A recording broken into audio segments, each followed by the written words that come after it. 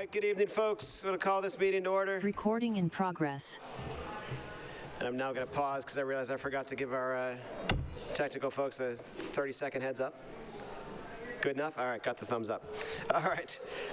First off, please note that audio and video of this meeting is being recorded and may be shown live on local access government channels and on the City of Somerville website and will be available for future review. Will the clerk please call the roll? This is roll call. Councillor Hart. Here. Councillor Wilson. Present. Councillor Ewan-Campen. Here. Councillor Scott. Present. Councillor McLaughlin. Yeah. Councillor Burnley. Present. Councillor Said. Here. Councillor Strezzo. Present. Councillor Klingon. Present. Councillor Mba. Present. Councillor Davis. Here. With all councillors present, we have a quorum. All right. Pursuant to our Rule 32, let it be known that this City Council salutes the flag of the United States of America, and let us recall our oath to uphold the Constitution and the laws of the Commonwealth to the best of our abilities and understanding. We begin our meetings with a moment of silence. Are there any councillors wishing to say a few words about members of our community tonight? Councillor Strezzo. Thank you. I'd like to honor Carmela M. Collins, mother of Ferris Collins, beloved Ward 4 resident. Carmela Collins, she was 86 when she passed away and peacefully in her sleep. This was in October of 2025 this year.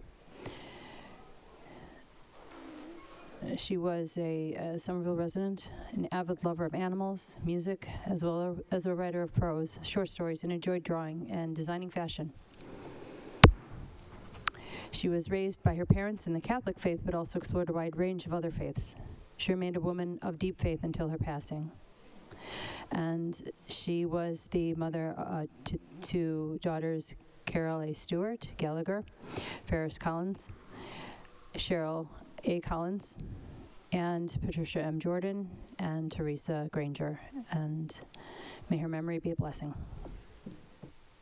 Thank you. Councillor Klingon. Mr. President, thank you. I'd like to sign on to that remembrance and just say that I've known Ferris for quite some time now. She's a very active member in our community, very outspoken in the best kind of ways. I'm really sorry to hear that her mom passed. I've never met her mom, but just based on what I know about Ferris, her mom must have been pretty special. So I also want to give my condolences to Ferris and her family this evening. Thank you, Mr. President. And I also have another. Go ahead. Mr. President, thank you. Through you, I'd like us to remember this evening Kevin Wells of Hampton Beach, formerly of Billerica in Burlington, passed away after a long battle with Alzheimer's disease on Friday evening, December 5th. He was 64 years of age.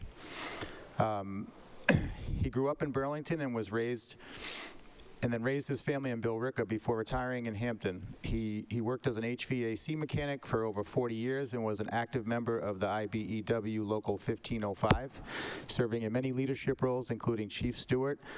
He was also the uncle of our beloved Clerk Wells, who's here with us this evening, and and she shared that one of the things that she learned from him was the art of the side hustle. In addition to his career, he held many other jobs, from property management to commercial cleaning to vending machines. He was always looking for new opportunities to learn and stay active. He was also always one of her most proud and enthusiastic supporters, starting from when he put up a big sign in the yard announcing when she was born as the first grandchild, and all the way through bragging to his many friends about how she was the city clerk. He's survived by his wife, Susan, as also his son, Kevin Wells Jr., and his girlfriend, Steph of Dunstable, one daughter, Laura LeBlanc, and her husband, Andrew of Nashua, New Hampshire, and 5 grandchildren, Ryan, Jake, and Jax Wells, Emma, and Alexis LeBlanc, and one granddaughter on the way, Kinsley Wells.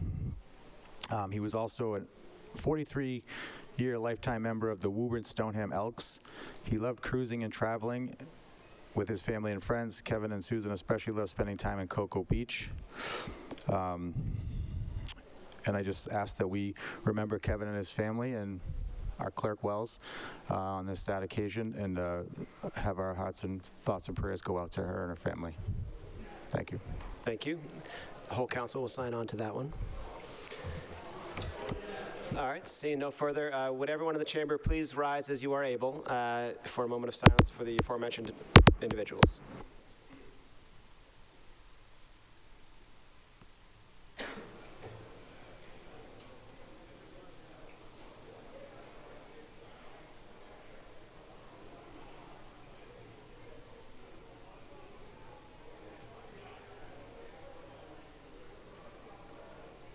Thank you. Madam Clerk, first item. The next item will be item 1.3, approval of the minutes of the regular meeting of November 13th, 2025. Seeing no discussion, that item is approved. We're now going to take some items out of, actually, I guess the next item is the first out of order item is actually in order. So let's take the first few. Indeed. Item 2.1 is a citation by Councillor Davis commending Kevin Ryan for his life-saving actions on October 15th, 2025. Thank you very much. We have Commissioner Lathan here to speak to this item. Commissioner Lathan, please step forward. Commissioner Jill Lathan, DPW. Kevin, if you can come up, please.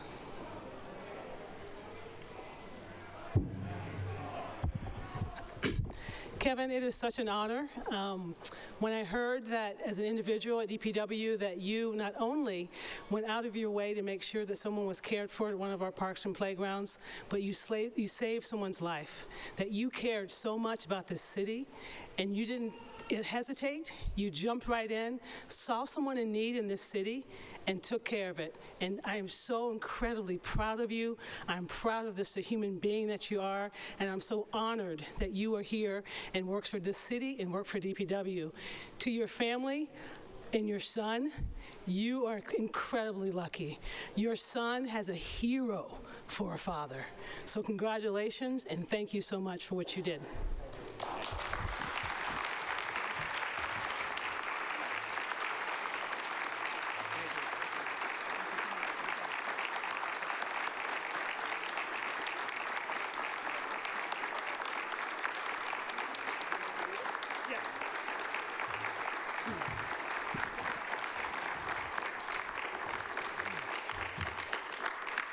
Mayor, would you want to read this? You want to read this? Yeah. Thank you, Joe. So, again, echoing Kevin, just thank you for saving somebody's life. I do also want to acknowledge one of our counselors who has saved people's lives, and it's Counselor McLaughlin, because you're the one that put forth over a decade ago Narcan. You know, so I do remember we started together, so I'm probably one of the few that has that long memory. But, you know, it's a community that thinks about people, that cares about people, and but you acted. So, you know, it's an honor, and thank you. You make us so proud. So I'd like to read for the actions, Kevin Ryan.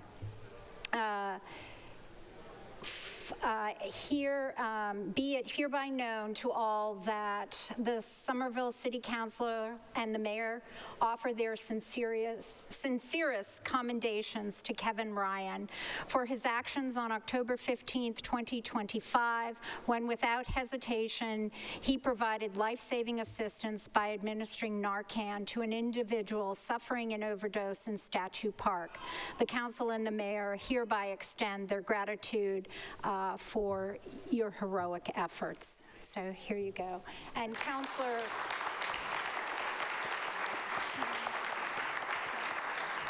Yeah? Okay. So I just want to say, President Davis, thank you for putting this forward. All right, thank you. Councilor McLaughlin? Thank you, Mr. President. Since I was recognized and since we have a room full of first responders here, I do want to acknowledge all the first responders who actually administer Narcan to everybody. I was proud to introduce the concept, but people back here have saved hundreds of lives, if not thousands of lives, and I'm very proud of everyone. I know I personally had a friend who was rescued by a firefighter and administered Narcan right when this happened, so thank you to all of you and to all the new firefighters who are going to join us. You're here.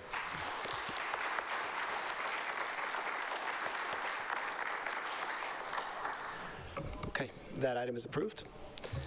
And the next item is item 2.2, a citation by Councilor Davis, commending Kelly Gates for her life-saving actions on November 5th, 2025. All right, we have Kathy Piantaggini here to speak on this item. Please step up. Good evening, everybody. I'm Kathy Piantaggini, Director of Libraries, and I just wanted to take a moment to thank you for recognizing Kelly Gates tonight. As you know, Kelly was in a very similar situation where she administered Narcan to somebody that had overdosed in our public bathroom at the West Branch Library, and I just keep thinking about how we have all these great prevention training opportunities now. Narcan, we make it available in fistfuls for the public, and there's that, which is just so amazing. And then the other part of it is then somebody actually administering Narcan, which in all the years I've worked in the libraries, I've never had to do anything like that, and I cannot imagine what it was like for Kelly to do that. But I'm so proud of her and also grateful. I think about my library staff. These are all people who have so much compassion, and it's just, I feel grateful. It's such a gift. They go over and above. And then I say that and realize I think we have so many city people that do that. I mean, tonight here, just hearing Jill speak to the DPW employee that did the same thing, and also being here with all the first responders, police and fire tonight. These are people that come to our libraries and do this like all the time and have such grace about it. So thank you very much. Appreciate it. Thank you. Mayor Ballantyne. Thank you, Mr. President, and thank you for putting this forward, and Kathy, for your words. I echo everything that Kathy mentioned, and I would like to say on that particular day, a family member of mine was in the library, and they said to me, this incident occurred at the library. I learned so much from the librarian, from how they responded with calm and professionalism in a time when it was really, really scary. So I am accepting the citation on behalf of Kelly Gates. I will bring it over to her and I will read it. It says, "Be it hereby known to all that the Somerville City Council and the mayor offer their sincerest commendations to Kelly Gates for her actions on November 5th, 2025, when without hesitation she provided life-saving assistance by administering Narcan to an individual suffering an overdose at the West Branch Library. The council and the mayor extend their gratitude for her heroic efforts." Thank you.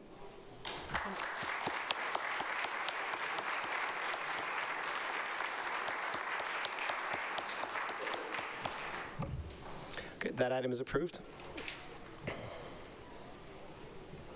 The next item will be item 2.3, a citation by Councilor Strezzo, commending the Somerville Special Education Parent Advisory Council for their commitment to students. Councilor Strezzo. Thank you. And I do believe we have some CPAC members in the audience. Come on down. I would love to sponsor you up next. So first, what is CPAC? CPAC is the Somerville Special Education Parents Advisory Council. And over the past year, the group was revitalized. And CPAC serves students, every learner from birth to 18 in the school system, or sometimes out-of-district placements. And CPAC is a group of special education parents in the district, and over the past year and a half, they've done amazing things and have stepped up at an incredible level to presence in the community, to advocating for students that are often unheard, dismissed, and sometimes their rights are their civil rights protections are just slammed to the side. But CPAC has been that presence to help hold the school district accountable, to help bring information forward about IEPs and 504, knowing your rights, and speaking on behalf of so many students, parents, and guardians, and teachers in the district as well, and many times. You do incredible work. It is,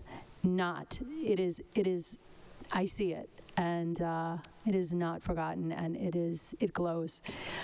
I wrote that some of the things that you've done in the past year, you did a survey of the parents in the district, kids with 504s and IEPs. And for those that don't know what a 504 and IEP is, an IEP is a individualized education plan, and a 504 is accommodations in the classroom that is supposed to help a student learn. And you created a very active online community group. You have been fighting for accessibility and the civil rights protections of Somerville learners. You hold the school district accountable. You have written a letter with your concerns to DESE, which is the Massachusetts Department of Elementary and Secondary Education, which is the state regulation of what happens in each school district. And you brought attention to what the deficits and the things that are missing, the gaps that are happening within Somerville, the school system and the education system here. Some of our most vulnerable students have so much to, their lives have changed in such a positive way because of your presence, because of your advocacy and what you do. And so I needed to present this citation because it needs to happen. And because of that, I would love to sponsor some of our members. I don't know who has been sent today to speak, so please, if you could step forward, I'd like to sponsor you. So not sure who is going to speak. Councilor Strezzo sponsors some representatives of the organization. Yes. Seeing no objection, please go ahead. Thank you so much, Councilor Strezzo. Do just state your name for the record so that the minutes can reflect. First and last name, yeah. Charlotte Walker. I'm the East Somerville Community School CPAC representative and parent of two children with 504s. Hi, I'm Abby Hare, a mom of an SPS student with an IEP, the Capuano CPAC rep, and a retired teacher committed to inclusive practices in the classroom. Hi, I'm Meredith Brown. I'm a parent of two Winter Hill students, one of whom is going through the IEP process now. My name is Kenneth Sanon. I'm a husband, seminarian, and a proud girl attitude. My family has been part of Somerville Special Education Community since pre-K, and my daughter is currently thriving in the AIM program. I serve as the vice president of fundraising for Somerville CPAC. My name is Jessica Perez Adams. I have 3 children at the Kennedy who have both IEPs and 504s, and I am the CPAC's representative to the John F. Kennedy School.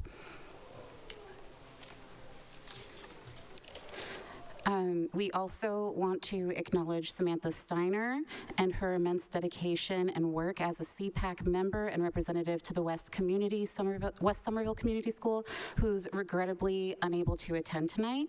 And we are deeply honored to receive this recognition on behalf of the Somerville CPAC. Our CPAC is a thriving community with dozens of families coming together to support not only our own children, but all of our Somerville students with or suspected to have disabilities. We truly would not be here where we are today without the incredible work of Shu, Liz, and Kathleen, who have put in immense efforts over the past year as CPAC officers. Our Somerville CPAC officers have intentionally molded our once modest group into the vibrant community it has now become. Their unwavering dedication has uplifted families, plugged CPAC deeper into our schools by providing a representative to each, and created spaces for sharing knowledge, wins, opportunities, direction, and growth for everyone involved. This public recognition is so meaningful, and we see it as one step of what we hope will be many toward full inclusivity in our city. There are so many promising initiatives underway. Somerville's first inclusive playground, the Inclusive Teaching Working Group, the Apple Institute, where Mr. Ariano and Ms. McDonald have wholeheartedly partnered with CPAC representatives and community members to identify and address barriers families face in special education. We're also excited to launch our new fundraising organization, the Friends of Somerville CPAC, and its board. If any of our board members are here, with hands. Thank you. Through this new 501c3, we'll be able to provide financial support for expanded Somerville CPAC programming and collaborations, like workshops for families and school staff alike, expanding outreach and community initiatives. We're encouraged by this momentum and remain committed to working together to fulfill the important promise of equity that Somerville has made. We believe deeply in the promise of special education, that every child in our district should receive the free, appropriate public education and support they need to thrive academically, emotionally, and socially as futures of our city. We remain committed to the belief that when students with disabilities, no matter how visible or invisible, receive what they need, all of SPS students benefit. Thank you again for this recognition and for your commitment to our students. We look forward to working together.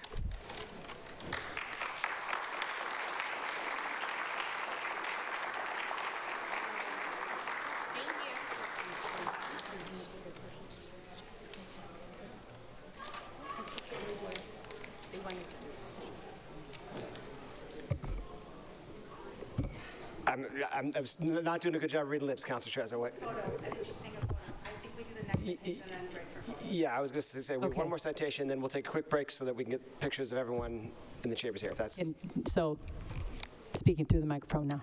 We're cool, Mr. President? Absolutely. All right, thank you so much. Thank you. Approved. As I said, if folks want to hang out for a minute, we'll do one more citation, and then we'll take a brief recess so that we can get some photos.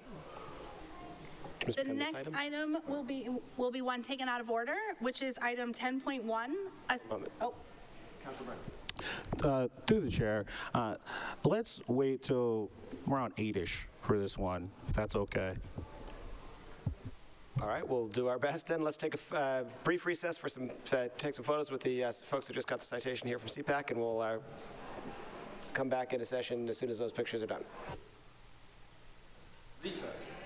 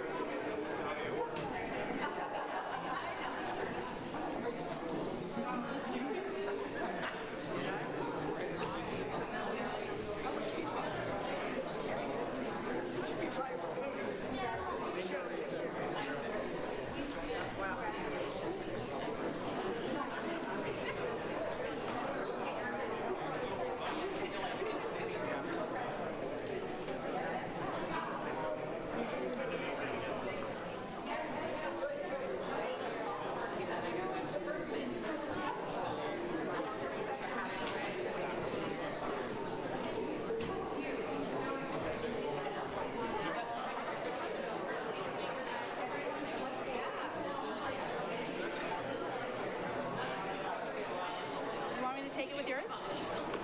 Yeah, it's all full of gunk and Lord knows what. It's okay. I got it.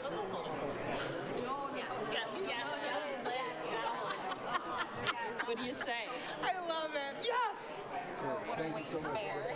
Heavy is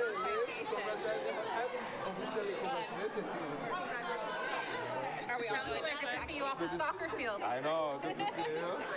Doing it. Okay. All right. You sit right here. I'm just here to take the picture.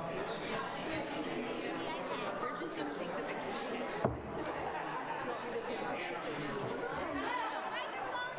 Oh, no, I would not mind at all.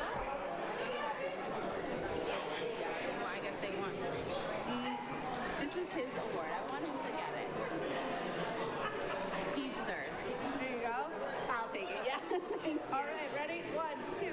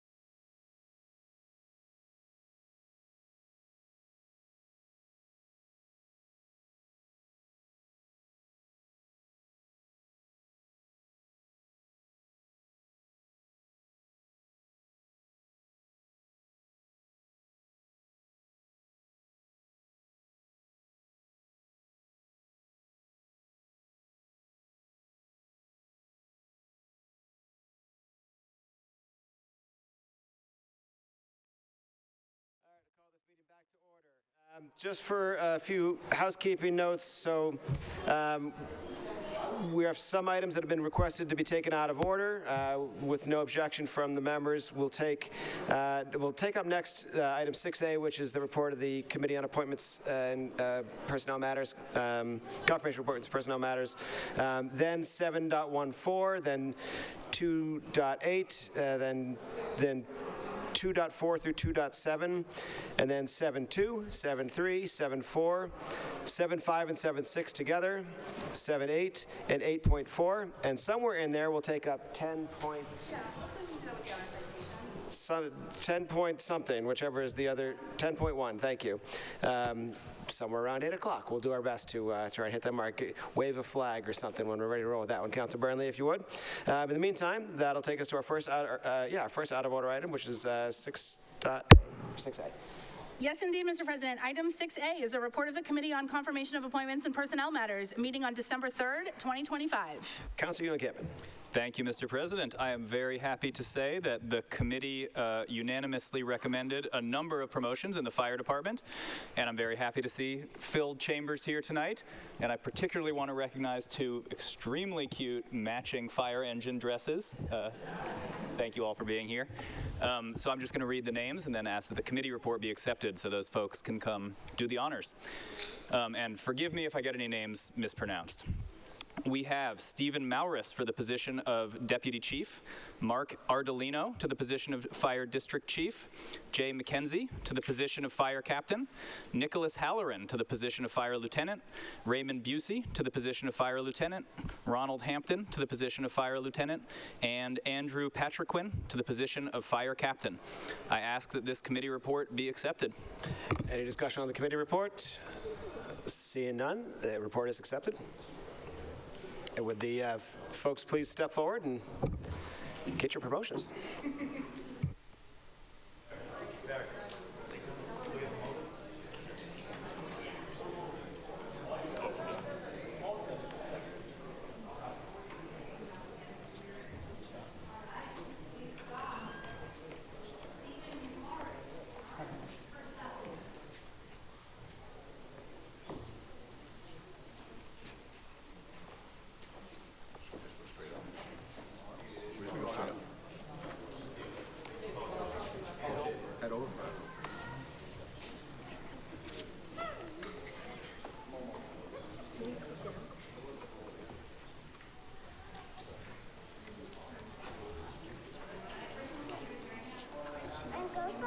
If anyone wants to take pictures of any of the excitement happening here, please come right up.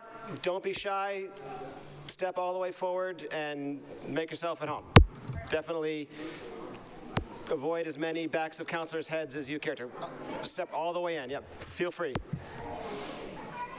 Want to make sure that we get good photos of everything because it's... We good? All right.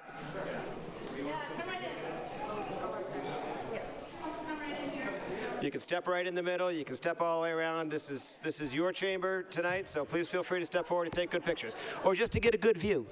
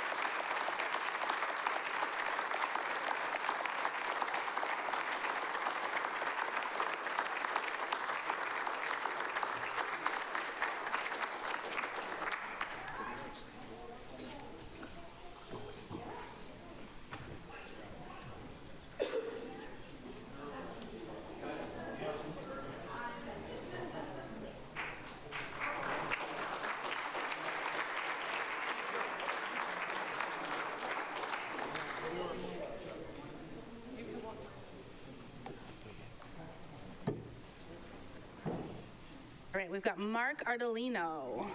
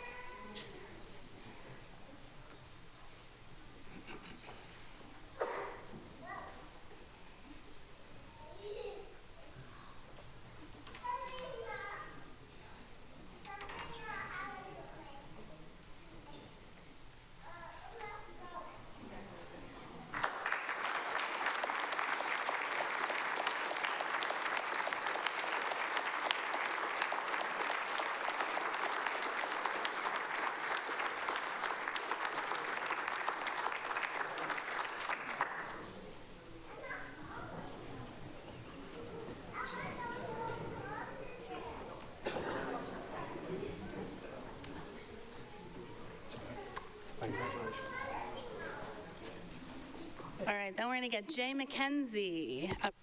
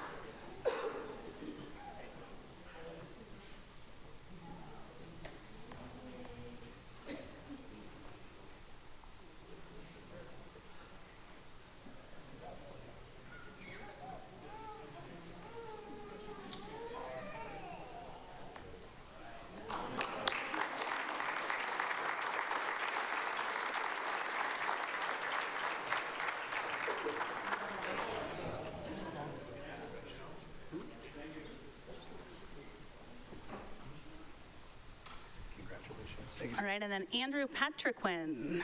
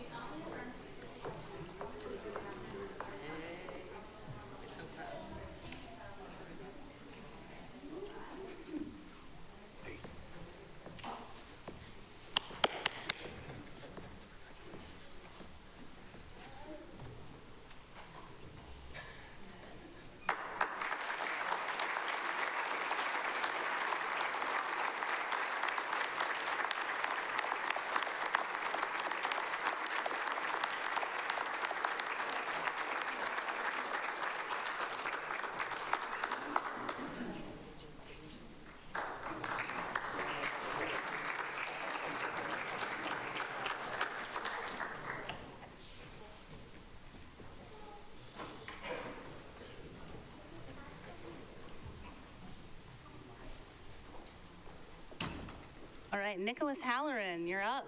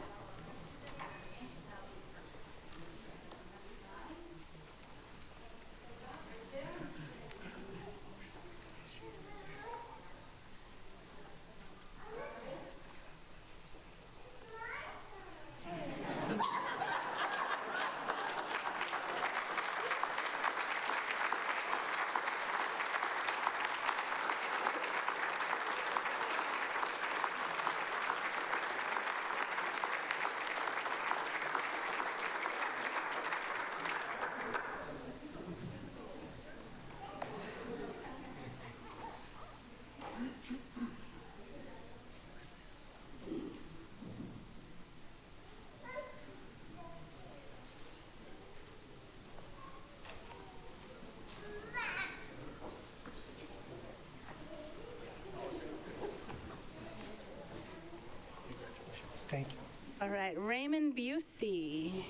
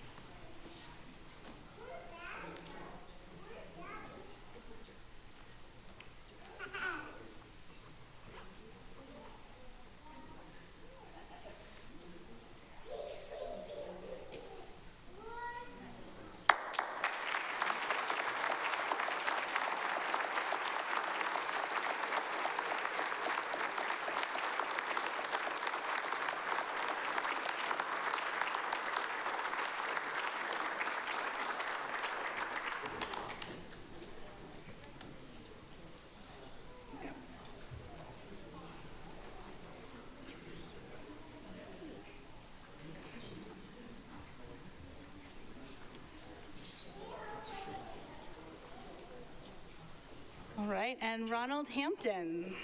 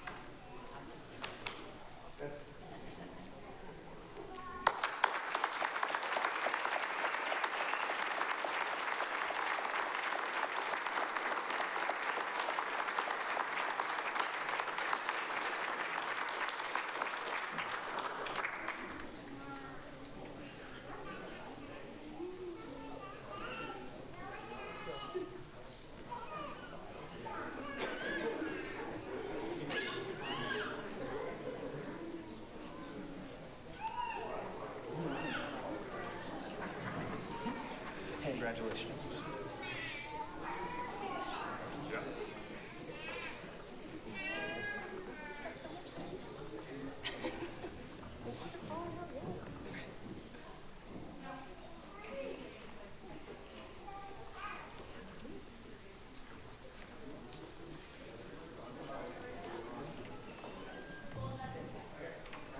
I just want to see if there's any more cute kids that are going to come up. All right, let's take a recess so we can get some pictures. So we'll be in recess until we're done taking pictures.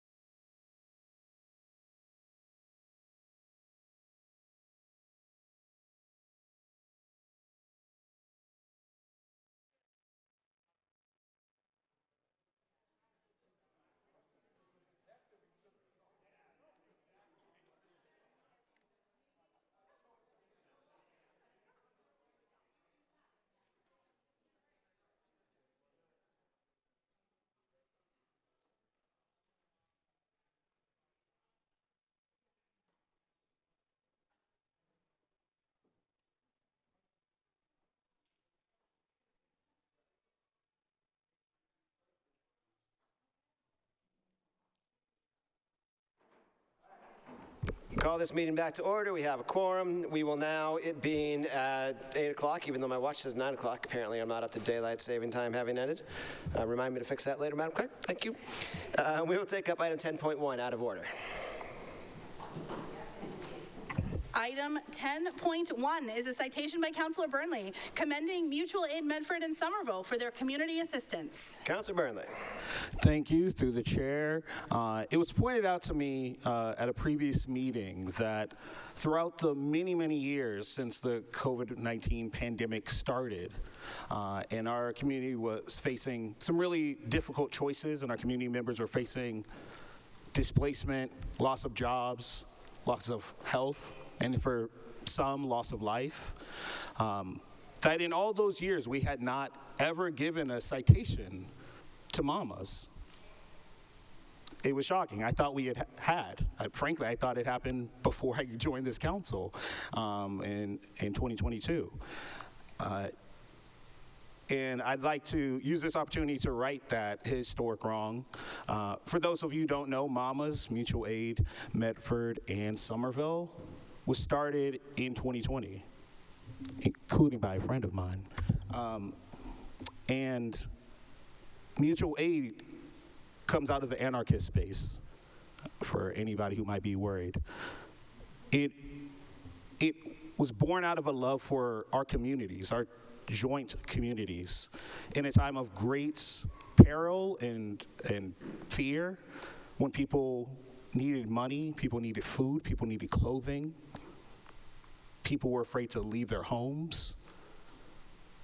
Groups of residents joined together, organized locally, to go pick up groceries, to go make sure that people would survive the winter. And ultimately, in the years since 2020, have distributed the equivalent of millions of dollars in support to our constituents and beyond. There is very little I can say that can match the kind of dedication and care that it takes to spend your time as a volunteer, day in and day out, week in and week out, making sure that people have food on the table and are healthy and safe. There's little I can do to really describe the breadth of the work that Mamas has done over the years, including having clothing drives, creating mutual aid gardens, doing the work that ultimately became the community fridge network that is around our community. And so rather than trying to grasp at words to accomplish that goal, I'd like to sponsor a group of residents who have continued to do that work over the many years since 2020. So I would like to sponsor 4 individuals to speak who have written a speech collectively and voted on that speech by consensus, something I would never do. And if they would be so kind as to join us up here. Councilor Burnley would like to sponsor the representatives of Mamas. Seeing no objection, please step forward. Do give us your names for the record, and please take it away. Okay. Crystal Huff, they, them pronouns, Ward 5 of Somerville. Rachel Hands, she, her pronouns, Ward 4 of Somerville. Jessica King, she, her pronouns, Ward 6 of Somerville. Murphy Spence, she, they pronouns, Ward 4 of Somerville. As you heard, Mamas stands for Mutual Aid Medford and Somerville. Mutual aid is the manifest understanding that everyone has something to offer and everyone has things that they need. And we are stronger as a community when we share with each other. Since March of 2020, members of Mamas have been embodying that love for our community. We have a community pool of funds we collect from those who can donate money, and we've redistributed over $1 million as of July of this year. That's one measurement of our impact on Somerville and Medford, but it's not the only thing we've done. We have a multilingual hotline that people can call for help, and we do our best to connect them with resources. We grow food together in around 20 mutual aid gardens located on land shared by community members. We organize free events to share clothing and other items. We distribute grocery cards to the community.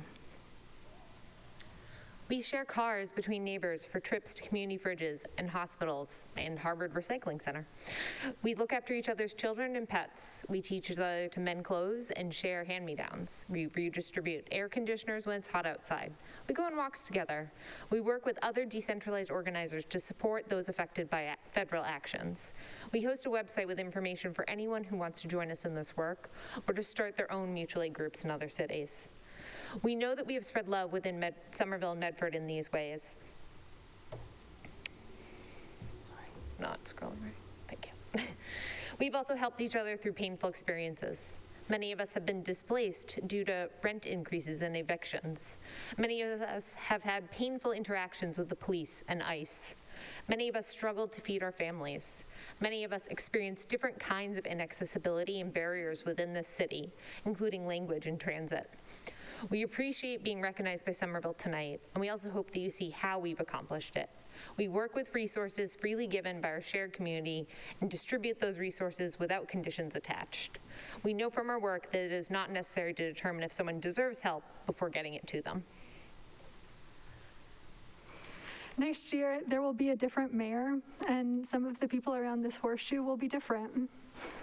We hope that city officials will decide to put more resources into food security, rental relief, senior assistance, students, teachers, and all forms of art. We hope that Somerville will continue to invest in forms of environmentally conscious response. We hope that Somerville will continue to invest in environmentally conscious responses to climate change and pollution, protecting future generations, as well as flora, fauna, and our waterways like Alewife Brook and the Mystic.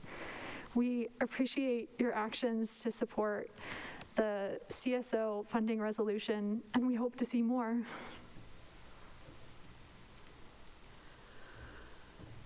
Most of all, we hope that Somerville will stop testing people to see if they're really poor enough to need support.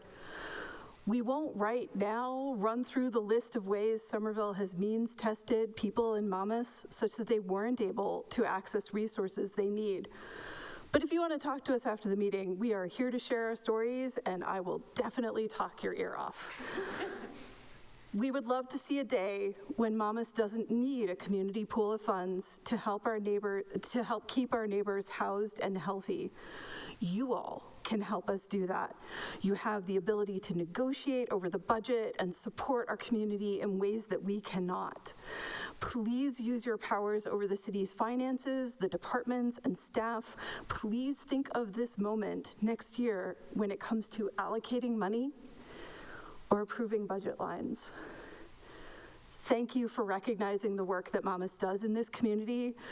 Mutual aid will only get us so far, so we are here in solidarity with the city officials working alongside us to create a more equitable Somerville. We appreciate all of the work that you have done to take care of our community. We believe that everyone has something to offer and everyone has things that they need, and we are a more resilient community when we trust and share with each other. Thank you.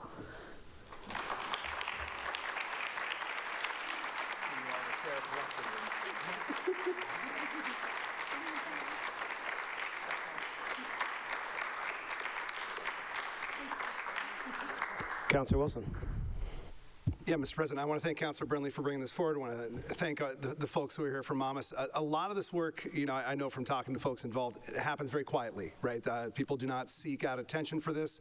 If you ever want to see the real impact of it, I would encourage you to go check out the free store that Monmouth stands up twice a year. Once a year, twice a year, four times a year. All right, it's phenomenal. The army of volunteers that assembles to make that happen, to set that up. Typically, the one I've seen is at the East Somerville School. It's amazing. You really feel the power of community. You feel what people are able to come together and accomplish, and then you see the impact that it makes. Typically, I've been there, for the setup, and then again for the cleanup afterwards. And there's not much left at the end. There's a real need for this, and it leaves you just one. sort of just wowed by the level of need out there, but also feeling very good about the people who are standing up and rising to meet that need. So congrats to you all, a well-deserved honor. Appreciate everything you do. Councillor And Ba? also help meet clothing needs in between the free store too. Councillor Ba? Yeah, thank you, Mr. President. I also want to thank Councillor Burnley for your leadership on this. It's been really an honor to actually know most of you, especially Krista, who is a friend. I think Mama has been an extraordinary force for compassion, solidarity, and neighbor-to-neighbor support in our community. So I just want to thank you for demonstrating what true community looks like. You know, your work strengthens our social fabric. It uplifts our most vulnerable neighbors and reflects the very best of our values as a city. So I also feel very fortunate to have volunteered, you know, with mamas, and also remember during the pandemic, Krista and I went to Cambridge, you know, got food, you know, at the distribution center, stocked a lot of the community fridges. I just want to say thank you. You know, it's been an honor to actually, you know, work with you in the community. Thank you. Councillor Ewan Campen? Thank you, Mr. President. So through you, Councillor Burnley mentioned that the council hasn't given a citation yet, and was surprised by that, but I think this makes it very clear why we haven't, because these are very dangerous ideas. And if the public hears about the free fridges and the free stores, they might start asking questions about the structure of our society. I just remember in 2020 when this sort of emerged, it was just one of the most terrifying and darkest. I mean, nothing like that has ever happened in any of our lifetimes. Every kind of structure we counted on just ground to a halt.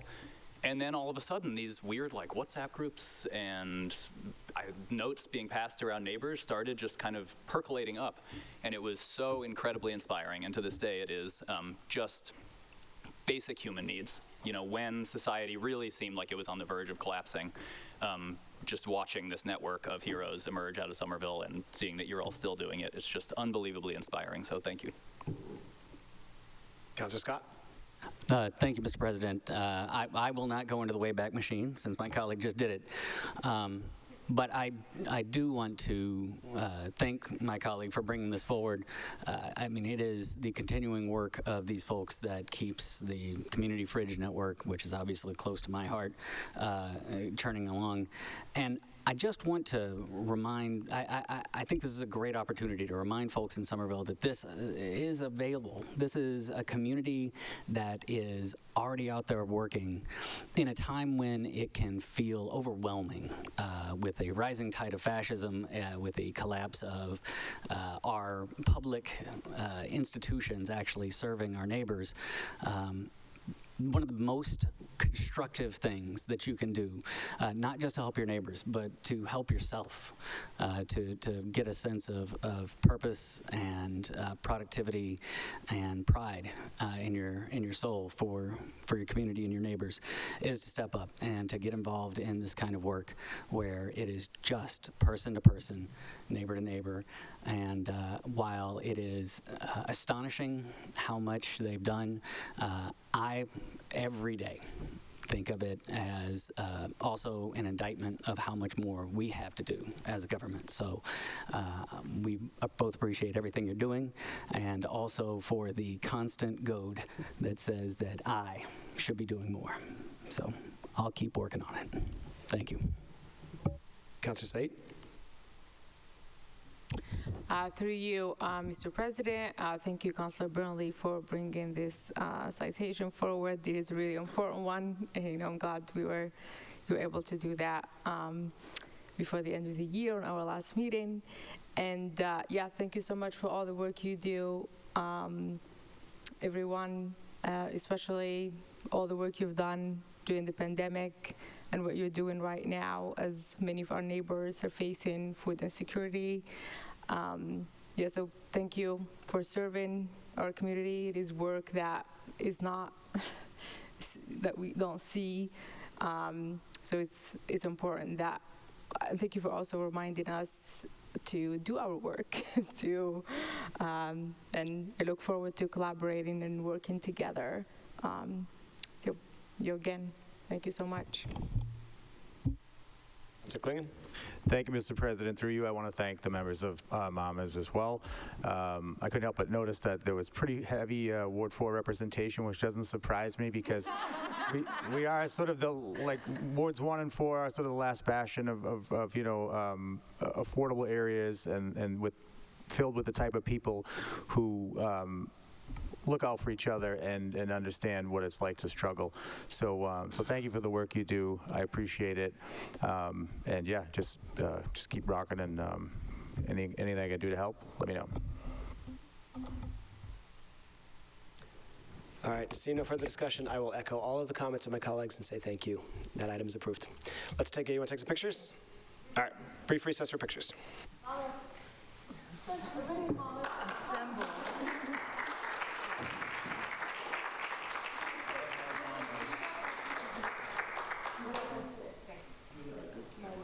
Sucks. That's why I was like, oh.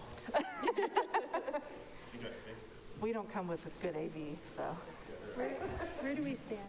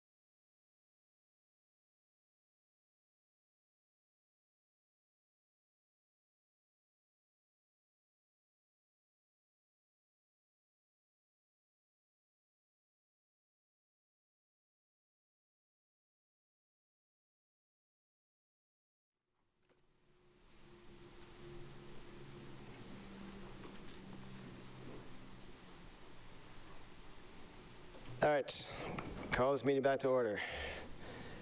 May have some more pictures later, just if I decide we all should take some pictures. Because pictures are fun. All right. All right, we're going to go back to some out-of-order items next. So, Madam Clerk, item 7.14, please. Yes, the next will be item 7.14, a communication of the mayor conveying an end-of-term report. Madam Mayor.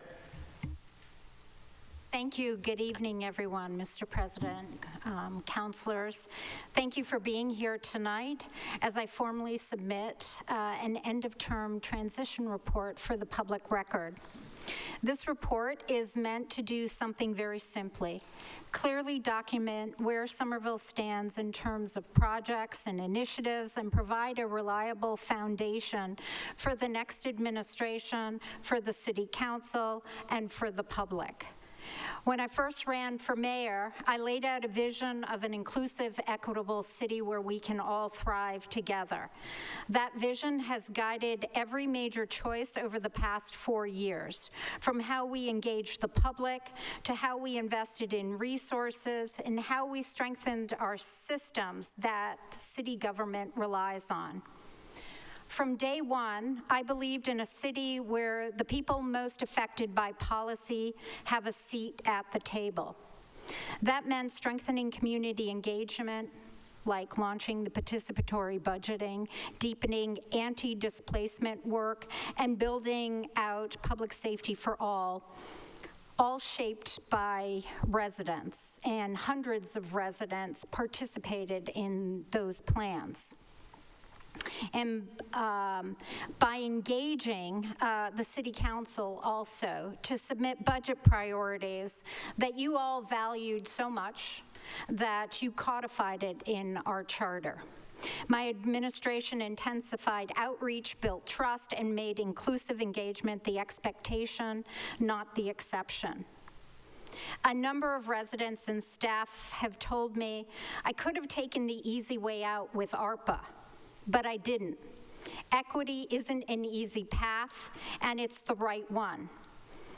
Of the city's ARPA allocation, $44 million went to infrastructure and $35 million delivered equity initiatives for our most vulnerable residents.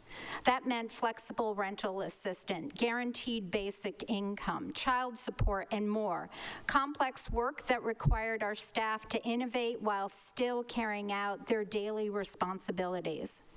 We also took on structural inequities within our city workforce through a historic, first time ever, wage compensation study for our SMEA Unit B. This was difficult work, and it mattered. Nearly all full-time SMEU positions now start at or around $60,000 when many were still in the $30,000 range when we began.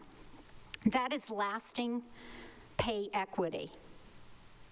And it reflects my administration acknowledging the right thing to do. Thriving means affordability, opportunity, and a healthy environment all at once. To deliver on our progressive values, we must diversify our revenue. As some of you, my colleagues here on the council, have heard me say many times, is the biggest impact that we can have on the people who live here now, and I started saying that 12 years ago, was bringing in commercial development in the transformed districts because it diversifies our revenue base. It takes the burden off the residential property owner. So my administration plans strategically for commercial development rather than leaving growth to chance. Through tough tech zoning, the brick bottom plan, and assembly, Somerville is now positioned to generate roughly $255 million of community benefits that go directly towards supporting affordable housing and job creation, linkage fees and resources for our schools and core services. Those investments created real results. We increased and invested in our Somerville public school budget by nearly 30% over 4 years. That's historic. It's never happened before. We built or upgraded 13 parks. We strengthened street safety. Our crash data has come down. We advanced nationally recognized climate work, including our pollinator action plan. We developed tough tech zoning that established a model for supporting both commercial innovation and creative enterprises. Our natural environment is healthier, our built environment is safer, and our systems are more prepared for the future than they were 4 years ago.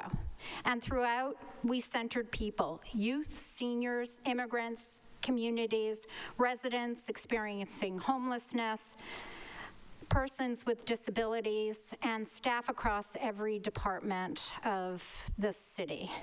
And we also filed a lawsuit against the Trump administration to make sure that we really made sure that our values as a sanctuary city, a welcoming city, are known and supported by our entire community. This report is a summary of our administration's work, a reflection of many people who shaped it. To the City Council, thank you for your work we accomplished together, for your collaboration, and for the shared commitment to serving Somerville with integrity. To city staff across every department, thank you. your skill, your creativity, your resilience, and your belief in this city. To community partners and residents, thank you for showing up, speaking up, helping shape the path we follow. With gratitude and with full confidence in Somerville's future, I submit this report for the record, and I wish everybody a happy new year.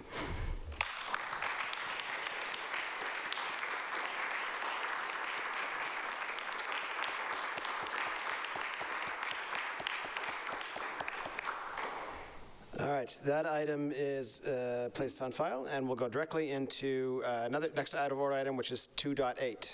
Yes, item 2.8 is a citation by Councilor Davis, commending outgoing Mayor Katiana Ballantyne for her outstanding service to the people of Somerville as mayor from 2022 to 2025. Madam Mayor, I'm not supposed to speak on items from the podium here, but I'll stretch the rules a little bit just to say thank you for your many, many years of service, going well back beyond your years as a mayor. As I know that everyone around the Horseshoe can reflect, this is not a job that comes with a lot of thanks. And I have to imagine that being mayor is even more so. That is even more so the case. So for anyone who's willing to serve the city, I'm always grateful. And for your work, all the things that we've worked on together, all of the initiatives that you took when you did become mayor, I'm very grateful. And on behalf of the council, I will say thank you.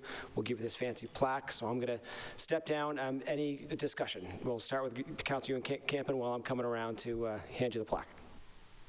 Thank you, Mr. President. Mayor Ballantyne, you've done a huge number of really good things for the city. I just want to focus on two in these brief remarks. The first has to do with the really, really extraordinary investments that you made in the schools. And this was both in the annual budgets and it was in the contracts that you signed with the educators. And of course, the contracts that were mentioned with the municipal unions. These were really, really, really impressive. And I know that they were not easy. And those were just huge, huge accomplishments. And I was really impressed. And I think a lot of people were really, really impressed by that. And the other thing that I want to mention is the community benefits agreement for Summer Nova. This is just one that comes to mind for me. I think all of us know that there were times in the past when developers would get a very clear signal from the mayor's office before your time that they could sort of ignore the riffraff on the city council and ignore the riffraff in the community. And they could steamroll that stuff and get their approvals and get their projects going. And I think the reason that we had the first project labor agreement on this, the reason that we had this really kind of unbelievable community benefits agreement was, of course, because of the community organizing and the support of everyone here. But the fact that you stood with us, I think really sent a very clear message. And so I think you should be very proud of that as well. And so I just want to say thank you for those. And of course, for your service to the city, to your family, for letting you serve the city.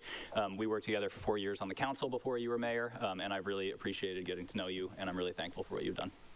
Thank you.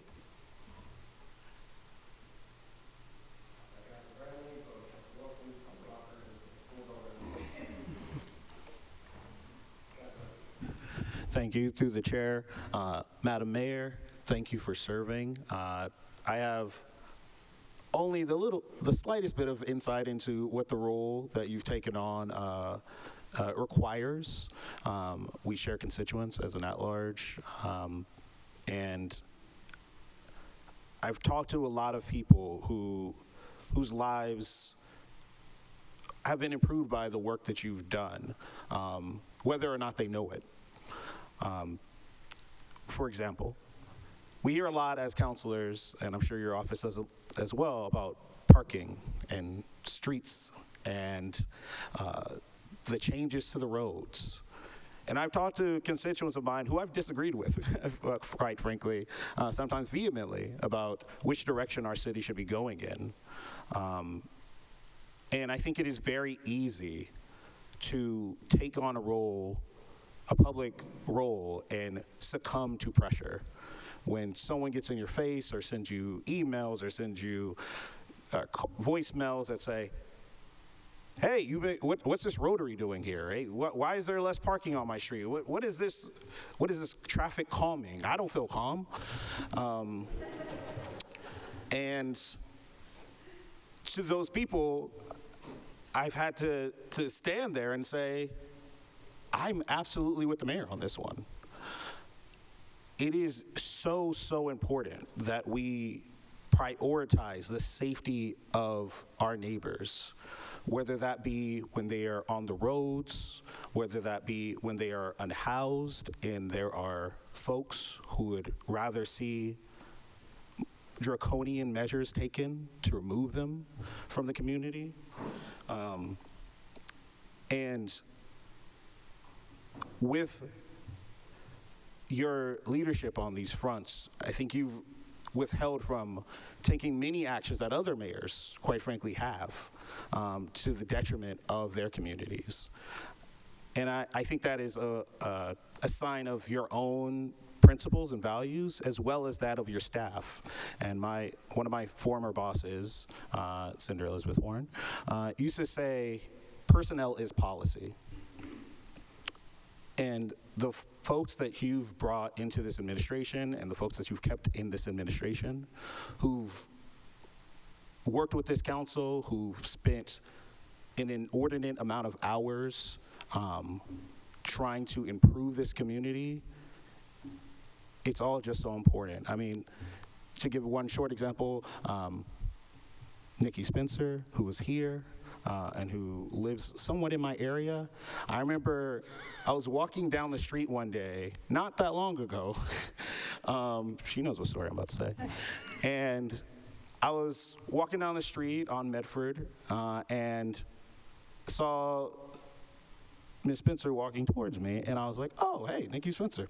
She didn't see me. I was like, oh, what the heck?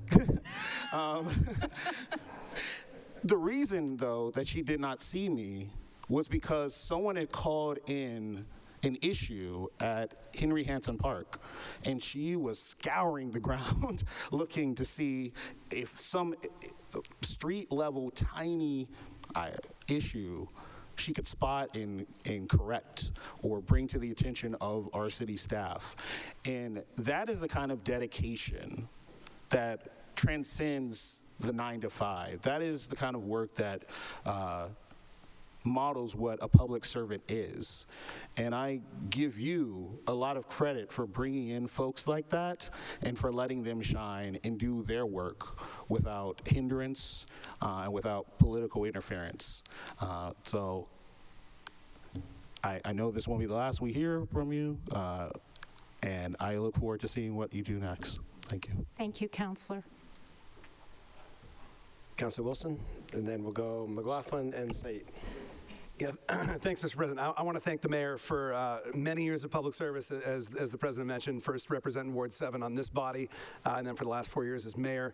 As I've said repeatedly this year, succeeding a predecessor who was in the job for 18 years is a huge undertaking. And I'm incredibly grateful that you stepped up, Madam Mayor, for our city and did that work.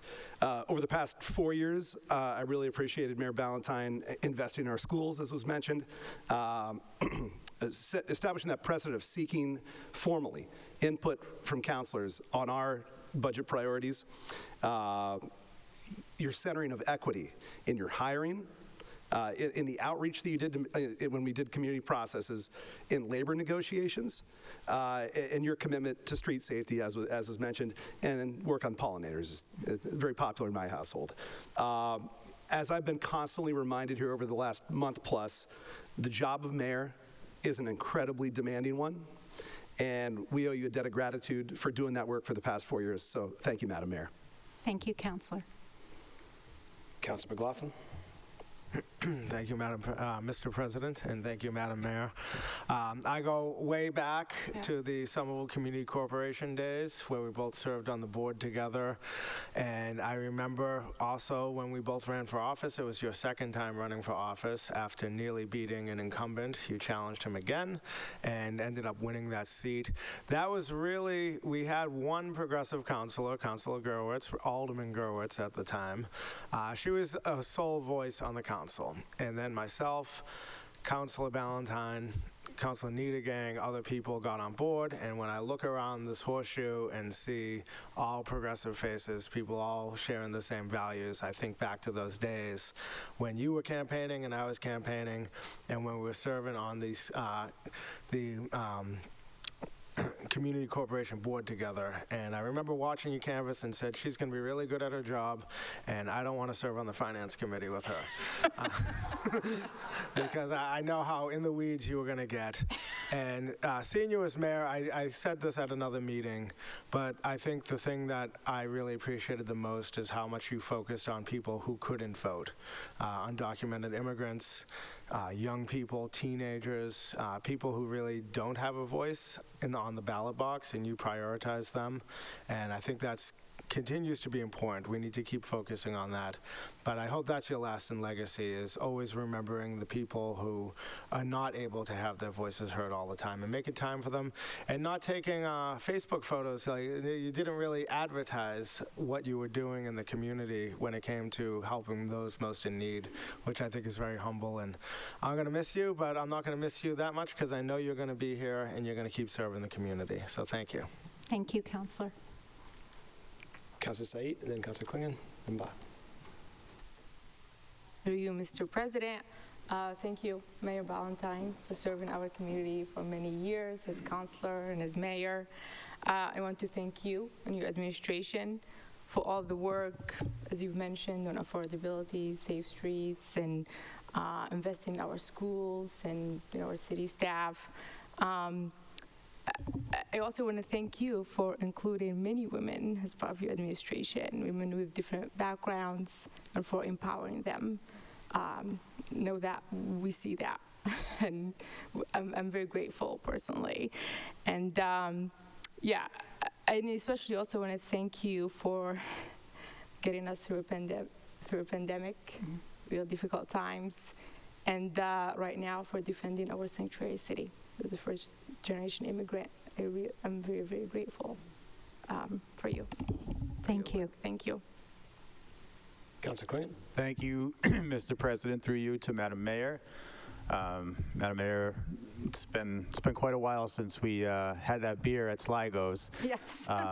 It was right around this time in 2017 when I was voted in, but I hadn't taken office yet. And I was really proud to support you for president of the council at that time. Being somebody who was a single mom, and just like the importance that women have always played in my life in terms of influence, and just being really the only, the rock. I didn't think twice about it, and it was really a pleasure to serve with you as president and also on the council. I want to say that I don't think it can be understated, the street safety thing. I saw some comments on social media recently where someone was like, "Oh, should we combine with Cambridge?" And someone was like, "No, like Cambridge has had 3 crash fatalities in the amount of time that Somerville has had 0." So major improvements made under your administration. And the other thing I really want to thank you on is, you were integral in the 299 Broadway project. And so I can't thank you enough for helping that project come to fruition, you and your staff, which is why I'm excited to invite you to the demolition party on Saturday. No, I'll tell you why. Because they start serving beer at 11, and we're going to get that beer that follow-up beer we never had, and we're going to watch that building come down. And I really, really appreciate everything you've done for the city. I also want to reiterate what people said about, thanking your family as well. And yeah, it's just good luck to you in whatever endeavors that you take up. Thank you. Thank you, Councillor. Councillor Ba. Thank you, Mr. President, the Honorable Madam Mayor. I remember, first, you're my neighbor, which I really feel proud, and Nikki was also my neighbor, but I never had the privilege to see her as much, But I want to say, when we went out for coffee, and it said one thing, just your legacy. It's about the equity that you spoke and you executed. So I just want to say thank you for your leadership, for the city, and also your vision for a more equitable, inclusive, and resilient, city will continue to guide, this administration, because you've really inspired a renewed focus in that direction. So now we see more on housing, your climate action, just that community values. That alone, it's a legacy that I told you, when we met, that I'm really proud of. And I just want to say that you led with empathy, courage, transparency, and you've created a strong foundation for Somerville's future. So on behalf of us, we want to say thank you. Thank you, Mr. Vice President. Can I just get one quick second bite of the apple? I totally forgot to mention something. I had it in my head that I was mentioning it. I should have wrote it down, Yasmin. You were right. I want to recognize the fact that you took swift action on the Winter Hill at a time when, we had to decide whether or not we're going to go back in that building. And it was a tough decision to say that we couldn't go back in that building despite, not really knowing the extent of things, but just knowing that if so much as a crumb fell on a child, it would have been really devastating. So you made that decision, and then really the speed at which you and your team got the Edgerly school up and running was extremely impressive, and that was really important to my constituents and the kids at the Winter Hill. And I just want to recognize that the Edgerly, the amount of time you all. Energy and time you put in to make sure those kids had a new temporary home was really great. So thank you for that. Thank you. Councillor Scott, Hart, and then Strezzo. Thank you, Mr. President, and thank you, Madam Mayor. But everybody else has said a lot of things, and I do want to echo my gratitude for your support of the neighborhood councils and letting the community really drive those negotiations in a way that we never saw from previous administrations. As was stated, it's a tough act to follow about 2 decades of the same leadership in the city, and it's been one of the things I've appreciated most is your willingness to listen to and to make a course change when it's necessary. I'm not sure I ever convinced the last guy that he was wrong, but I can think of at least once that you moved a position, and I appreciate that. I will say that one thing to talk about, that surfacing resources that you devoted to folks in this city, I don't think enough can be said about the Somerville Office of Immigrant Affairs. And, you have been in this seat where the buck stops there through an actually almost comical series of cataclysms that have come from external, landed on us, landed on our city, landed on our neighbors. It's just unfathomable about how you try to keep the city moving forward in a direction while also trying to absorb those hits and take care of our neighbors as they take those hits. So I want to share with you and also with all my colleagues here. A few months ago, I was there, as well as Councilor McLaughlin, when one of our neighbors was abducted off the streets of East Somerville. And thanks to the resources you set aside for Greater Boston Legal Services, Magdaleno is no longer in custody. He's back in our community. He's back with his family.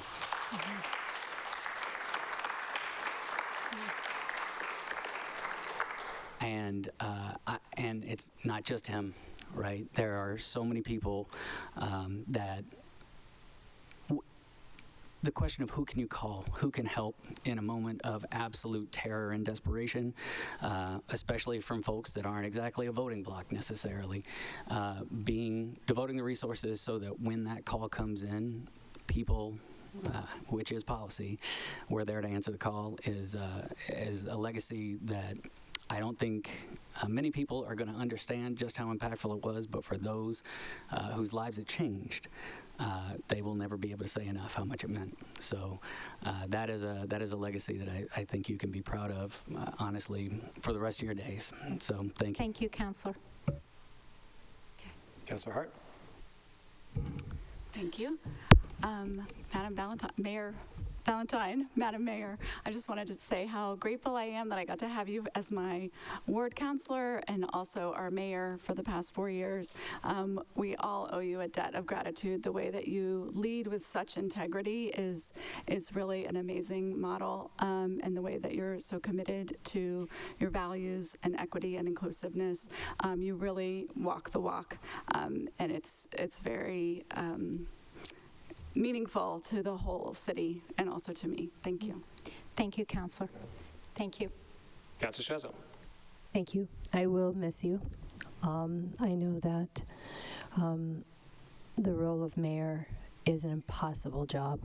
You're damned if you do, and you're damned if you don't, and you get blamed for everything, and the great wins that you do accomplish is kind of the lead gets buried in the article a lot of times. I respect you as a strong female leader. You brought a lot of women with you. And for us women who were watching you in your power, I remember when you were first trying to be a city council president, and that was a fight, because even though it wasn't supposed to be as difficult as it was, the reality is it was a lot more of a fight than it should have been. And you were a strong female visionary that just was like, no, I'm going to do this. And you did it in several terms, and you were a great council president too. Thank you, Councilor. And you were a great leader. So thank you very much. And thank you for all you've done for women, for children, and for so many voices that just aren't always considered. Thank you. Councilor Wilson, back to you. Thanks, Mr. President. I thought of something I wanted to add on here. Flashing back 4 years ago, the last time this sort of thing happened, I watched as, people said all sorts of nice things about each other, then the meeting went on. And do you remember how that meeting ended with a really contentious thing about an ice rink? And I recall a counselor, a future colleague, talking about, we lost another game of 4D chess. And there was just a general fury from the council about feeling like they got put in a position where they had no choice but to approve something. You never did that to us. I never felt like you stuck us in a situation where we had no choice but to approve something. And that might sound like a small thing to the public, but it's a big deal to the council. It was a big deal. I'll speak for myself. It was a big deal to me that I never felt messed with on this council by your administration, and I think you deserve a lot of credit for that. I appreciate it, and I just wanted to call that out here. Mr. President, I just wanted to say the meeting's not over yet. So.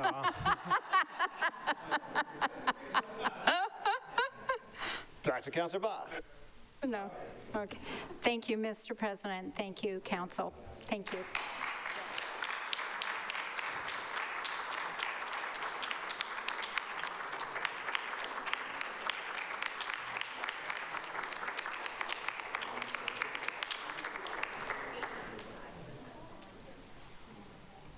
I told you we might take some more pictures, but I'm inclined to do a couple more citations first. Then we can all have fun things to hold while we're taking pictures. So if the council's okay with it, we'll take up some other citations first.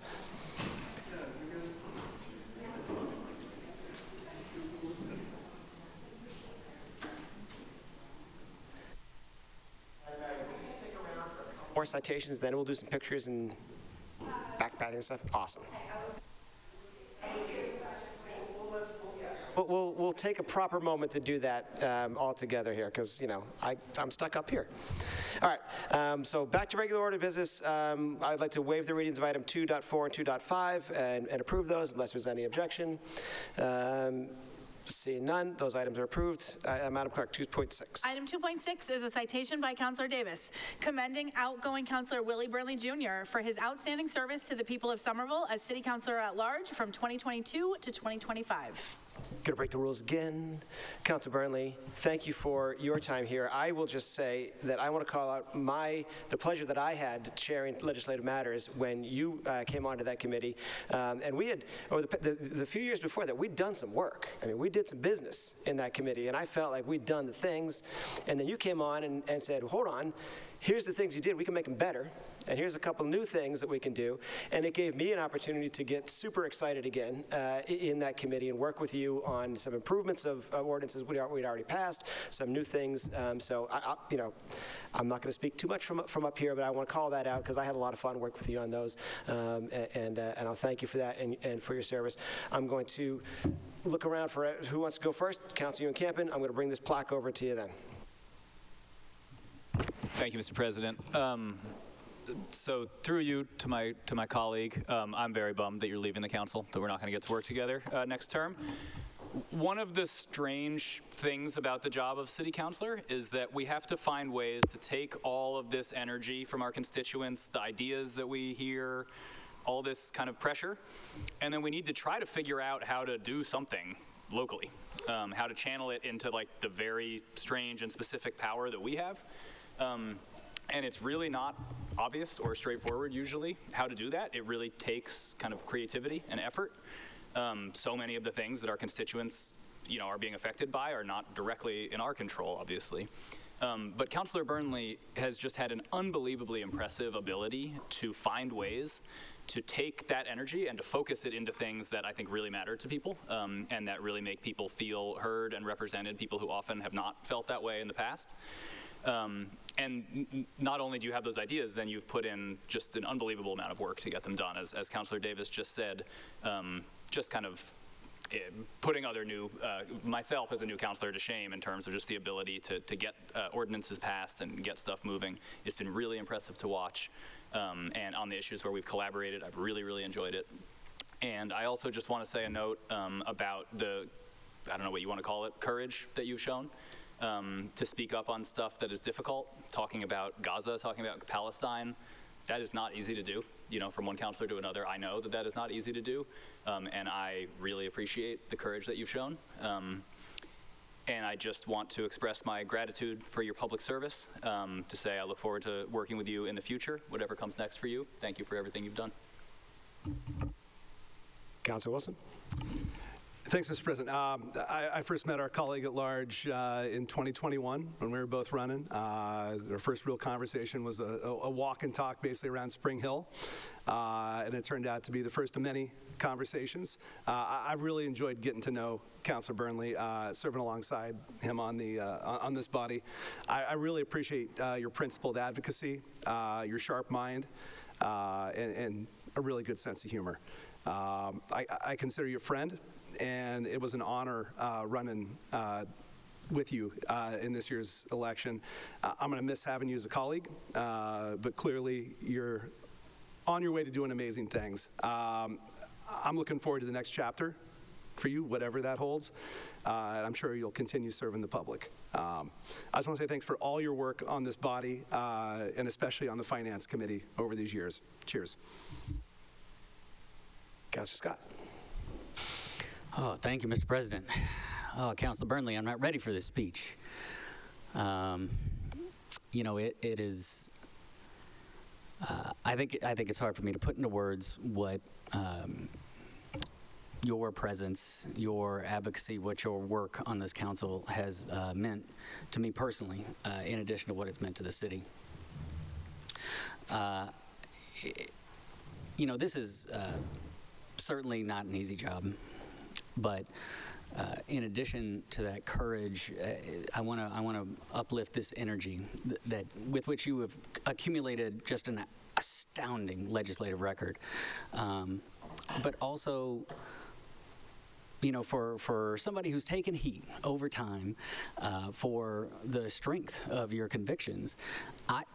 I saw you take meetings with everybody who ever wanted to talk to you. Anybody, even folks that didn't necessarily want to talk to you. You wanted to hear where they were coming from. I think your outreach in the community, your presence in the community, and your unfailing dedication to lifting up the voices of people who are less often heard, lifting up the cause of justice in every venue is something that it's been truly a balm to the soul for me. It has been beyond reassuring to know that you are going to be here for all of the hardest discussions that we've had. And I'm really going to miss your voice in this chamber. I'm really going to miss having somebody that I know I can look to, even to help clarify where my heart is. So thank you for being a colleague, for being a comrade, for being at times a guide, and for truly picking up the work that I started, that several of us started over time, and taking that work forward and actually seeing it all the way to conclusion with the work of community partners, with advocates all over. It is.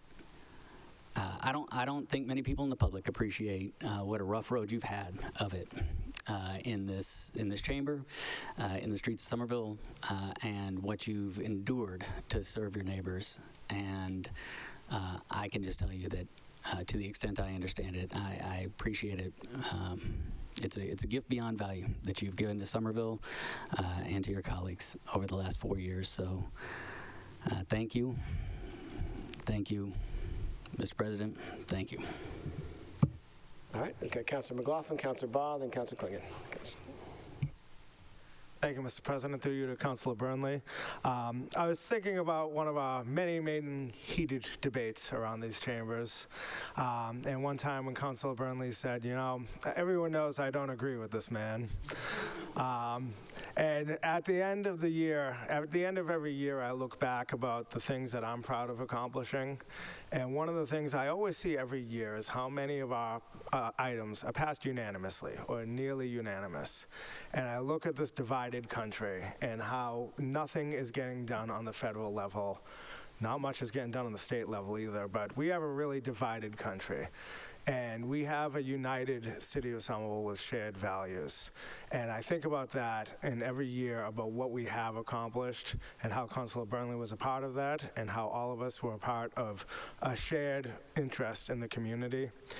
And I think I'm going to look back at these days, years from now, and I'm not going to think about the debates or the fights or anything like that. I'm going to think about what we all accomplished together and how we serve this community. So I just want to say that and just let you know, Councilor Burnley, you should be very proud of your accomplishments, and I look forward to seeing what you do next. Councilor Baugh. Thank you, Mr. President. Councilor Burnley, I want to share everything that everybody has really said. Trying to figure out like where to start, but I will start from when we met, you know, and that is, it's the first time you called me and you said, you know, you're planning to run for office and run for city council at large. And I was on the council and the only person that looked like me on the council. And the first thing I said was just congratulations. You know, I never met you, was just, and then finally we met. You shared stories with me about yourself, your background. All I've had is just admiration for you. You lead with your heart. I mean, it's unbelievable. Like, I actually, you know, I try to give everybody a fair shot. Like, I don't approach people based on what people tell me, but you know, so you've just been such a force, and the sentiment that, you know, keep coming up is courage, you know. So I just want to say thank you for your dedication, you know, in service to this community, and your unwavering commitment to equity, justice, and transparent, you know, governance has really strengthened trust between residents and City Hall, and also ensure that community voices, you know, were heard and respected. That is something that when I think about you, I'm really proud of. You brought integrity, you brought thoughtfulness and courage to your work every day, and your leadership has left a lasting mark on this council. So for me personally, I feel it. So I'm deeply grateful for your service, and I know that you will continue to shape outcome of future elections in this community. I have no doubt about that. Thank you. Councilor Klingon. Thank you. Thank you, Mr. President. Through you to Councilor Burnley. Echo all of what's been said about your time on the council and about your record. I'll just say that one of the things I'll miss is I'll miss your licenses and permits routine that you often did, bringing a little humor to the council. But just in terms of what I think about when I think about you, is like, your mind is, the way you process information, like you're extremely sharp, as was mentioned, and just the way that, like, it'll seem like you're not paying attention to something, but then you'll like make a pithy comment, and like it's impressive, like the way that you are able to process information. That's always impressed me about you, and it helps. The way that it just helps the type of listener that you are, and the way that you're able to take in information and process it, and it comes out in the work that you do. So that's one thing that I always just like kind of took note and was really impressed by. And then of course, like as was said, just you're not afraid to tackle the tough issues, and you brought courage to the position. And I also look forward to seeing what you do next, and wish you all the best. Thank you. Councillor Site. Through you, Mr. President. Thank you, Councillor Brownlee, for being a great partner on the council. Thank you for your dedication to our community, for all the work on legislation over the years. Since I've known you, you've always been very consistent, and I love you for that. As others have said, thank you for standing up for the right thing from the very, very beginning, when it seems very difficult. And one that comes to mind is solidarity with Palestine. It takes courage, and thank you for being the very first ones to be very vocal on that.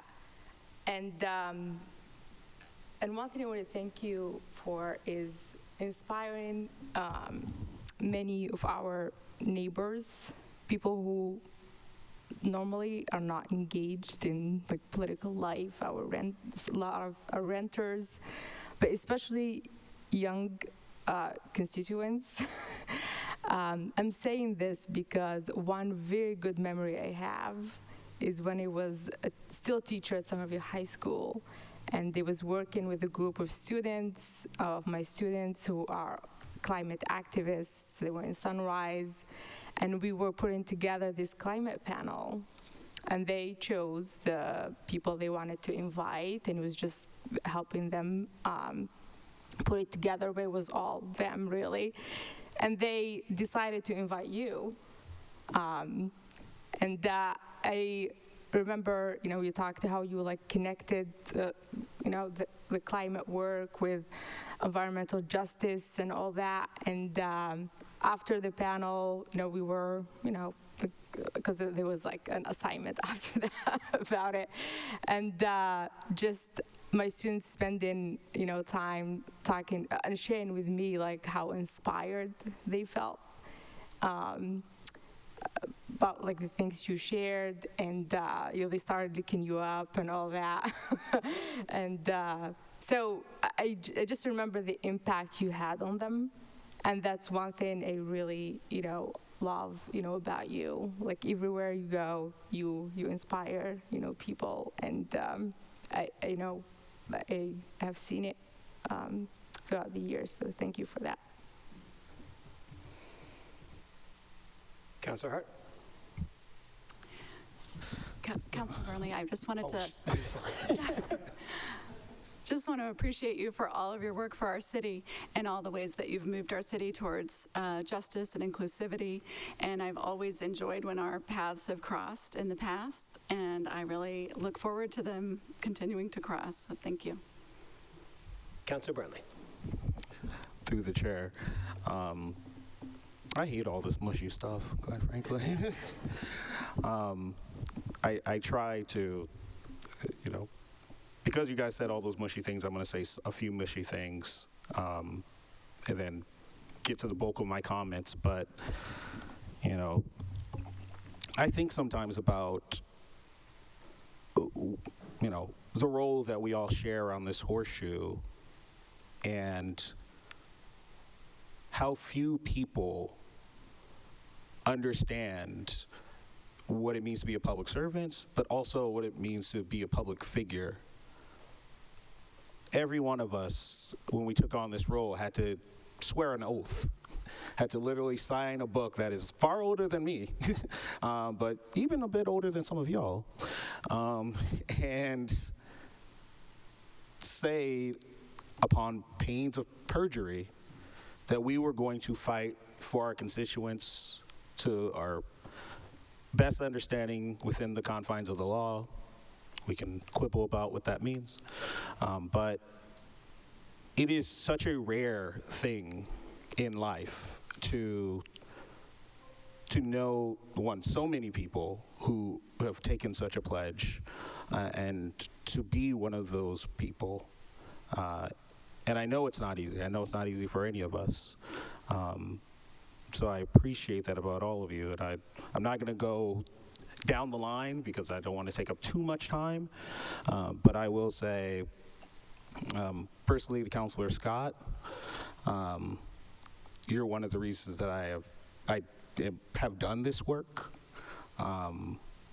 You were incredibly instrumental in teaching me the ropes of how the council actually operates, the difference between a resolution and an order and an ordinance, and how budget season operates. I mean, that first year was kind of a crazy year. I think that's the year we went past midnight, maybe, on one of our budget nights, and that was a pretty intense experience. But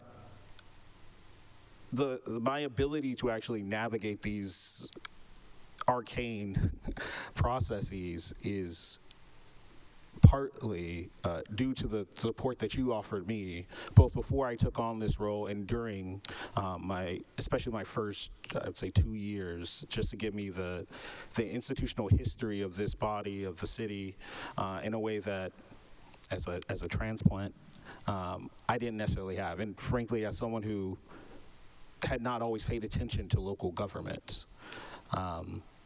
And President Davis, I also share a lot of fond memories of legislative matters. I mean, I didn't expect to actually find so much joy in crafting laws. I came in with a roadmap of I want to do these things to a certain extent, but I learned a lot about how my own brain works from that committee, and how my background as a writer connects to the background of lawyers who are very particular about words. And I remember many meetings where we, had debates about the difference between shall and will, and things that would seem ridiculous and felt ridiculous, frankly, but their consequence we took extremely seriously.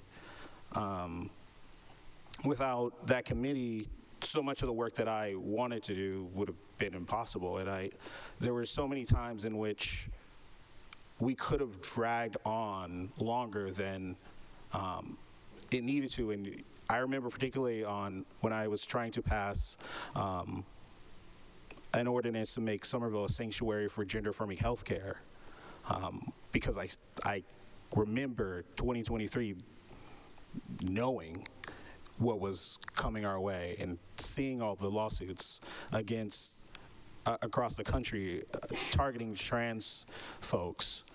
I remember you really making it a stalwart effort to say, we need to get this done now, and we could wait until after this break, and we could give it a few more looks over, but we should do this now. And I remember us passing that in Pride Month of that year, and later that year standing with the mayor at one of our flag raisings and seeing what that meant to our LGBT students at Somerville High, to our staff who supported them.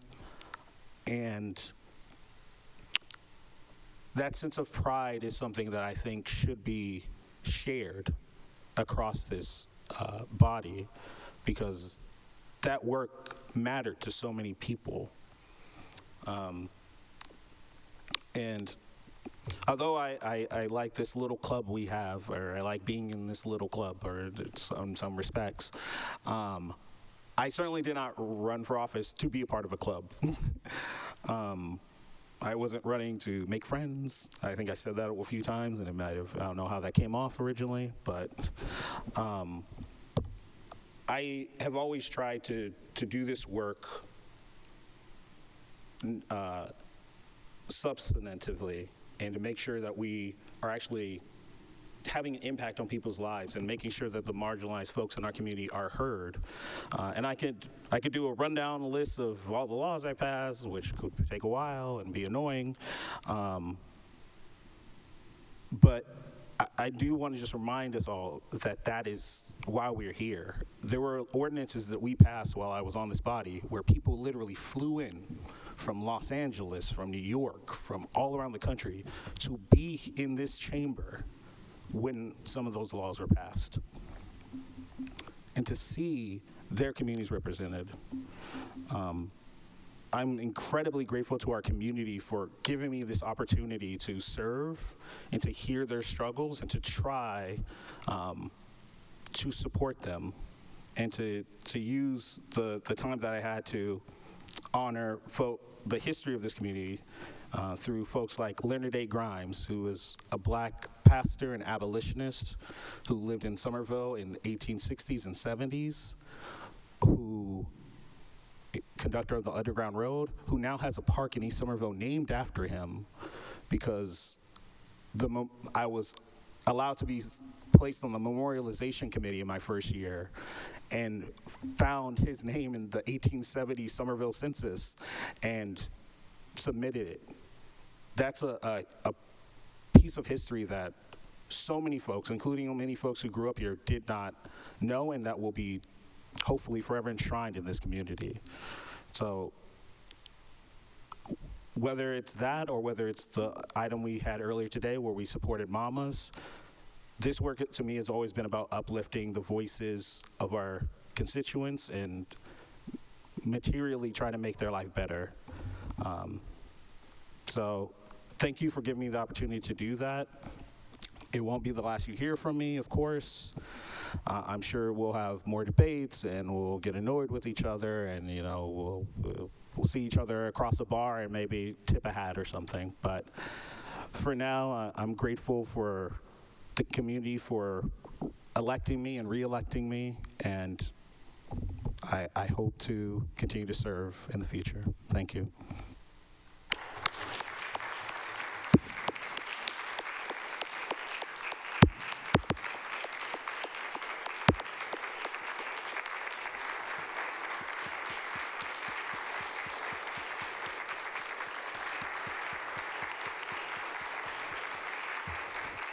Thank you, Councilor Burnley. That item is approved. Madam Clerk, next item. Item 2.7 is a citation by Councilor Davis commending outgoing Councilor Jake Wilson for his outstanding service to the people of Somerville as City Councilor at Large from 2022 to 2025. Councilor Wilson, I have nothing good to say about you, so I will. No, I'm just kidding. Like Councilor Burnley, as I said, I really enjoyed working with you. I will say that the one thing I do want to call out in my stretching of the rules here and speaking from the podium is the way that we didn't work together. Because as folks know, finance is not my jam. As Councilor Burnley noted, words are my jam. Numbers not my jam. You, however, took over the Finance Committee at your very first day.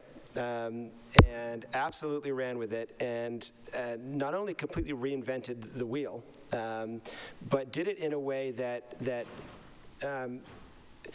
took what was already, it was sort of the beginnings of a process to try and enable the council to continue to do its work during the month of June and really make that a reality.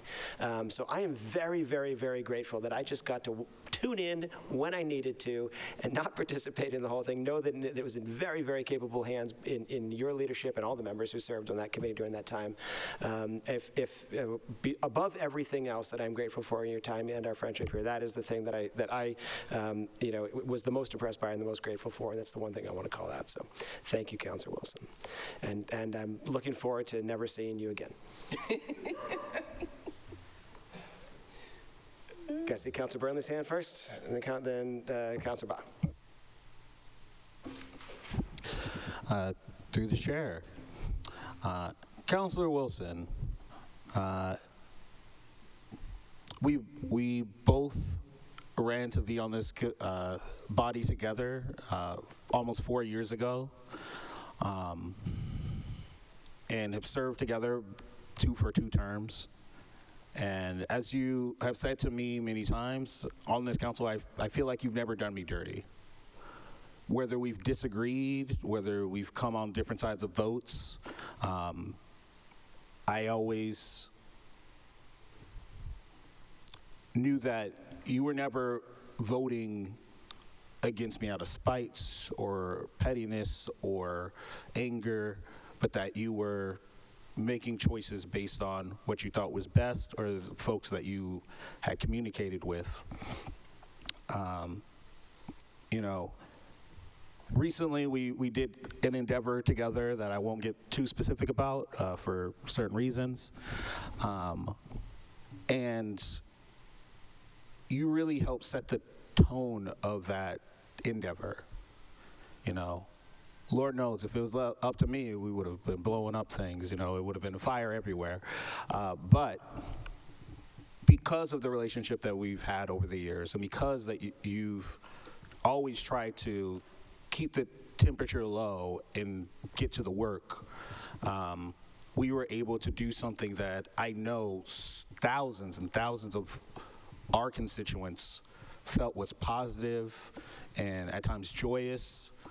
I will give one example. I remember walking to a debate this year, and Councilor Wilson driving past me and be like, "Hey, you want to ride?" I'm like, "Well, yeah. I mean, I don't drive, so that's great." And that is, as someone who's worked in politics as well as served, that is an extremely rare and absurd thing to happen. And it happened with us several times, actually. And I think that that is a testament to your character and the kind of leadership that you try to bring. And so I'm grateful for the times that we've served together, and that throughout it, despite any differences, we've always been able to continue to communicate and build a relationship that is so much more positive than what I expected stepping into this chamber for the first time. Thank you for that. Councilor Bach. Thank you, Mr. President. Councilor Wilson, Chair Wilson, Mayor-elect Wilson. So I'm really, I don't know, I think I've known you for many years, even before I got on the council, even when I got on the council, I knew you, and you always communicated with me. One of the most important and funny communication was when you sent me, we're debating between new construction and demolition, and you sent me like a text with like just a war, like this is like renovation, and it was just like a small, like a thin wall standing, like just the loopholes in our policies that somebody, it's like it's a new construction, but they just, it's like, he says, well, this is actually a renovation that they are doing on a property like that. We all laughed about it, but we knew that this was just, we need to amend and really strengthen our policies.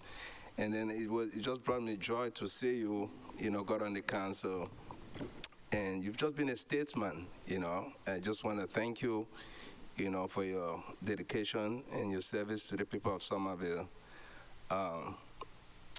Your collaborative, approach to leadership stands out.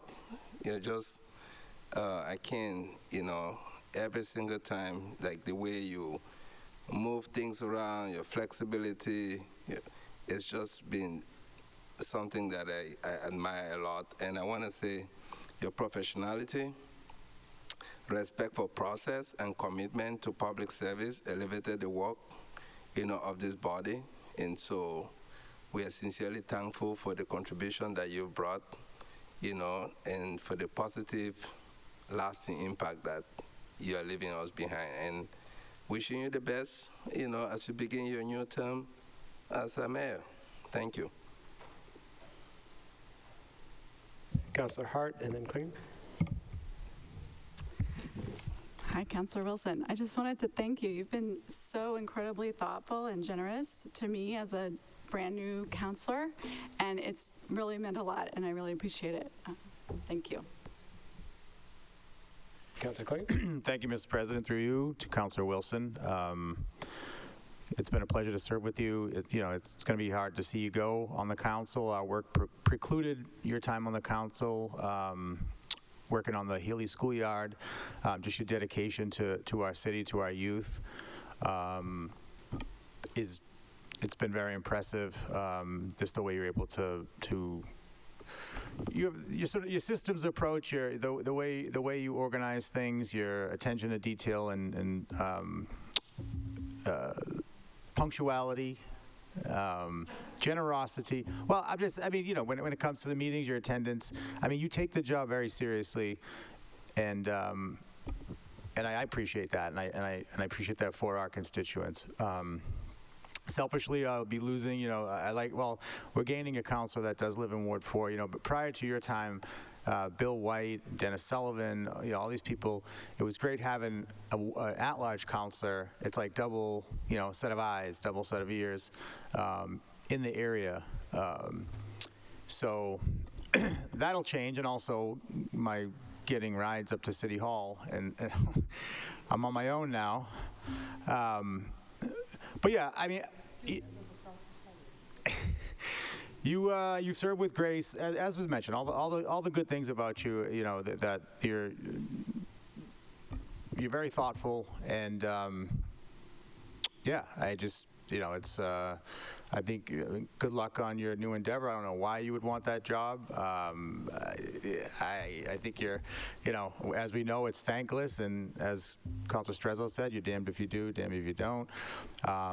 But I appreciate you stepping up to the challenge, and I appreciate your service to this community, and I look forward to working with you over the next term as our mayor. And so just thank you. Councilor Said? Through you, Mr. President, Councilor Wilson, thank you for your dedication. I will very much miss you.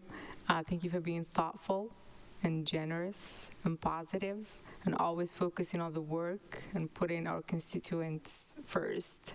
Thank you for all your guidance and support, especially my first year on the council on finance. Also, finance is not my jam, so it was very helpful to have all those spreadsheets. I will very much miss them. That break down all the city finance, and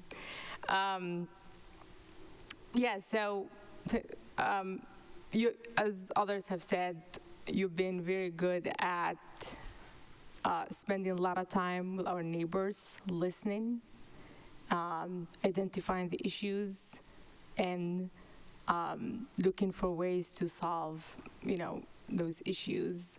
And that's probably one thing I very much, admire about you, is you keep working until you find the solution. I'm very excited for you and for the next chapter. Thank you. I'm Councilor Scott, McLaughlin, and Ewan Campen.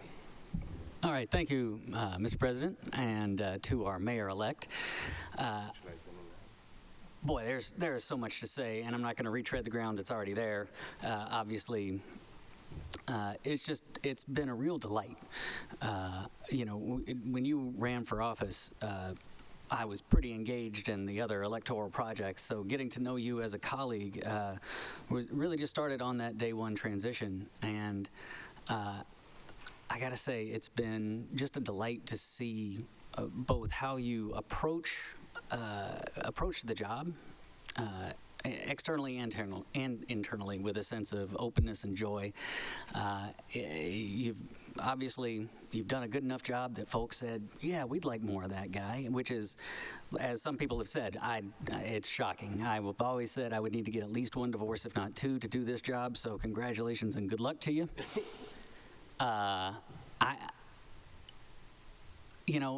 People have said that it's felt nice not to be messed with in this chamber, and I'd go a step beyond that. One of the things that has always, earned both my gratitude and my respect is the way that you've stuck up for your colleagues. I can think of several occasions where stuff's gotten heated. And people have said people have gotten out of line, and you've been unwavering. I know there have been several times you've come to my defense, and, at least one time when you were like, hey, ease off a bit, buddy. I think that kind of decency goes a long way, and I think it sets a tone, and it shows an integrity that is part of the reason why you get along with everybody, right? And that's a hard thing to do in high-stakes environments.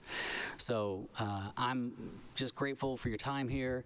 I'm really excited about you being the mayor, and I think maybe I can get a head start by calling you an absolute bum and how upset I am about your spending priorities in this next budget season. No. I don't think so at all. I think the open line of communication, the collaboration that I've experienced with you, getting things done, not just on a advancing policy standpoint, but just keeping the wheels of the city turning over the last 4 years, and the wheels of the city council turning. It's been a delight. It's been really impressive, and it gives me a lot of confidence and hope moving forward for the next few years. So good luck, sir. Councilor McLaughlin. Thank you, Mr. President. Through you, perfect segue. Thank you, Councilor Scott.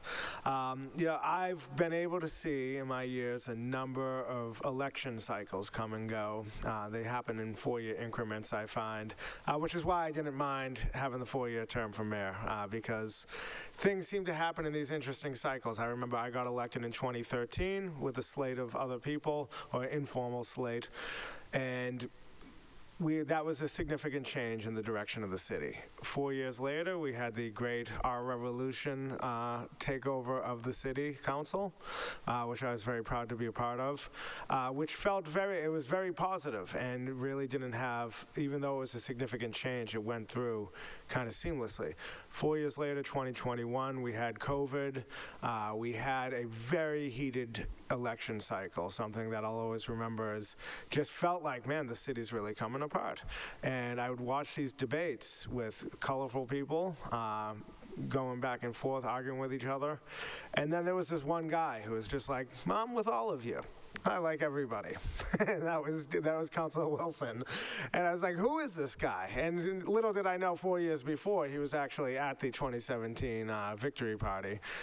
So he was already involved in the community. I did not know him that well. But he won that 4th seat. And now, 4 years later, he's going to be the mayor of this city. And I just watched serving on the council. I picked him for finance chair because I said, this guy has his act together. Like, let's see him deal with the numbers for us. He excelled at that.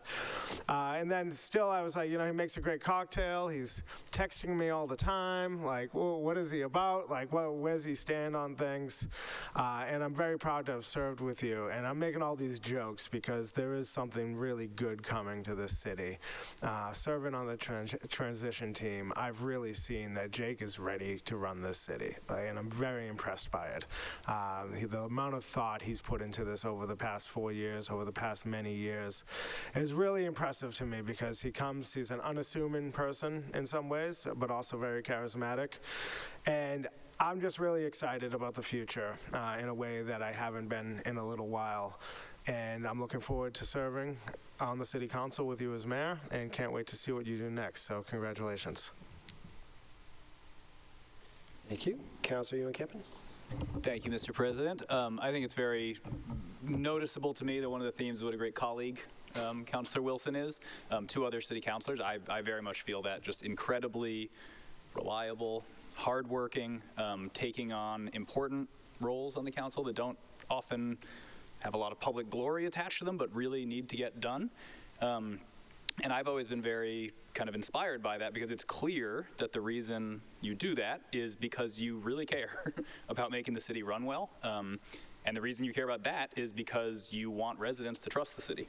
You want residents to have a good experience and to be able to rely on the city. And something that you've told me is, there's this really disgusting Ronald Reagan famous quote where he says the most terrifying words in the English language is, I'm from the government and I'm here to help. And as Councilor Wilson has told me, and I'm sure others, that his view is like literally the opposite of that, right? The entire goal is to make sure that if there is someone who needs something and that there's no one there to help them, the government is there to support them, is there to help them for people where no one else will. And I think that really, really comes through. And then this was said to me in confidence. I hope it's okay to say it here. I'm really thankful that you've pledged to repave all of Ward 3 specifically, and to really kind of focus the resources of the city really on Ward 3. I think that was really big of you, and I want to thank you publicly on the record. Councilor Chesil.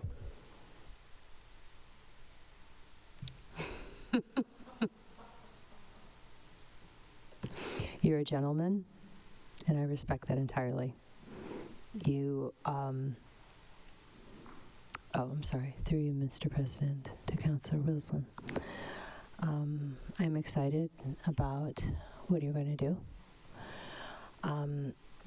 I appreciate that you are open-minded, and you do have grace. And you listen, even when you drive me crazy. But I have enjoyed working with you too. And I am excited about what's going to come next. And you do take this role seriously. So with that, I'll stop, but all good things. Councilor Wilson. Thanks, Mr. President.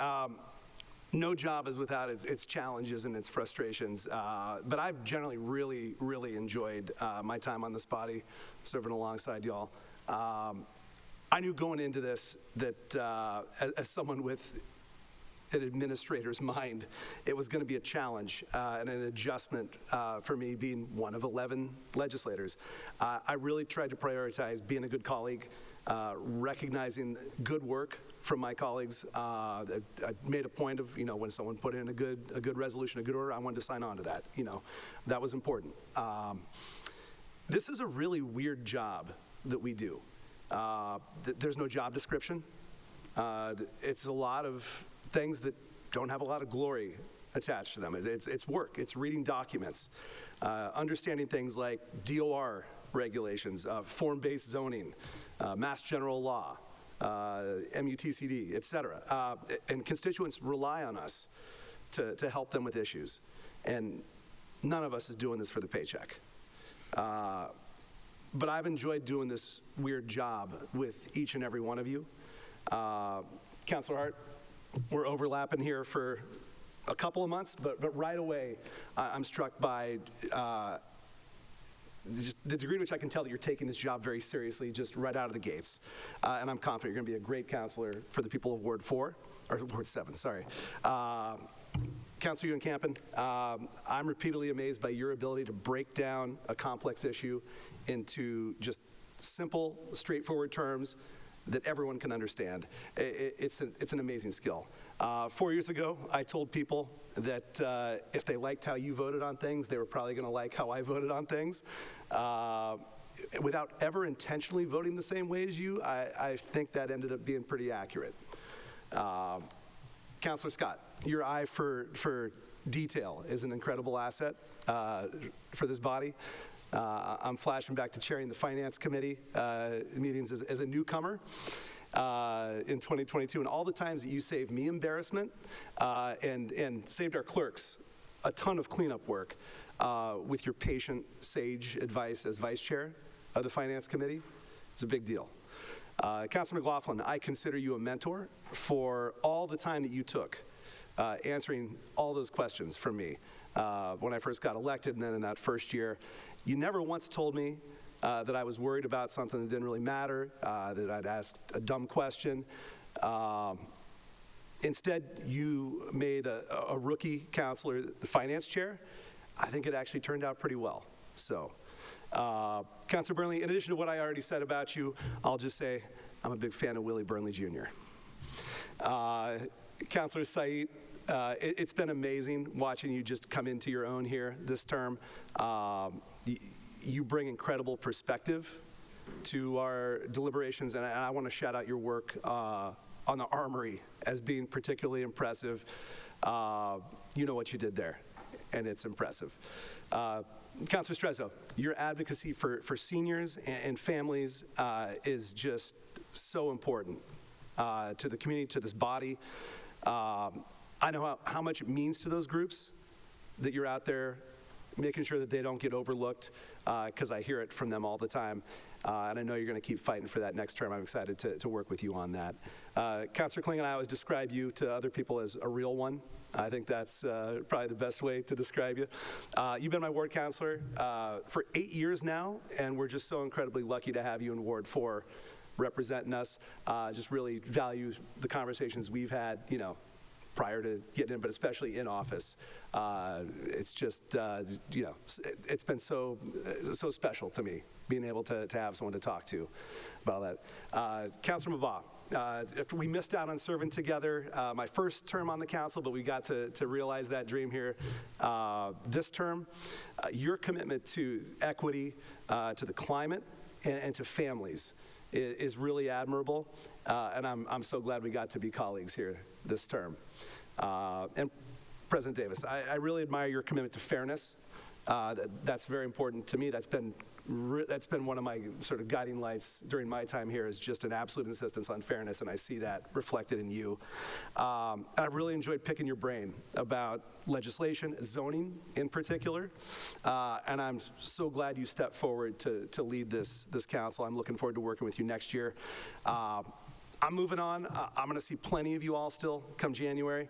I've been paying attention to what matters to you all here, as well as to the two newcomers who will be taking office here in January. And I'm excited for my administration to work with you all on those things.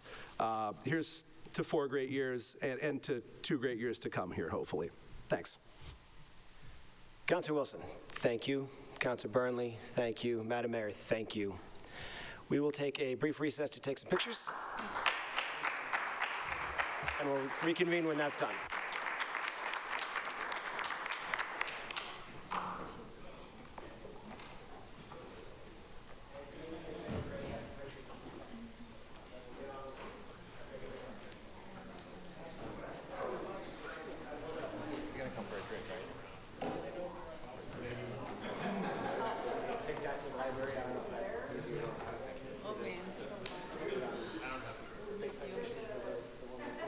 Is it here?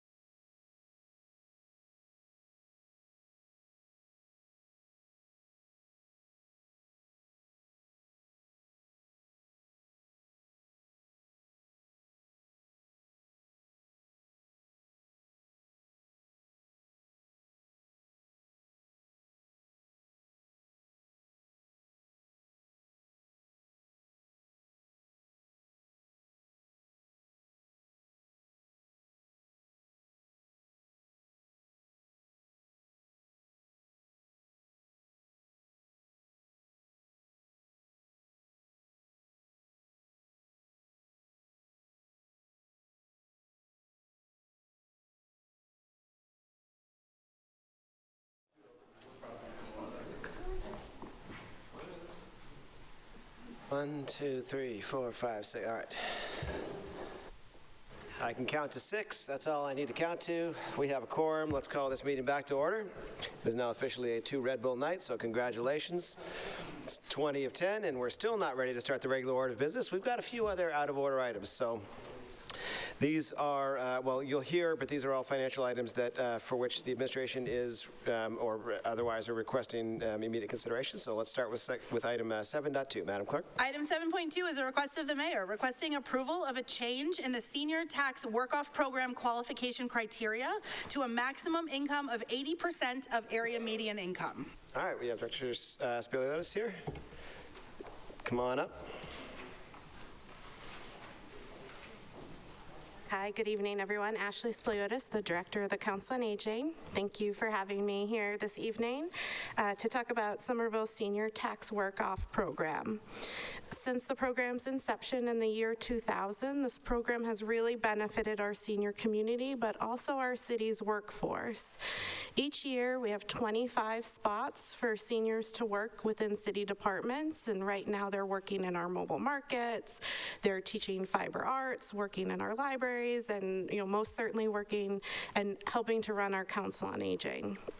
So every year from April to November, current members help perform these duties, and then they receive an exemption of $15 per hour worked up to $1,500 on their January tax bill.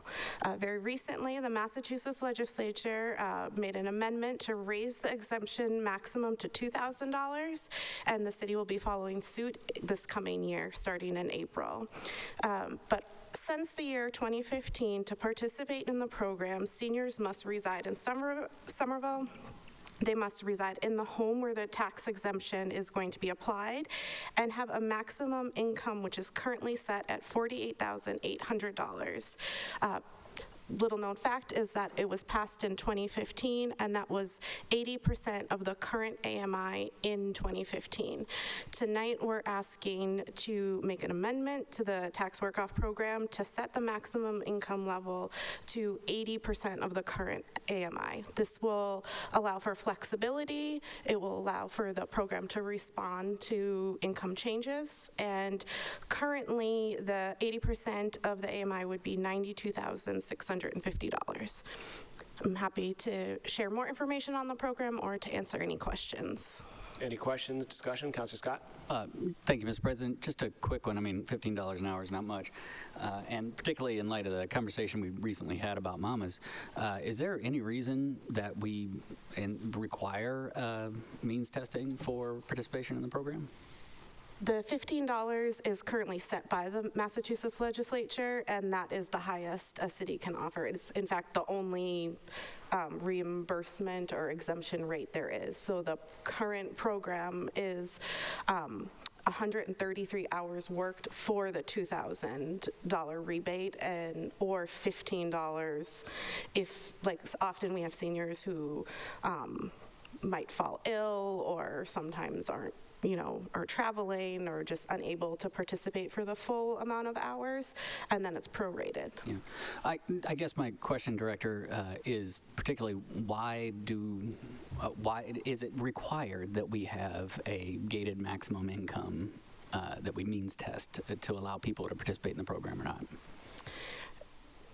We could consider not having any income criteria. One factor of having the criteria, though, is that we only allow for 25 spots. That could also be considered a change to be made in the program, but right now, it would be 25 spots, and the thought is that it would go to the people who, quote, unquote, need it most due to income. Okay, and I guess my final follow-up, Mr. President, would just be, do we have all 25 of those slots filled every year? Is it an oversubscribed Currently, program? we do not, and that is the main reason why I'm here. I've been with the city for 9 years, director for about 5. Since becoming director, I would say we have no more than 12, but the interest is quite large, and it is all due to the income guidelines. I would say most of the time, the income people are trying to apply with are, in the $50,000 or $60,000 mark. 92,000. This proposal here would be higher than any other surrounding community. For instance, Boston is set at 60% of the current AMI. All right. Well, I appreciate that. Mr. President, I'm supportive of this. I just wondered if we could maybe remove one of those steps there to get more people in the program, but thank you. Councilor Strezel? Mr. President, through you to Councilor Scott, I vehemently oppose the concept of eliminating the amount of income. Why? Because 54% of Somerville seniors have an annual incomes of below $50,000. They need that help. So I understand that, yes, having no caps would be wonderful, but for those who actually we need equity to be present in this, and this is demonstration of actual equity in practice. So with that, in the did you say 25? Pardon me. Through you to our director, is 25, you said 20 or 25 slots? I forgot. 25. 25. Is that capped at state level, or can we expand that as well? It's capped at city level. It's city level. Mm-hmm. So, pardon me, so is there an opportunity? Is it a budget issue that we couldn't increase it, or is it a capacity issue? Through the president, it's a little bit of capacity issue, but it is also a financial or reimbursement issue because this program does not run on any reimbursements. So some programs, certain veterans benefits, there's a reimbursement from the state to the city. This program does not have any reimbursement. It is at basically a loss to the city. Through you to the director, can you please tell me off the top of my head, I could look it, but if you do have it, and if not, we can follow up, but do you have the number of total amount that? Sure, at 25 people for $2,000. Oh, I'm sorry. No. Of the total amount of that we invest into this program as an entirety, that we take as a loss. Currently, it's $37,500, but moving it up to $2,000, it will be $50,000. Colleagues, if I may, we spend so many things in our budget cycles for swag and tote bags and awesome stuff.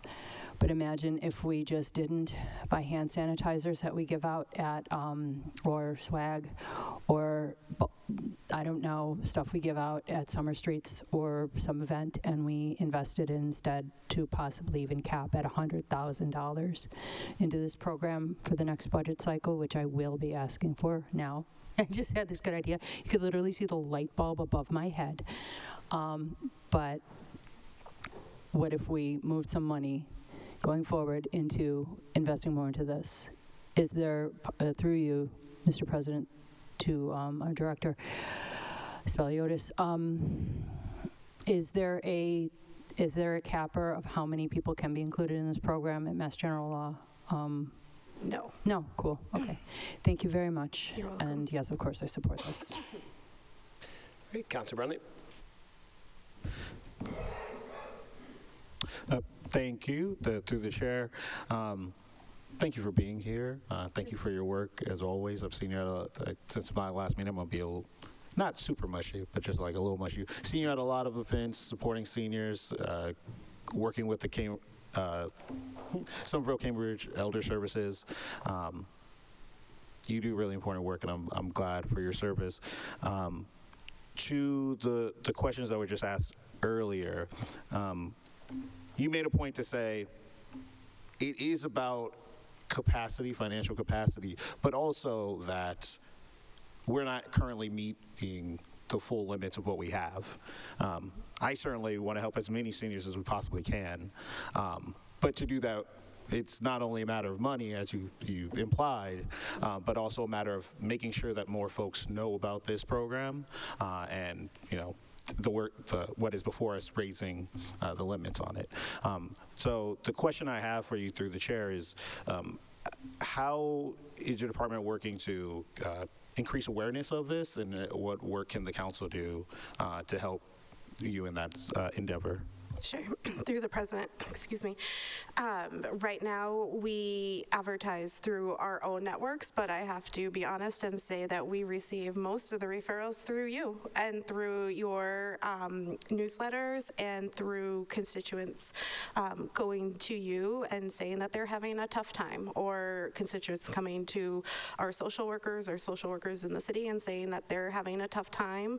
They're having a tough time, as mentioned before, qualifying for certain programs because they might be slightly over income. The greatest problem we see a lot at the Council on Aging is that many are homeowners who are receiving rent, and that rent is just putting them right over the gap of qualifying for SNAP benefits or qualifying for mass health benefits, and the Senior Tax Work-Off program is an alternative that is helpful in meeting their basic needs, really.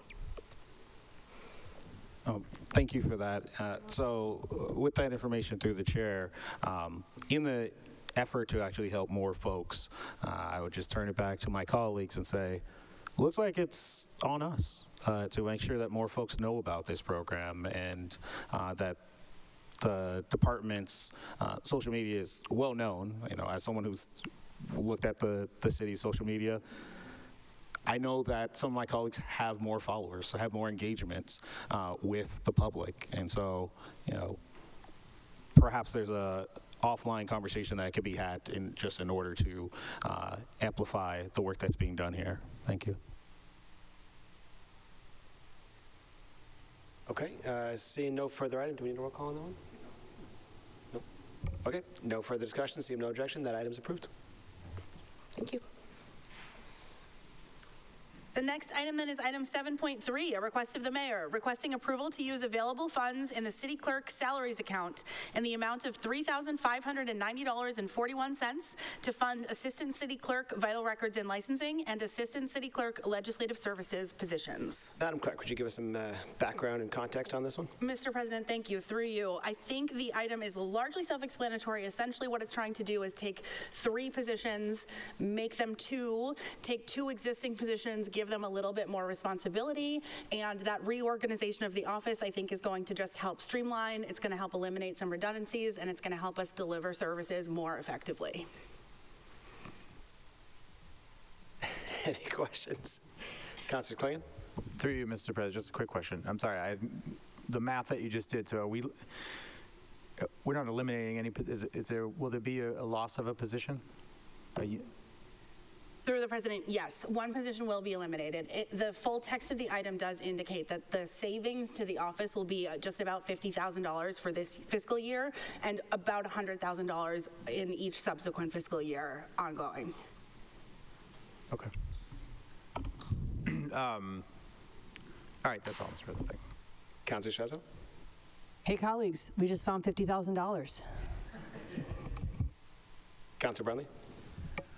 Thank you. Just repeating again, the last item was also about awareness. But to this item before us, a quick question through you to the clerk. Could you just give a little bit of background on the Assistant City Clerk Legislative Services position? Yeah. Yes, the Assistant City Clerk Legislative Services position is going to be the Legislative Services Manager position, but with a bit of additional responsibility to help support the work of the City Clerk. Through the chair, just a little bit more clarity around, is this around agendas? What is the expansion, I guess? The expanded piece of the role largely involves clerking city council meetings. It also adds an additional element of staff management. Okay, thank you. Further discussion? Nope. Don't need roll call now. No roll. All right, seeing no objection, that item is approved.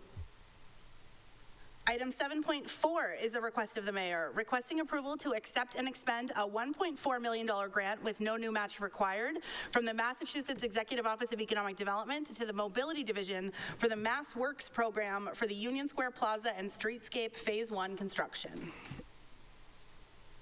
All right, do we have, I member of the administration, is it Director Rawson, or is it, I see I can't see who that is. It's Alan Ignacio. All right. Are you here to speak on this item? Hi, thank you, Mr. President. Through you, Mr. President, to the council. This is a grant from Mass Executive Office of Economic Development. This is a MassWorks grant. We will be using this in conjunction with the recent design grant we received for the Mass Gaming Commission. We are still working on getting to 25% design with the Gaming Commission grant, and then this will be the first 1.4 million applied to the eventual construction. And there's still, again, design and community outreach and plenty of work left to do, but securing these funds early now will help keep the project on track. And with that, I'll turn it over for any questions. Okay, Councilor Kevin. Thank you, Mr. President. I'm thrilled about this, and I just want to clarify. Phase 1, this is largely focused on the intersection of Prospect and Webster. Through you, Mr. President, is that correct? Through the chair, I believe so, and I'm happy to have Director Rossin come back to you with the logistical and engineering details, but I believe that is correct. Certainly don't want to hold this up. I just want to, I'm excited about the whole project, but that is a really, really dangerous intersection that all of us desperately want to get fixed. Absolutely. I believe we've already done some signalization work and whatnot there, but yes, that work will definitely be part of the continued improvements. Through the president, it's not working. Please send help. Councilor Wilson. Mr. President, I hope we're not going to mess with the best intersection in Somerville. Any further discussion? All right, seeing none, that item is approved.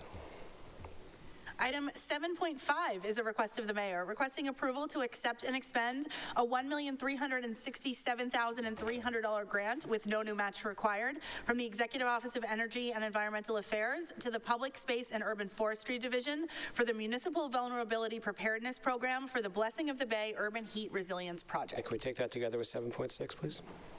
Yes, indeed. Item 7.6 is a request of the mayor, requesting approval to accept and expend a $500,000 grant with no new match required from the Department of Conservation and Recreation to the Public Space and Urban Forestry Division for the Blessing of the Bay Greenway Project.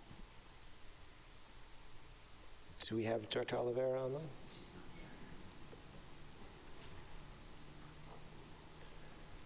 Oh, sorry.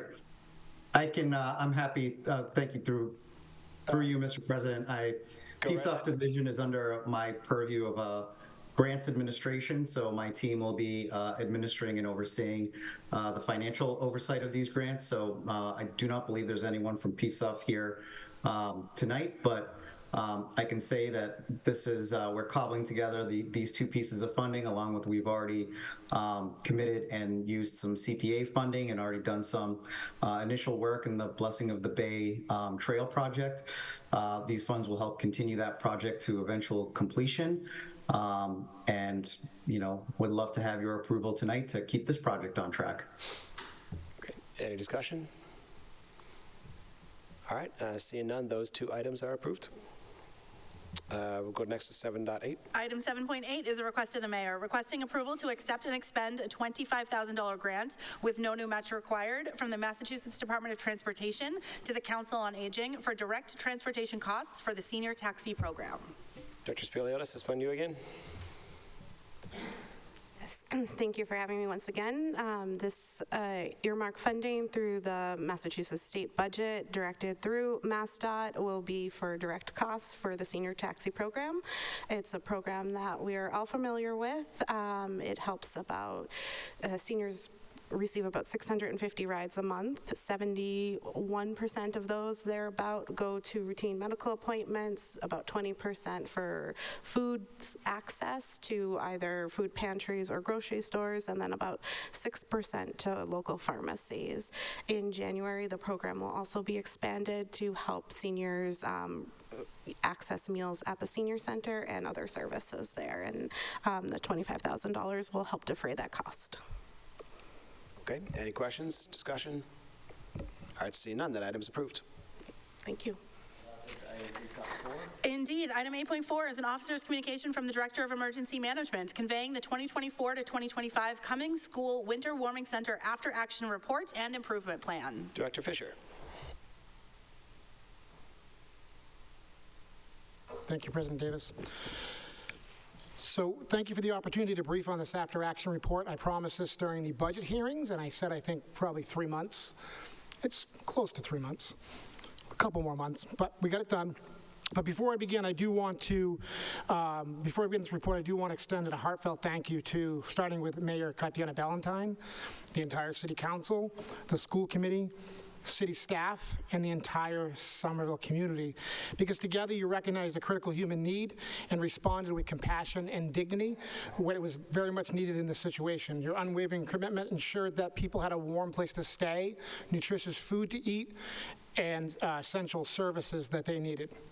So in your package, you should have the after-action completed report. I'm going to do just a quick overview briefing of it. Obviously, at the end, I will answer any questions as needed. So the program overview is the warming center operated between December 9th, 2024 and April 13th, 2025 from the hours of 5 p.m. to 8 a.m. in the morning. Over that time period, repeat guests, it served 3,692 safe overnight stays, again with meals, hygiene supplies, other supplies like socks, transportation, referrals, and critical support services. The data collection process, we collected feedback solicited at multiple points via in-person conversations and observations of the clients. We also conducted client surveys on site with the Health and Human Services community health workers assisting gathering that data. We also conducted surveys online of area residents, especially focusing on the residents that are in the area of the warming center at the Cummings, the former Cummings School. The center staff completed feedback surveys as well through handwritten surveys, and we conducted at least one open public listening session at the Somerville High School. As part of this process, we collected a significant amount of data, and I definitely want to extend a sincere appreciation to the Somerset Mayor's Office of Innovation and Analytics for their expertise and invaluable assistance in drafting and compiling this after-action survey data. Their skills in data analysis and thorough collaborations played a critical role in capturing meaningful feedback to inform and future operations so we can make these necessary improvements. I will say there's a lot of data here, and looking at this data, I saw a lot of things that even I couldn't break down and understand specifically the why and how we came to this. So for the specifics of the data and the data analysis, because I'm not a data analysis person, you can email data@somervillema.gov or request a summer data person to one of these meetings, Somerset, I wanted to say, to one of these meetings to explain it at that point. But again, I wouldn't feel comfortable going into the specifics of the data analysis, but I will talk about what they found. So going into that, the clients told us that they felt welcome, respected, safe, and praised the staff for creating a dignified, judgment-free environment. The center provided stability during moments of crisis, whether they were coping with mental health challenges, recovering from trauma, or simply trying to make it through a cold night. Transportation, staff kindness, and access to information were rated exceptionally high. Some concerns that were expressed was concerns about the long outdoor wait times, often in freezing temperatures, as clients lined up for hours before opening because they feared that they might not have a bed, that the center might fill up. The outside security presence was inconsistent during the intake, and both clients and nearby residents, we heard this in multiple settings, whether it was surveys or the open listening session, felt this created unnecessary tension and risk. And so this is one of the areas we looked at very closely. The key findings, overall impact, the program was widely viewed as essential and life-threatening during these winter months, and strong community support and appreciation for the city's commitment to the vulnerable residents was expressed. Of the feedback data, high satisfaction, 65% plus across most service categories, with transportation provided at the highest percentage of 94% satisfied. The guests expressed that they appreciated, again, those warm meals, the safe place to be, and respectful treatment. The primary client concerns, again, were those long lines and due to fear of being turned away. Now, I wanted to note here that no one was turned away. The vendor that works at the warming center did everything they could to bring people in, as long as it was safe to do so under capacity, and give them a spot to be. And when they couldn't do that, they contacted an area warming center and provided transportation to that warming center. That actually played into one of the analyses we did later in this survey for one of the decisions we were looking at that we kind of changed our mind. Cleanliness issues and inconsistent blanket availability did come up a couple of times. There was some issues with laundering, that they didn't have blankets a couple nights, and they noted that. They also noted that they wanted more multilingual staff. There were some communications issues from within the center, and so we looked at that. And requests for the longer hours, additional days, and increased capacity. They wanted the center to run longer, they wanted the hours to be longer, and of course they wanted to have increased capacity. Some of the residents' feedback themes: overall satisfaction among nearby residents, with 51% that said they were satisfied or very satisfied. Residents expressed they were supportive of the city's effort to provide the shelter. One overarching theme I found was that even when people were giving criticism to the program, they were very strongly in support of the efforts that were moving forward and the work we were doing for these folks. Primary concerns from residents: the long waiting times, which cause noise, tension, visible hardship, clients without shoes, standing in the snow without jackets, lack of clear information on how residents could help. There was a strong effort to get them to help, and there were some communications gaps that were identified in how to provide that help. Confusion and dissatisfaction with the private security presence or lack of presence. Many were unaware that security even existed. And then we're talking, when I want to be very clear, we're talking about the outside security vendor, not the inside. There's two different vendors that was brought to this center. The center staff requested stronger supervision and guidance, especially overnight, better communication, community awareness of staff parking. Apparently they got some parking tickets, clear standards for security overnight. Strengths across all the objectives we looked at was a warm, safe environment with meals and supplies, low barrier for entry, supporting individuals regardless of how they came to the shelter or how they came to the warming center, effective partnerships with HHS, Housing Families, Somerville Homeless Coalition for service referrals, because these weren't just given a place to stay and food, they were also given opportunities to get services and be connected with those necessary services. Some overall areas for improvement: the capacity was a big one. You know, having enough capacity to make sure that people didn't feel they had that anxiety, they had to line up 4 and 5 hours before it opened. From that, the recommendations were to expand the space, look at renovating the area. There was 2 large rooms in that space. We were using one of them. Create clear communications for a donation process. With that, we actually identified that the best way to do that, and this was going to some of our experts in the field, the HHS, the Health and Human Services, as well as the Somerville Homeless Coalition, was to donate directly to the vendor, Housing Families, which in all the communications, including the website and the flyers, they have a website to donate there.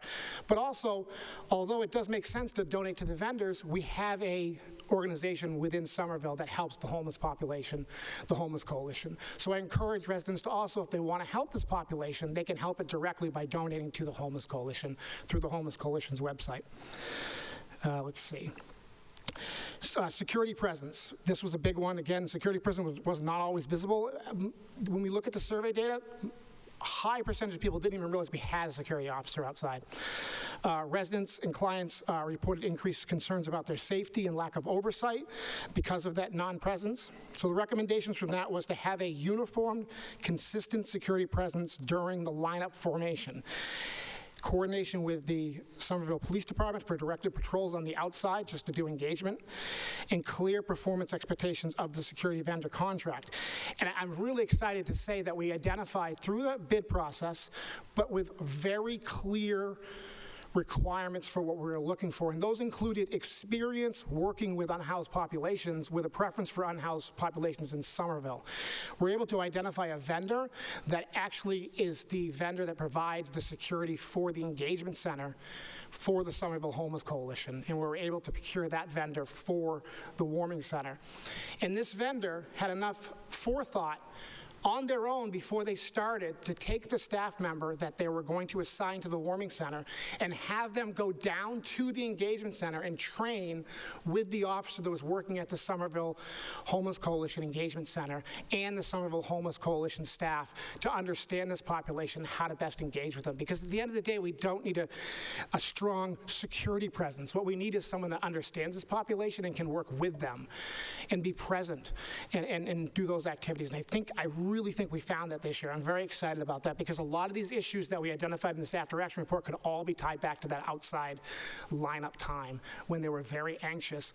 And I get anxious when I wait in line for the silliest things. Imagine waiting in line thinking I'm not going to have a bed and a warm place to stay. So I can understand that anxiety, or at least I can understand where they're coming from. The accessibility, the language access.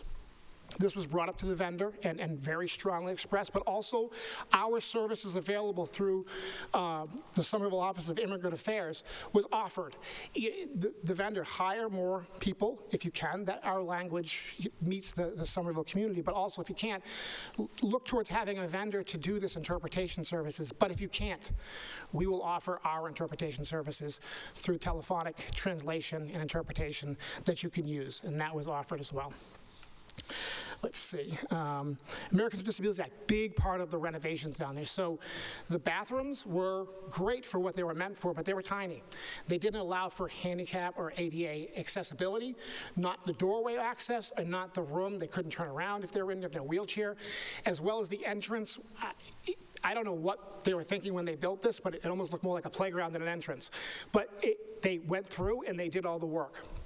They leveled out the front entrance, so now it can go right in if you have a wheelchair or you need accessibility, and the bathrooms are being renovated. One side is done and being utilized while the other side is just finishing up now. And so now all of the bathroom facilities are ADA accessible, all the hallways, everything, was assessed, as well as the entrance. And that's why we had that trailer on the playground last year, is because we weren't accessible, so we want to make sure that they were accessible, so we used the trailer to get that work done. And that continues working. And finally, the community partnership. The residents want to help, so we wanted to make sure we identify those ways they can help. And again, that's through those donation websites that they can. So the first one is the Housing Families, so that would be housingfamilies.org/donate. And then the second one for the Homeless Coalition would be somervillehomelesscoalition.org/giving. And this is available on our website, the Warming Center website for the city. There's a frequently asked questions. It says, how do I donate? And all the information's there. One of the other concerns was cleanliness and facility management. The blanket shortage, we brought that up, as well as cleanliness. So we've required the vendor to provide, have access to daily logs for cleanliness, cleaning, and for laundering, and have those available for inspection at any time from HHS, from my department, OAM, and from Inspectional Services Division. So they're going to keep the daily logs to make sure that these things are being done and that these people have a clean and an environment where they have the blankets and the pillows. They would obviously is the entire point of what we're doing. Another report was smoking in the bathrooms. That we kind of dealt with that initially through the year last year. One of the things we did was we put smoke detectors in the bathroom. The recommendations this year from this after action report is to do a couple of things. One, have very clear rules and regulations that are expressed from the staff from the beginning, so the clients understand what's expected when it comes to not smoking in the bathrooms. Also provide clear signage at the bathrooms that say no smoking in the bathrooms. And finally, again, having those smoke detectors in the bathroom for safety reasons, but also to deter this type of activity because it's not safe to do so. So, in closing, a lot of work went into this after action report. We invested a significant amount of time in the effort development report because our goal was to strengthen what is already an excellent warming center program. This work reflects our dual commitment. When we came to this project, as well as this after action report, our goal was to ensure that compassionate, dependable service for the clients who rely on the center for safety, warmth, and essential needs are met during the winter extreme cold, but also maintaining a quiet, safe, and respectful environment for the very residents who overwhelmingly support this initiative. We want to try to accomplish both. And so we're always going to have work to do, but that's what we're trying to accomplish. So I'll take any questions. Councilor Burnley. through the chair, thank you for being here and thank you for this report. I'm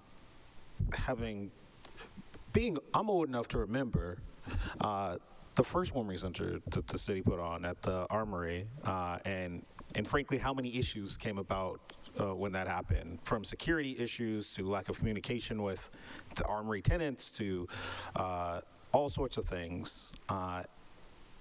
And I've seen year by year how the city has improved, first from moving to the Cummings, and then this year with this report especially.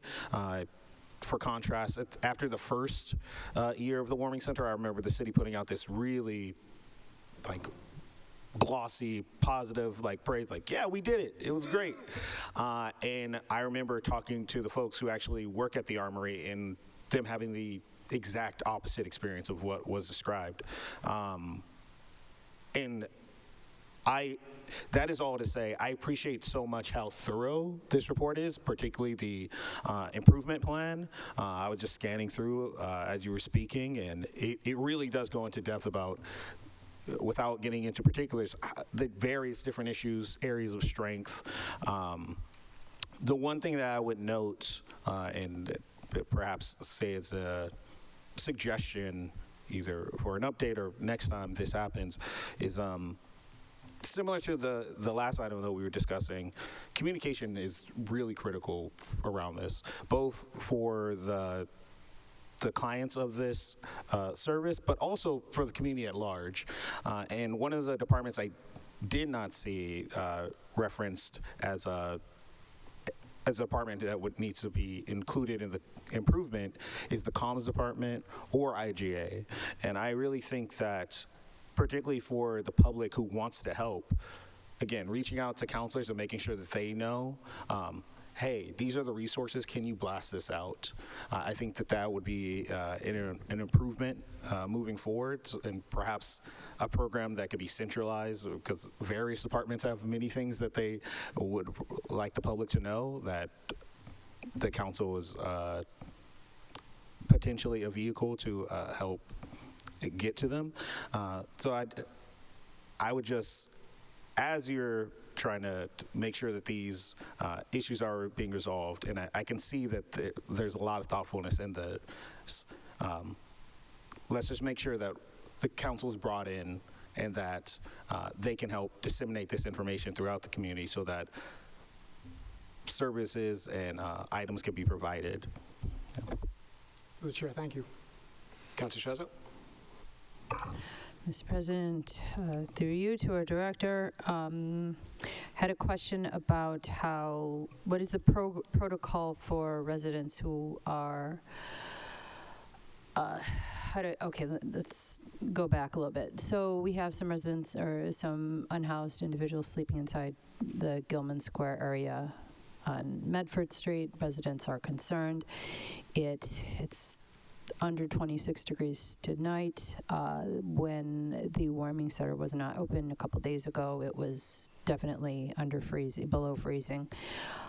I called in, and it's kind of at the will of the person sleeping in the park to go or not. And so what is the protocol now that the warming center is open? If you get reports of that, what happens? So through the chair, it's multi-layered. So the Somerville Homeless Coalition, through their efforts, they go out and they make sure people know about that and connect the people with the services. There's always transportation available if they request it and they want to come to the warming center, as well as the Health and Human Services community workers will go out and speak with these folks and offer it. In addition to that, the first responders are told, and they know that the police can go around if they see something, or if something gets reported like you did through 311 or through 911, and someone goes out to check on someone, they inform them of the warming center and highly encourage them to go, and then transportation is provided either through the police officer or the transportation. So that's basically the best way we do that. Again, you're right, they have to want to go, but they're highly encouraged to go, and we're hoping that our reputation continues to grow to the point, because honestly, I think sometimes they come or don't come based on trust. And it's difficult these days. I mean, all amazing people doing amazing things, but we're still the government.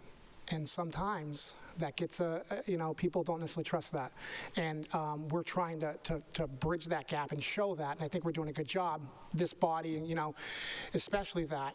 But I think that's sometimes where it is. But it's always offered, and it's part of that protocol. Mr. President, through you to the Director, yes, in my experience, it seems like every effort is being taken. So it's definitely not like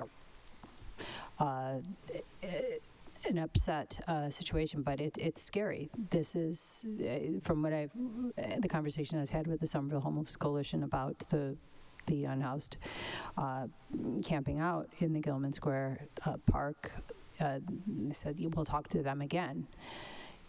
Cool, but it's also 20 degrees outside, and those are conditions to freeze to death or eventually very much cause bodily harm to themselves. So that does scare me that we may have a death one day. Yeah. And through the chair, just to answer that question, I'm with you 100%.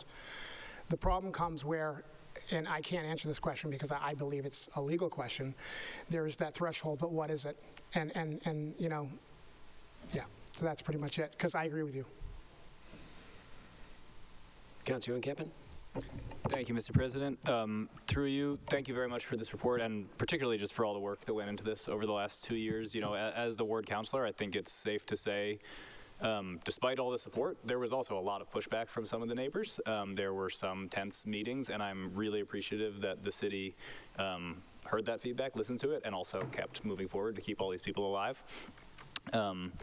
I reached out earlier today to some folks who live nearby. I have gotten 0 emails since it opened on Monday. It's usually a good sign, and I just said, everything okay? And they said, yeah, it's going great. They did say one piece of feedback, I guess one of the shades has been left open all night, so just for the privacy of guests, they said, pass that along. But, congratulations on all the work that went into this. Seeing it expanded has been great. Thank you very much. Through the chair, I appreciate the comments, and we share a common friend over there. He's honestly, I say that a little bit funny, but there's a gentleman over there that is very good about reaching out in a very positive fashion and providing feedback, which has been extremely helpful.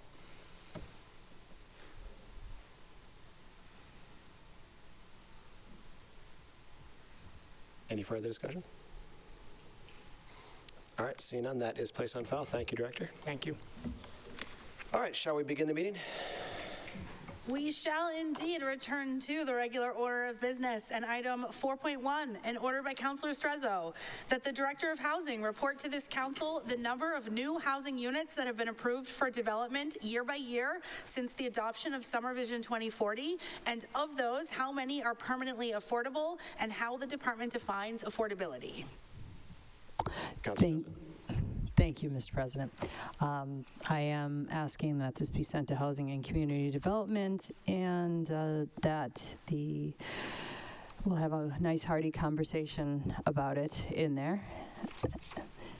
If that item is approved, the copied Housing Community Development, I will remind the good councilor, as well as others, that items that do not require an action will expire at the end of the year, so it'll have to be resubmitted. But certainly it can go there. It'll then be in the box on the list, and you can put it on your list for things to submit. That sure is right, Mr. President. This was working with a constituent who wanted it in this agenda, this very special one, and I did bring that up, but we will make a second round of it back in January. Of what's going to happen. Or forward in January. So that item is approved with a copy to Housing Community Development. Yep. Item 4.2 is a communication by Councilor Mba conveying a report of the Affordable Housing Trust Fund. Councilor Bob. Thank you, Mr. President. The Trust met on November 13 to consider 2 requests for assistance to below-market housing projects now being carried forward. First, the Trust voted to stretch the repayment term from 40 years to 50 years for the visiting nursing senior housing at 259 Lower Street. Second, the Trust approved 2 requests from the Somerville Community Land Trust for a 6-unit residence at 12 Pleasant Street. This historic house is being converted from rental to condo ownership by its tenants association. So they reached a deal with the former owner to transfer the property to the Somerville Community Land Trust, which carried out reconstruction of the units and then transferred them back to the former tenants as owners. The repurchase price will be fixed at levels of affordable housing for 2 units with 30% AMI income and 3 with 50 AMI. The city-funded actions have been taken to support 12 Pleasant Street.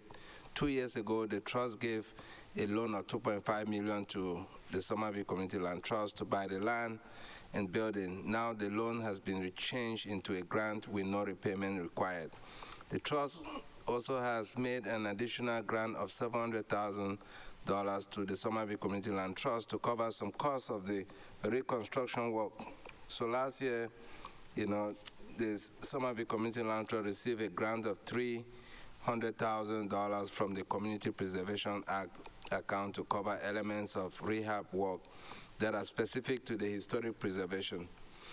So the trust again met today, earlier today, and took a vote approving a loan of $2.8 million to the Somerville Community Corporation, which will use the funds to acquire the vacant land at 176 to 182 Broadway. This is the site of the former bakery and has been empty for almost 10 years. So SEC will combine this land with adjacent 4-story house, and it's already owned at 184 Broadway, and will redevelop the whole property with the building of 56 units to be 100% affordable.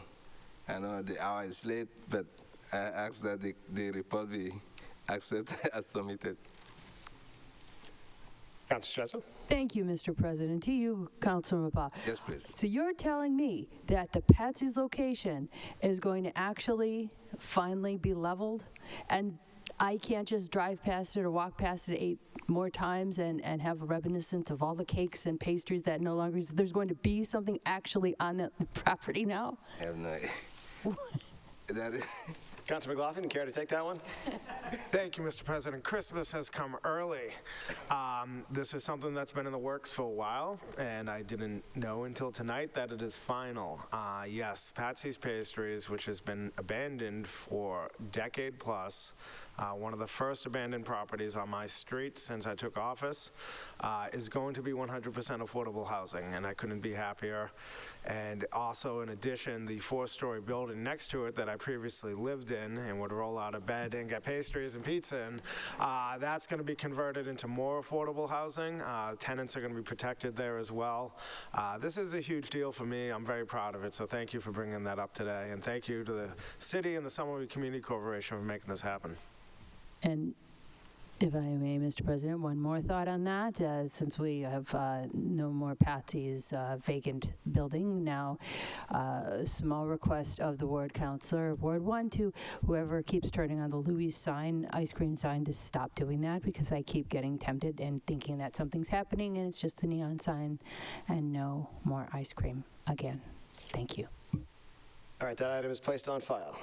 Item 4.3 is a communication by Councilor Mba conveying a report of the Job Creation and Retention Trust Fund. Councilor Bott. Thank you, Mr. President. The trust met on October 27. The commission held, that was when we had our annual meeting in order to review the status of its workforce training, career counseling programs through the past year and look at its finances for the future. Since it began operating in 2020, the trust has provided services to 1,190 people, including 790 in adult education, particularly English as a second language. It provided training to workers' rights to 255 people and industry-specific training for 125 individuals, mostly in healthcare, biotech, and building repair and maintenance services. These 6 years of activity have cost $8.9 million, money that was derived from the jobs linkage fees paid by developers, of new labs, office, and commercial buildings. During 2025, several of the contracts for job training and career counseling came to an end, In particular, the post-secondary success program, which I hope it will continue at the high school, finished after 3 years. It has helped 90 graduates to continue technical and community college training with ongoing counseling payment of their tuition and fees and a stipend for living expenses. For 2026, the Trust made new appropriations totaling $914,000 to continue the existing programs of adult technical training and job-related English learning. The Trust approved a new program of $400,000 to train workers to qualify for City of Somerville job vacancies. This training will focus on building maintenance and DPW construction needs. Looking to the future, the Trust does not anticipate receiving any revenue for several years, given the poor conditions of the real estate market. No new commercial or lab buildings that will pay linkage fees are in the planning and construction pipeline. So the Trust now has uncommitted funds of just about $2 million, which it plans to make available in small grants in order to keep its basic programs going. So one possibility may be like what I suggested, to review those stabilization funds and see how we can actually subsidize some of these programs. I ask that this committee report be accepted as submitted. Excuse me. All right, thank you. That is placed on file. Next item. Item 4.4 is an order by Councilor Ewan Campen that the Director of Mobility increase visibility at the intersection of School Street and the community path by permanently installing a convex mirror on the fence. Councilor Ewan Campen. Thank you, Mr. President. I do have a very short story that I need to tell about an anonymous constituent who did some very minor rule breaking. This was when I was a brand new counselor. I had an elderly constituent who reached out and asked me if she could have one of the bricks from the high school. I will get around to why this is related. And this was during the demolition, so there were piles of bricks lying around. And I was a new counselor, so I very dutifully asked our legislative liaison colleagues, how do I get a brick for this constituent? And they told me, well, it's actually very complicated. It needs to be declared surplus. We know there weren't contaminants, but we need to kind of like officially verify that. There needs to be we want to do a raffle so that people can yada, yada, yada. None of that stuff ever happened. And then me and the constituent just grabbed a brick. And that was technically illegal, and I hope that I get away with it. But I'm telling the story because it's happened again. There has been some very slight rule-breaking behavior that I think was the right thing to do, which is that some people have been putting up a convex mirror at this awful community path intersection where School Street makes this right-angle turn. And this convex mirror, it just helps you see around the corner a little. And it keeps getting taken down. So these wonderful constituents, they put it up, it helps, and then it goes away. We don't know why.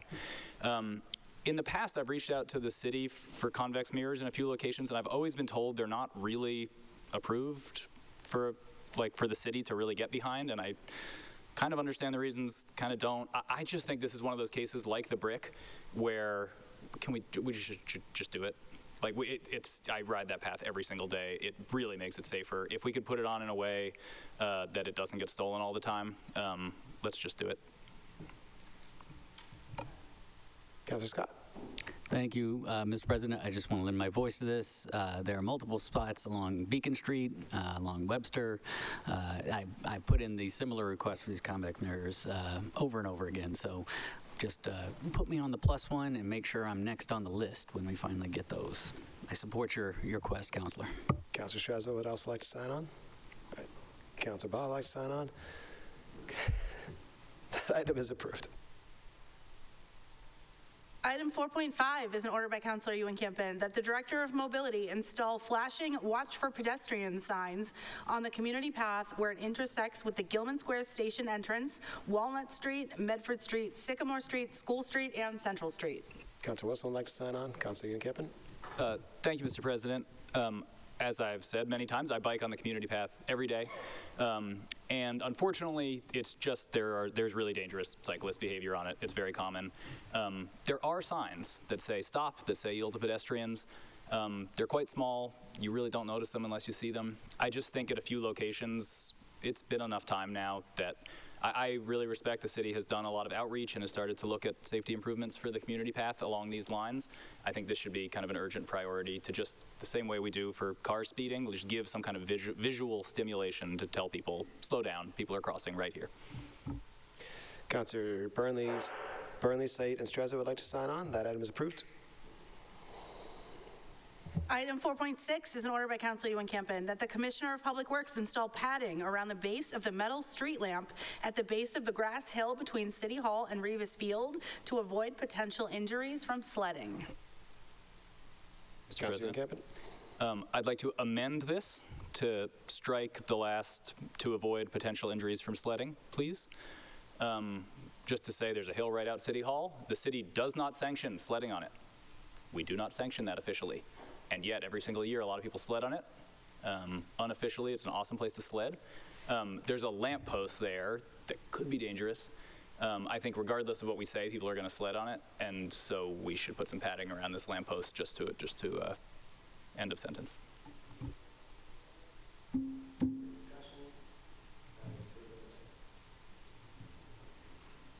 Item 4.7 is an order by Councilor Davis that this council amend the rules of the City Council related to committees.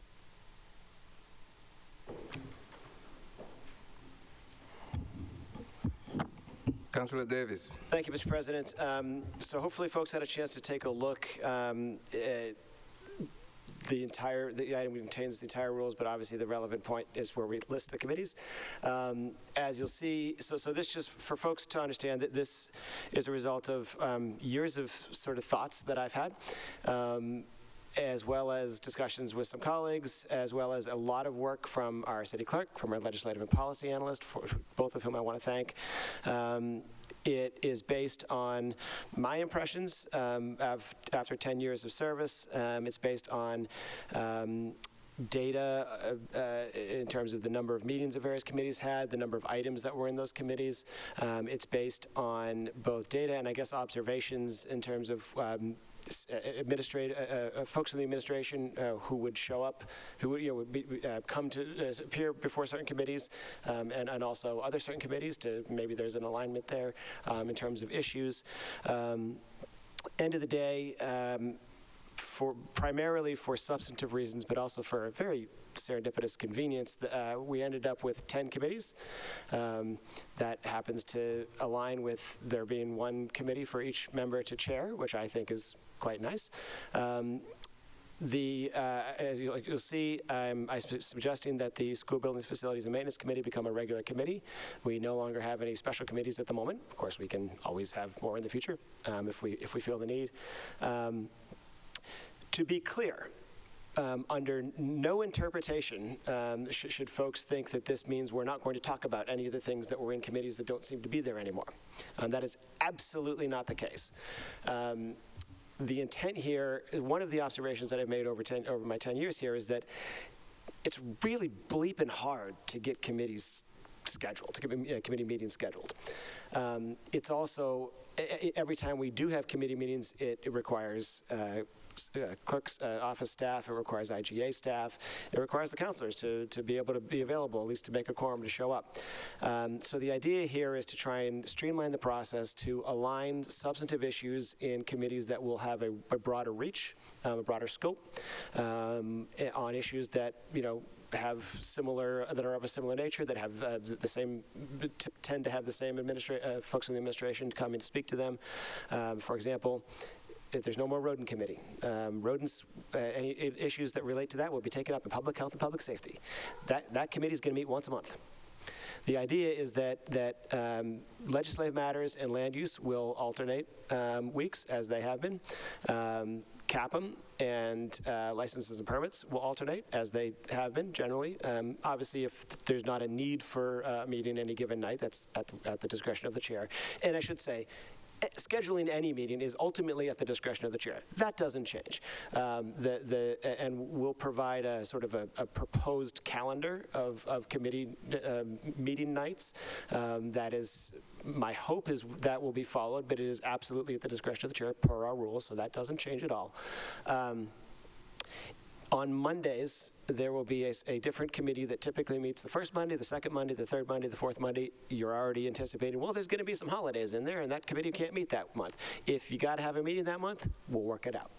We'll figure it out. We'll look at whether CAPM doesn't need to meet, or maybe legislative matters doesn't meet, whatever the case may be. We'll sort it out. If we have to have 2 committee meetings on the same night, we can do that too if we have to. So nothing will get dropped. Nothing will get left behind here. The idea is to make this easier administrative for council members to not have to chair multiple different committees, to make it easier for the staff, the clerk staff, and the administrative staff. So I'll leave it there. I think I hit all the key points I wanted to make here, but I'm happy to answer any questions if anybody has any. Councilor McLaughlin. Thank you, Mr. President. Very disappointed that President Davis is not taking the rodent situation seriously in the city. I've loved going to those separate meetings. I support all these changes. I think it's a good idea. I remember when I was president, I consolidated a few committees. You can really have a discussion about almost anything in any committee. So the amount of committees we have is not as significant as the conversations being had in those committees. So thank you for doing this work. Mr. President, if I may, just on that point, just to, because, and I appreciate the humor, but we will now have effectively a rodent committee meeting every single month. So we can talk, it's no longer the few times a year when that committee will meet. Every month we're going to have there will be a committee meeting, and we can talk about all the stuff. Councilor Strezzo. Thank you.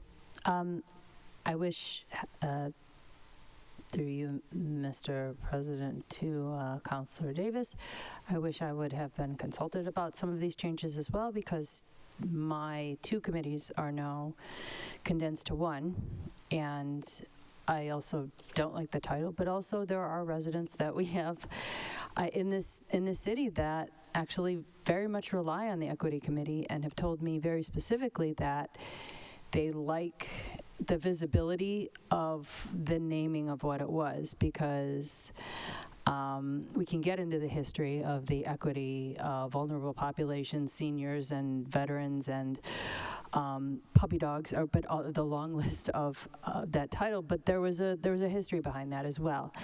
I wish I would have been included in this suggestion to perhaps give some feedback. So I would like to talk about this before these are pushed forward and have a conversation about it. And I feel like now it's just before us, and I anticipate that, Councilor Davis, that you are expecting a vote on this tonight in the last council meeting before the end of the year, but would have loved to be included in the thoughts. Councilor Davis, want to respond? I'm happy to. It is my hope that there will be a vote tonight. Certainly, I'm here to have that discussion. I think this is, if there's the will of the body that any of these names be something different, I'm open to that. We went with what I felt was the best representative of the broader subject matters. Certainly share Councilor Strezzo's view on the importance of having equity be centered is in one of our committees. It is still very much in the name, and unless I'm completely misremembering that we've changed that. So, again, the name of the committee, if y'all want to make an amendment on the floor, we can certainly do that. But the idea is that this will better serve our constituents to enable these topics to be scheduled regularly, the committee meetings that are scheduled regularly, and have these topics brought up in a way that ensures that there'll be a forum for that every month. On that, it's not the sticking point of the name, Mr. President, through you to Councilor Davis. It's not the sticking point on the name. Sure, that's something, and I'll move to amend the title. But also, I think there's a transparency involved in that as well, because we do have constituents that are looking at the titles of these committees and want to know a summary of what exactly it includes, because it is kind of vague. And I get what you're trying to do. I get that. But also, I wish I would have been in any way consulted in the vision of that, because it is very general right now. And no, I do not want to be bogged down by 80,000 committee meetings. I get that point. At the same time, it would have nice to have been consulted and maybe have some input to share and have a collaboration of a vision on that. And so, yes, I would move to change the name to Housing, Community, Equity, and, I don't know, Vulnerable Populations, perhaps Vulnerable Populations in place of or equity, or both. Don't want to make a super long title, but I think that the optics are useful. As a stressor, is that a motion you're making, or you're making a comment? I will put forward a motion to modify the name. I am interested in colleagues' opinions, because I do want a name change, but I am happy to spitball ideas of what that exact title could look like. I don't think community and equity is sufficient, so colleagues, throw me some names. Councilor Pingan. Thank you, Mr. President. Through you, I support these changes as well. I heard one of the members of the public, Ms. Huff, make a noise about the Rota Committee, and so I'll speak to that one specifically. One of the problems, I'm glad also that you brought up the Rota Committee as the example, because, I remember seeing online one time, someone was criticized when I was the chair of the Rota Committee that it had only met twice. And so having so many committees, but not being able to physically hold a meeting because we have these other big committees that kind of take precedent, it's really hard when we pass around that, the public doesn't know, but we pass around this calendar and you fill in, and it's sometimes damn near impossible to get in one of these meetings since we have so many committees. So I think it makes us look like we're not doing the work, but actually, and with this, I wouldn't say that it's not a matter of being bogged down with more committee meetings. If anything, we'll have just the same amount, and they'll be longer probably, because there'll be more items going into these different committees. But nothing will be missed in terms of the work that we're doing and the issues that we're addressing with these changes. So I'm happy to support them. Thank you. Thank you. I personally also support the consolidation. Thank you, Councilor Davis, for that. I think it helps, streamline the process and really, make us become more effective in our work. So, Councilor Ewan-Campbell. Thank you, Mr. President. I also am supportive of these, and I just briefly explain why. I wasn't consulted before I saw it on the agenda, but having served as president, I very much sympathize with the problem of trying to manage all the scheduling of these various committees. And to the point that my good colleague at large made, the 2 points, I'm not at all attached to the names. I don't think we need to solve that tonight. I think the reason to do it tonight is so that the incoming president can assign people to committees, have them be the real committees that are going to serve. If we're able to do it tonight, great, the names. If not, I think we can do that anytime, and I'm totally happy to engage in that. But I will just say that not only do I think members of the public don't understand which committee does what, when I was president, it was often not straightforward when an order would come in what committee it goes to. I think it's legitimately confusing which committee does what thing, and I think streamlining that and trying to clarify that will help a lot. And I don't think there's anything we can do that's going to make an average person off the street immediately understand how the city council works, but I think that this will help simplify things. So thank you to Councilor Davis for bringing that. I'm happy to vote on it tonight. Any more? Councilor Strasser, just wait. I want to make sure that everybody who hasn't had a chance to speak has spoken. Councilor Wilson. Yeah, thanks, Mr. President. I'm supportive of these changes. I have it on good authority that the next administration is going down to 2 positions in IGA. This will make that much easier to do that. just in, I hear our colleague at large's concerns about names. I would urge the council approve the overall reorganization of this. If you want to come back to the name can be resolved in the new year. But this is it's important for now to get these committees restructured like this, just for, as you heard, the ability of the president to do committee assignments. Thanks. Councilor Davis? Yeah, and just to reiterate through you to my good colleague at large, there was probably 5 different versions of the names, particularly of the committee that I anticipate you'll continue to chair. So I'm fully open to better ideas. No objection there at all.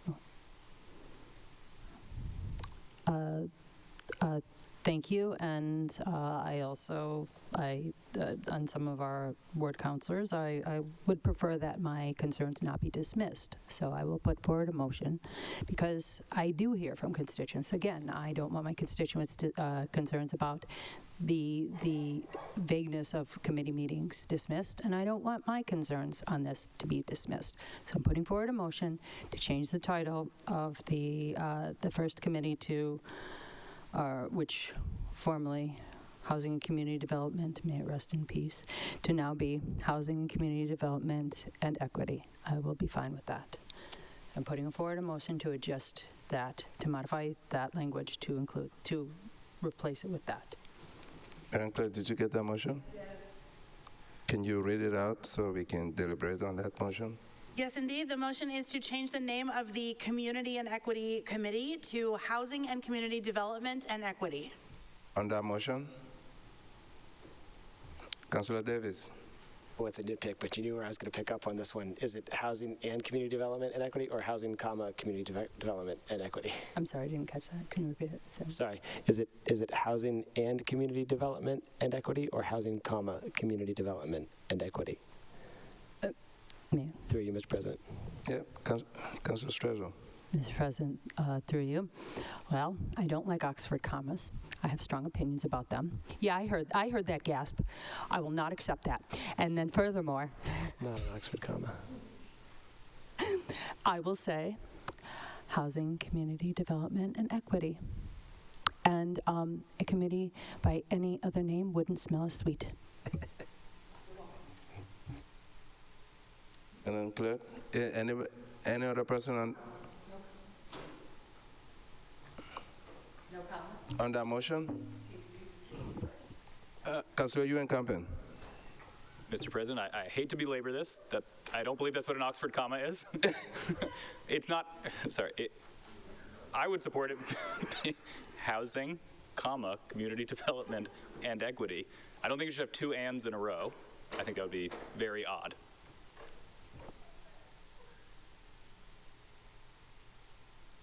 Councilor Wilson. Mr. President, I'm sitting here holding a mug that says, "I am silently correcting your grammar." We got to put some commas. We can't. English major. English major, get English major. So, Madam Clerk, can you read that motion again so we can take a vote and move on? The motion is still... Yes. The motion on the floor is still to change the name of the Community and Equity Committee to Housing and Community Development and Equity. On that motion? You know what? I'm looking, pardon me. Yeah, just put the commas and you're right. The 2 ands, fine. You're right. I'm looking back and past, I'm saying, did we do commas last? I don't remember. Yes. Okay, fine. Pardon me. Pardon me, Mr. President. Through you to Councilor Wilson. Fine. You're right. You and your mug are right. Fine. Housing, community development. On that motion, can you and equity. The motion is to amend the rules to change the name of the Community and Equity Committee to Housing, Community Development, and Equity. On the motion, can you do a roll call? We don't need a roll call. Okay. So that motion is approved.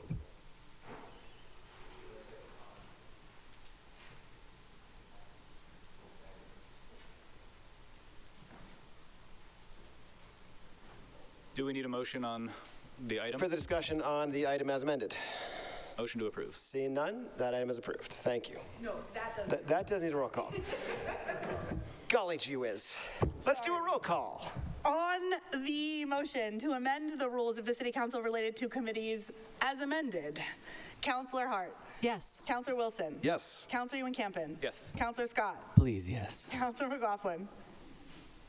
Yes. Counselor Burnley? Aye. Counselor Said? Yes. Counselor Strezzo? Yes, Counselor yes. Counselor Klingon? Yes. Counselor Mba? Yes. Counselor Davis? Yes. With all counselors in favor, those rules have been amended.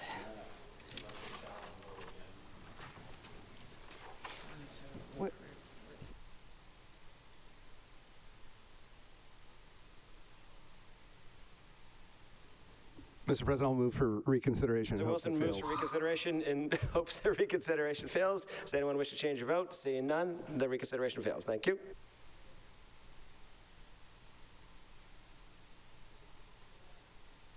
Bring us to the next item, which is item 5.1, in order by Counselor Strezzo, that this City Council discuss the safety of the Summer Street bike lane design around or near Putnam Street to Benton Road, and how and if additional safety modifications can be made. Councilor Strezzo. Thank you. Well, last City Council meeting, he could not get into City Council to speak on this item, and this week he has the flu. So I would ask that this be sent because a constituent wished to speak on this, and I think it was a good conversation to have. I'd like this sent to whatever reincarnation of a committee that this should be sent to. Mr. President? Because then it'll stay here, right? So I'm going to suggest, Councilor Strezzo, that we lay that one on the table, because that way it'll stay alive, and it'll still be with us in January, and then we can deal with it then. Sound good? All right, that is laid on the table. The next item then is item 6B, a report of the Committee on Finance, meeting on December 9th, 2025. Councilor Wilson. Mr. President, the Finance Committee met on Tuesday, December 9th, with all 5 members present. The 99th and final Finance Committee meeting that I chaired. Disappointed not hit the century mark. We took up a 22-item agenda over a 1 hour and 34-minute meeting. In addition to the minutes from our November 19th meeting, we recommend that you approve tonight everything in the minutes. Please, colleagues, read the presentation from engineering that is attached to that meeting for a list of street paving projects. It is unfortunately not all of Ward 3. It is, however, the Ward 3 Councilor's street, so that's an added bonus. Also, we're being gifted the Ralph and Jenny Center. That's pretty cool. Yep, the city is being gifted that. It's an exciting opportunity for us to show that we can learn lessons from the Armory about being a landlord. But very exciting news for the city. So I want to make sure that I called people's attention to that. Also, I want to thank publicly, again, in front of a larger audience here, the Tufts softball team for raising hundreds of dollars to fight food insecurity here in Somerville. That's pretty cool as well. We then discussed and marked as work complete all the orders and resolutions that were in finance to ensure that we left nothing in committee. Well, almost nothing. We're going to get to that in a second. With that, I'll ask that you approve the committee report as submitted. Any discussion on the committee report? Seeing none, the report is approved as submitted. That takes us to a few roll calls. It does indeed, I believe, 5 roll call votes, starting with item 25-1728, the approval of a utility easement for NStar Electric Company at 0 Windsor Place. On the item, Councilor Hart. Yes. Counselor Wilson. Yes. Counselor Ewan-Campen. Yes. Counselor Scott. Yes. Counselor McLaughlin. Yes. Counselor Burnley. Aye. Counselor Said. Yes. Counselor Strezzo. Yes. Counselor Klingon. Yes. Counselor Mba. Yes. Counselor Davis. Yes. With all counselors in favor, that item is approved. And then we have before this council item 25-1732, requesting approval to appropriate $6,750 from the medicinal marijuana stabilization fund for additional duties related to the out-of-school time activities for fiscal year 2026. On the item, Counselor Hart. Yes. Counselor Wilson. Yes. Counselor Ewan-Campen. Yes. Counselor Scott. Yes. Counselor McLaughlin. Yes. Counselor Burnley. Aye. Counselor Said. Yes. Counselor Strezzo. Yes. Counselor Klingon. Yes. Counselor Mba. Yes. Counselor Davis. Yes. With all counselors in favor, that item is approved. Item 25-1737 is requesting approval to accept a gift of real property located at 17 Innerbelt Road from Ralph DeVito Jr. and Abraham Trustee RCD Foundation, the aforementioned Ralph and Jenny Center. On the item, Counselor Hart. Yes. Counselor Wilson? Yes. Counselor Ewan Campen? Yes. Counselor Scott? Yes. Counselor McLaughlin? Yes. Counselor Burnley? Aye. Counselor Said? Yes. Counselor Strezzo? Yes. Counselor Klingon? Yes. Counselor Mba? Yes. Counselor Davis? Yes. With all counselors in favor, that item is approved.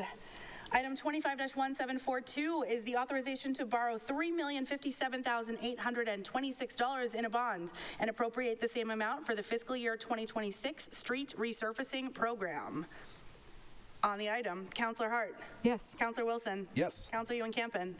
Yes. Counselor Scott? Yes. Counselor McLaughlin? Yes. Counselor Burnley? Aye. Counselor Said? Yes. Counselor Strezzo? Yes. Counselor Klingon? Yes. Counselor Mba? Yes. Counselor Davis? Yes. With all counselors in favor, that item is approved.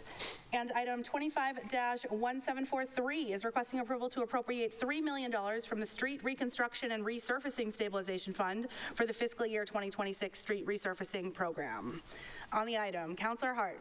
Yes. Counselor Wilson? Yes. Counselor Ewan Campen? Yes. Counselor Scott? Yes. Counselor McLaughlin? Yes. Counselor Burnley? Aye. Counselor Said? Yes. Counselor Strezzo? Yes. Counselor Klingon? Yes. Counselor Mba? Counselor Davis? Yes. With all counselors in favor, that item is approved. Counselor Wilson?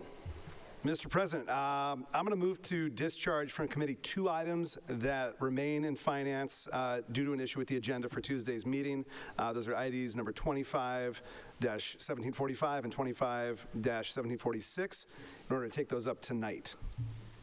So, Counselor Wilson, you moved to request to waive the rules because our rules do prohibit discharging an item that has not been in committee for 90 days, 60 days? 60. Mr. President, I believe 60. Yes, I'll move as such to move to suspend the rules of the council on the grounds these are vital funds for immigrant legal services needed now more than ever. And I also understand that there was maybe just a miscommunication as to why they weren't put on the agenda or something. Mr. President, I would never throw anyone under the bus. There was some miscommunication somewhere. There was a miscommunication, that's all I'll say. There are extenuating circumstances here that support the suspension of the rules for these particular items. Any discussion? All right, those items are, do we need a roll call? To discharge them, you do not need a roll call, but then we will need a roll call on each of the items individually. Okay, so those items are now before us. Councilor Wilson, you want to speak to the items at all? Or? Not really. Read the items I will read them to the Yeah, record. thank you. Thank you. Madam Read Clerk, that help. read the items in, and we'll see if anyone has any questions after that. Item 25-1745 is requesting approval to appropriate $250,000 from the Community Benefit Stabilization Fund to the Immigration Legal Services Stabilization Fund for legal services for immigrants and asylum seekers seeking permanent residency. Councilor Wilson? Yeah, Mr. President, I'll just say we need these funds to deal with the nonsense happening in our city. Any further discussion? Seeing none on the item? On the item, Counselor Hart? Yes. Counselor Wilson? Yes. Counselor Ewan Campen? Yes. Counselor Scott? Yes. Counselor McLaughlin? Yes. Counselor Burnley? Aye. Counselor Said? Yes. Counselor Strezzo? Yes. Counselor Klingon? Yes. Counselor Mba? Yes. Counselor Davis? Yes. Right, and then item 25-1746 is requesting approval to appropriate $250,000 from the Immigrant Legal Services Stabilization Fund for legal services for immigrants and asylum seekers seeking permanent residency. On the item, Counselor Hart. Yes. Counselor Wilson. Yes. Counselor Ewan Campen. Yes. Counselor Scott. Yes. Counselor McLaughlin. Yes. Counselor Burnley. Aye. Counselor Said. Yes. Counselor Strezzo. Yes. Counselor Klingon. Yes. Counselor Mba. Yes. Counselor Davis. Yes. With all counselors in favor, those items are approved. All right, can we take item 8.6 out of order, please? Seeing no objection. And indeed, take item 8.6 out of order. And that is an officer's communication from the planning board conveying recommendations for items 25-1554, 1552, and 1539. All right, that item is placed on file. Next item. And that brings us to the report of the Committee on Land Use, meeting on December 4th, 2025. Councilor McLaughlin. It is true that happened. 4 councilors were present. Councilor Ewan Campen had a very important birthday party to attend. We took up 3 items. voted to approve 3 items. One is just a change to daycare use to enable more daycares. Another was an ordinance to make pre-submittal meetings optional for most permits to improve clarity and consistency. That was also approved unanimously. And then finally, we had a citizens communication from 12 registered voters requesting a zoning map amendment change from MR4 to MR6 at an address on Highland Ave, which is currently an abandoned auto body shop that they're looking to make housing out of. I believe someone will have an amendment for this to discuss, but that was passed with 3 out of 5 votes, with Councilor Davis recusing himself. So I submit the committee report to be accepted. On the report, Councilor Wilson?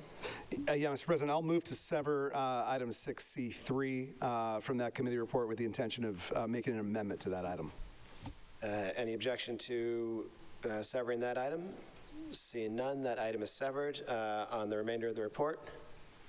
Seeing none, the report is approved. That puts 2 items before us for enrollment and ordainment. That is correct, Mr. President. The first of those is item 25-1552. Got my things in order here, which is requesting ordainment of an amendment to several tables and section 9.1.1 of the zoning ordinance to permit home-based child daycare accessory uses and make corrections. Okay, on enrollment, Councilor Hart. Yes. Councilor Wilson. Yes. Councilor Ewan-Campen. Yes. Councilor Scott. Yes. Councilor McLaughlin. Yes. Councilor Burnley. Aye. Councilor Said. Yes. Councilor Strezzo. Yes. Councilor Klingon. Yes. Councilor Mba. Yes. Councilor Davis. Yes. With all councilors in favor, that item is enrolled. And on ordainment, Councilor Hart. I'm sorry, could you clarify what? I could indeed. There are 3 parts to passing an ordinance: approval, which happened as part of the committee report, enrollment, and then ordainment, which is what finally codifies it into the ordinances. And because of the way the rules of the city council are written, it does require 2 separate roll call votes. It's a fun time for all. Thank you. Wait, on that point, we could have 1 vote by our own rules? Yeah. Okay. We'll work on that one. Yeah. Because ordainment required in this to waive this, to do it all at one meeting, it requires 2/3 to ordain. So that's why, right? Technically, the rules say we're supposed to do this at a separate meeting, unless we want to ordain it at the same meeting. That requires a 2/3 vote. Therefore, that's why we do a roll call vote, because that effectively gives us the 2/3 vote to ordain it at the same meeting. That's the right. But that's your rule. It's our rule. We could talk about that. We could talk about that in legislative matters, where we'll now talk about council rules. But on ordainment, Councilor Hart. Yes. Councilor Wilson. Yes. Councilor Ewan-Campen. Yes. Councilor Scott. Yes. Councilor McLaughlin. Yes. Councilor Burnley. Aye. Councilor Said. Yes. Councilor Strezzo. Yes. Councilor Klingon. Yes. Councilor Mba. Yes. Councilor Davis. Yes. With all councilors in favor, that item is ordained.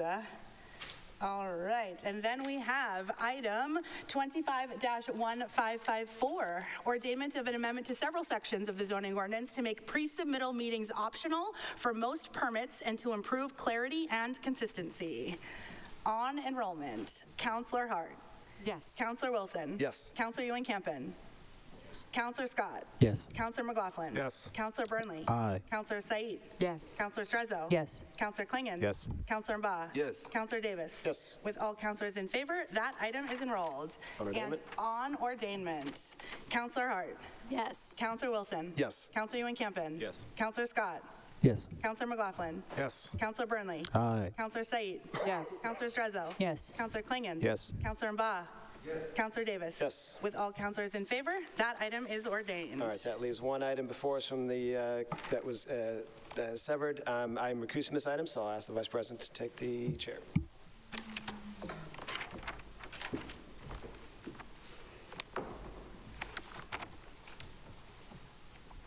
On the severed item, Madam Clerk.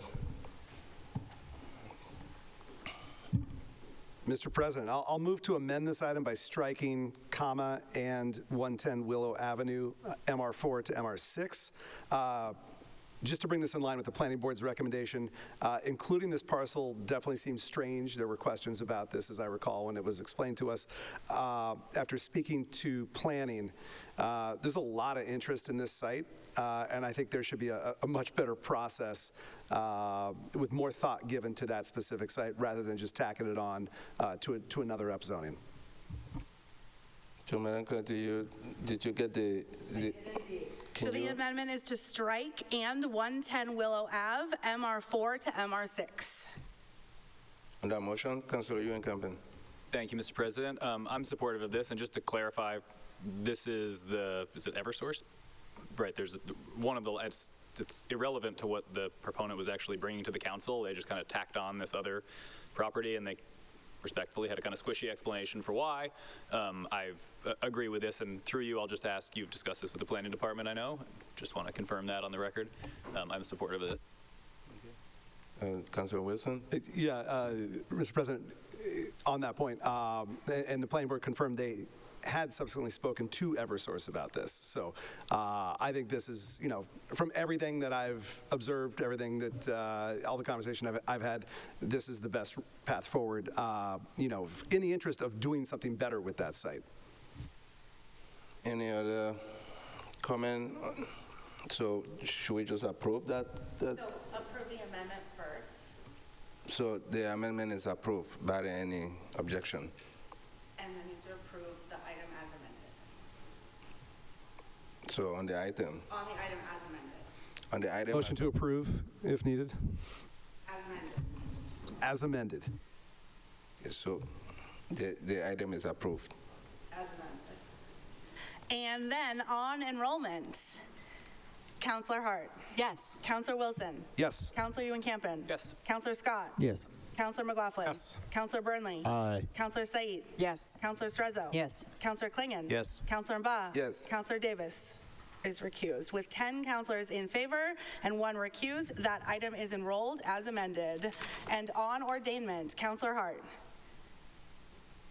Yes. Counselor Wilson. Yes. Counselor Ewan Campen. Yes. Counselor Scott. Yes. Counselor McLaughlin. Yes. Counselor Burnley. Aye. Counselor Said. Yes. Counselor Strezzo. Yes. Counselor Klingon. Yes. Counselor Mba. Yes. And Counselor Davis is recused. So with 10 counselors in favor and 1 recused, that item is ordained as amended. Thank you. And the next item then is item 6D, a report of the Committee on Legislative Matters, meeting on December 2nd, 2025. Counselor Scott. Oh, thank you, Mr. President. I will attempt to make this report as long as possible. Let's see here. We had a pretty long agenda because we were trying to wrap things up here at the end of the year. Several items were kept in committee and will be taken up in the new year. There is one that was recommended to be discharged with no recommendation to the council. That was the Councilor Klingon ordinance about snow removal. So we'll be discharging that without recommendation, and I believe placing it on file because new language has been submitted by the clerk's office to accomplish what you're looking for as it pertains to commercial properties and buildings with commercial ground floor. The concern from the committee was about the burden of that landing on residential properties, but everybody was able to have broad agreement that if you're operating a business in the city, you should be a good neighbor and clear your sidewalks, and that should not be too much of a burden for businesses operating in the city.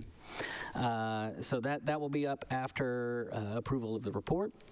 There was also an amendment to modify the appointment process for the Community Preservation Committee.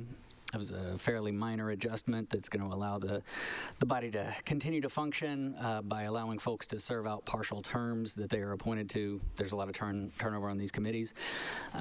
There was a neonicotinoid, a pesticide, basically, requirement on purchasing that we had put into place several years ago, which had a sunset date that is coming up. And in order to ensure that we can continue to plant trees in the city for the next several years, we extended that sunset date to 2028.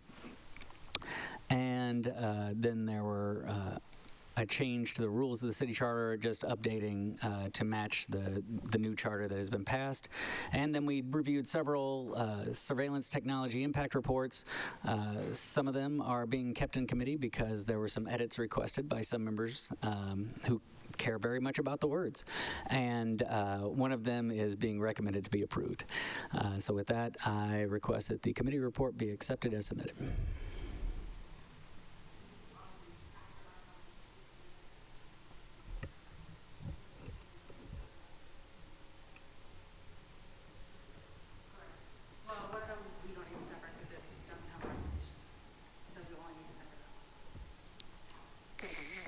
Oh, I see. Okay. Yeah. So, Councillor Scott, thank you for that clarification, Madam Clerk. Yes, there's a little difference here because there's two items that have been items 8.1 and 8.2, which we'll take up after the committee report, that replace the item that the good chair noted about the snow removal and about the amendments to the rules. However, the snow removal one is all set because it was no recommendations. That'll be placed on file through approval of the report.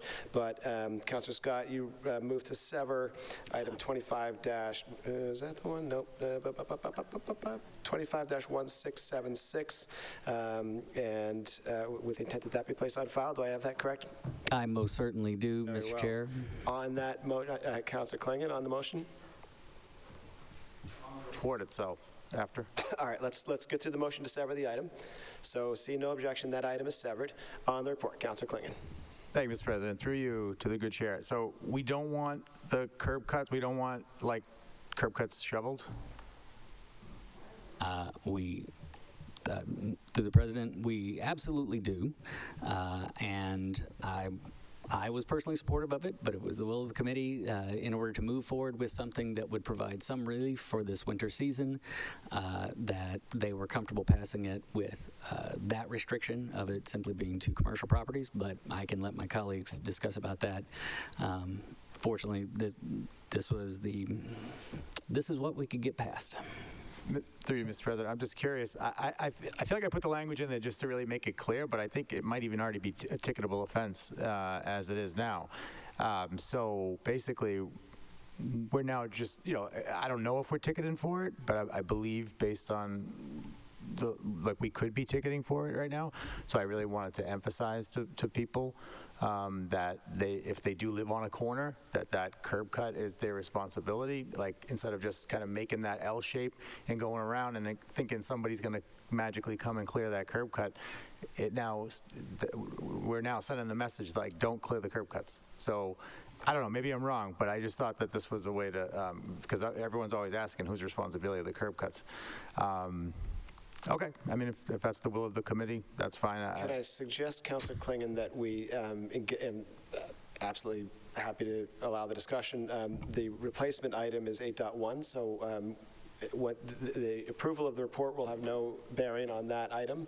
So, because that will be that one was placed on file because there was no recommendation. So, why don't we continue on the report, and then we can engage the substantive discussion on 8.1. Is that okay? Sure. Any other, Councilor Brenly, on the report? Yeah, on the report, can I speak to items that were left in committee on the report? If they were on the agenda at this meeting, yes. Okay. Thank you. Through the chair, I just want to thank Councilor Scott for keeping certain items in committee. In particular, there was an ordinance that I proposed that it remains in committee regarding this city policy around having a specific paid leave practice for survivors. Councilor Burnley, I don't believe that item was on the agenda for this meeting. Oh, okay. Oh, no. Okay. Well, it is definitely still in committee. Okay. Very well. On the committee report? On the committee report, I will say thank you for leaving certain items in committee. There are some really important ones. Please take action on them next term. That gives me another opportunity to remind folks yet again, because it's very confusing, that items that are in committees for an action to be taken, so for a recommendation, those will remain in committee. If it's in committee for a discussion, then make a note of it and bring your list in January and send it back out if you send it back in as an item if you want it to go back into a committee for 26. Okay. Any further discussion on the committee report? Mr. Chair, I will accept the homework assignment. Thank you. Very well, thank you, Mr. Chair. All right, so seeing none, the committee report is approved. That puts the discharge item before us. That will be placed on file. And then can we take up item 8.1 out of order, please? We can, Mr. President, might I suggest we enroll and ordain? Yes, that's a better idea. Great. Thank you, Madam Clerk. Let's do that first. So the next item before this council is item 25-1652, requesting ordainment of an amendment to section 2-309.9 and 2-309.10 of the Code of Ordinances to clarify term length and appointment process for the Community Preservation Committee. On enrollment. Counselor Hart. Yes. Counselor Wilson. Yes. Counselor Ewan-Campen. Yes. Counselor Scott. Yes. Counselor McLaughlin. Yes. Counselor Burnley. Aye. Counselor Said. Yes. Counselor Strezzo. Yes. Counselor Klingon. Yes. Counselor Mba. Yes. Counselor Davis. Yes. With all counselors in favor, that item is enrolled. And on ordainment, Counselor Hart. Counselor Wilson. Yes. Counselor Ewan-Campen. Yes. Counselor Scott. Yes. Counselor McLaughlin. Yes. Counselor Burnley. Aye. Counselor Said. Yes. Counselor Strezzo. Yes. Counselor Klingon. Yes. Counselor Mba. Counselor Davis. Yes. With all counselors in favor, that item is ordained. And then you have before you item 25-1714, requesting ordainment of an amendment to section 12-178 of the Code of Ordinances to remove the prohibition on sourcing neonicotinoid treated plants. Whew. On enrollment, Counselor Hart. Yes. Counselor Wilson. Yes. Counselor Ewan-Campen. Neonicotinoid. I know, Like it was so nicotine. close, right? Yes. Counselor Scott. Yes. Counselor McLaughlin. Yes. Counselor Burnley. Aye. Counselor Said. Yes. Counselor Strezzo. Yes. Counselor Kling. Yes. Counselor Mba. Counselor Davis. Yes. With all counselors in favor, that item is enrolled. And on ordainment, Counselor Hart. Yes. Counselor Wilson. Yes. Counselor Ewan-Campen. Yes. Counselor Scott. Yes. Counselor McLaughlin. Yes. Counselor Burnley. Aye. Counselor Said. Yes. Counselor Strezzo. Yes. Counselor Klingon. Yes. Counselor Mba. Yes. Counselor Davis. Yes. With all counselors in favor, that item is ordained. And that will then, Mr. President, take us to that next item you have suggested taking out of order, which is item 8.1, an officer's communication from the city clerk, submitting an amendment to section 12-8 of the Code of Ordinances to require owners of commercial properties to clear snow and ice from accessible curb cuts.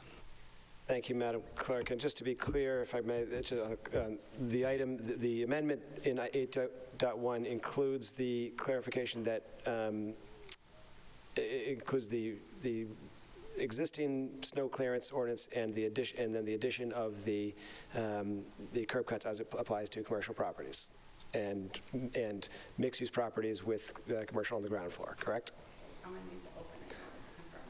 I can tell you that's the answer is yes. Just so folks know what we're talking about here. Councilor Ewan-Campen. Thank you, Mr. President. Through you, I just wanted to follow up on Councilor Klingon's question because this was like a very active conversation in the committee. So the original proposal basically was to start ticketing basically if you live on a corner and you have curb cuts, ramps, whatever you want to call them, that they need to be cleared. And if you don't clear those in addition to your sidewalk, you get a ticket. And I think the concern of myself and members of the committee is that those can be really, really hard to keep clear because of snowplows. So all of us want them to be cleared. Also, all of us feel that the city needs to play a larger role in that, and we're worried about the first big snowstorm where there's 12 inches of ice on those corners and all of a sudden, hundreds of residents are getting hit with big tickets. There's obviously a longer conversation to have about whether it's an enforcement issue, but I think, a majority of the committee was uncomfortable affirmatively saying we're ready to take that step right now for everyone who lives on a corner and, potentially hit them with these big tickets for really quite an impossible job after some storms, kind of based on snowplows, right? So that was the concern, but I think we all feel like it's an extremely serious issue. Like you can't have impassable sidewalks after storms, so it's something that we want to continue working on, and I'll speak for myself, we want to see more public resources on that.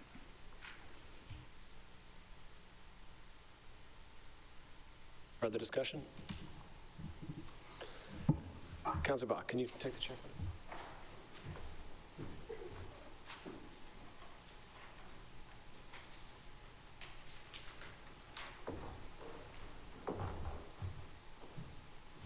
Councilor Davis. Thank you, Mr. President. Through you to the good councilor from Ward 4, totally appreciate the comment and the concern. I share it, and as the good councilor from Ward 3 noted, I think we all agree that the curb cuts need to be cleared.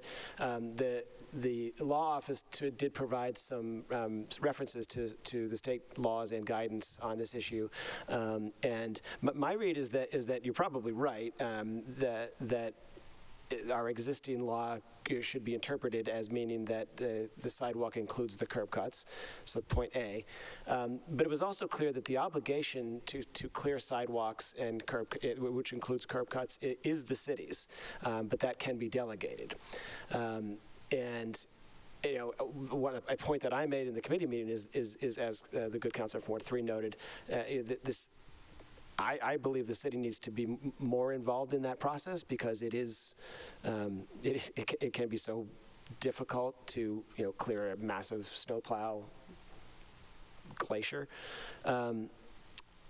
The committee discussed, and I think when this was first discussed months ago, there was a thought about, and there was a question to the law department about whether we could apply this to begin with. We could apply this only to large apartment buildings rather than smaller residential houses, and the answer was yes. But it was noted in the committee that there still might be a concern that owners of a large apartment building might pass that obligation onto the tenants, and we need to dig into that further. So my take was that this is very much still an open conversation.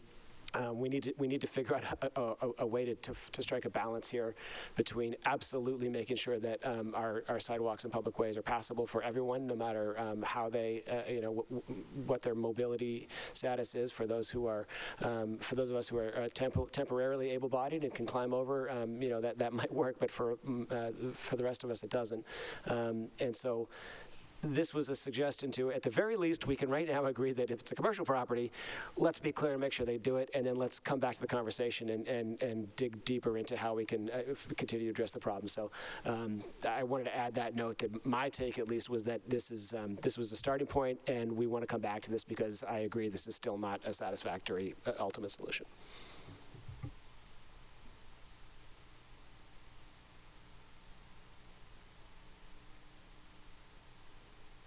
Any further discussion? All right, seeing none. We need approval, enrollment, and ordainment. Right. Discussion? No further discussion, so that item is approved. And on enrollment. And on enrollment of an amendment to Section 12-8 of the Code of Ordinances to require owners of commercial properties to clear snow and ice from accessible curb cuts. Councilor Hart. Yes. Councilor Wilson. Yes. Councilor Ewan-Campen. Yes. Councilor Scott. Yes. Councilor McLaughlin. Yes. Councilor Burnley. Aye. Councilor Said. Yes. Councilor Strezzo. Yes. Councilor Klingon. Yes. Councilor Mba. Yes. Councilor Davis. Yes. With all councilors in favor, that item is enrolled. And on ordainment, Councilor Hart. Yes. Councilor Wilson. Yes. Councilor Ewan-Campen. Yes. Councilor Scott. Yes. Councilor McLaughlin. Yes. Councilor Burnley. Aye. Councilor Said. Yes. Councilor Strezzo. Yes. Councilor Klingon. Yes. Councilor Mba. Councilor Davis. Yes. With all councilors in favor, that item is ordained. All right, thank you. Can we take up item 8.2 out of order? Seeing no objection. Item 8.2 is an officer's communication from the city clerk submitting an amendment to the rules of the city council to align with the provisions of the city charter.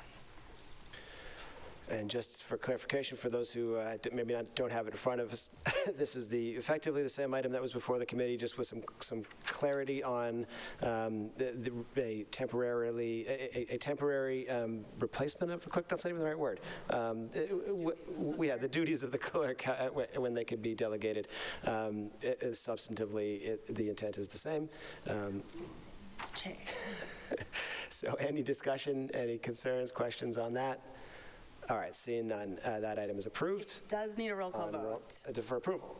Because it's just a rule, so we just need one roll call. One roll call. Brilliant. Let's do that, please. So on those amendments to the rules of the city council to align with the provisions of the city charter, Councilor Hart. Yes. Councilor Wilson. Yes. Councilor Ewan-Campen. Yes. Councilor Scott. Yes. Councilor McLaughlin. Yes. Councilor Burnley. Aye. Councilor Said. Yes. Councilor Strezzo. Yes. Councilor Klingon. Yes. Councilor Mba. Yes. Councilor Davis. Yes. With all councilors in favor, that item is approved. Next item. And that brings us to item 6E, a report of the Committee on Licenses and Permits, meeting on December 10th, 2025. Councilor Burnley. To the chair, finally.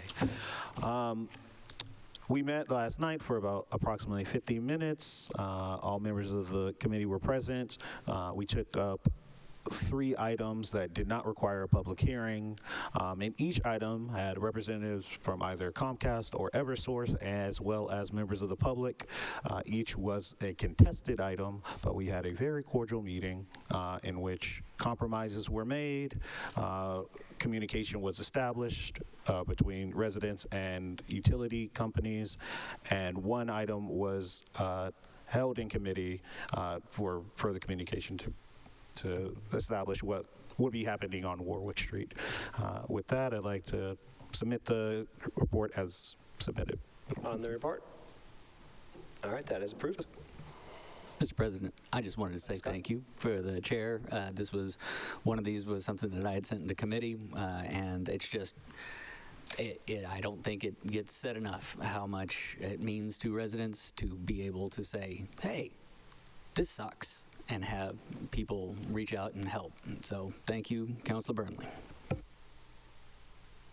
Next item. Item 6F is a report of the Committee on Open Space, Environment, and Energy, meeting on December 3rd, 2025. Councilor Bott.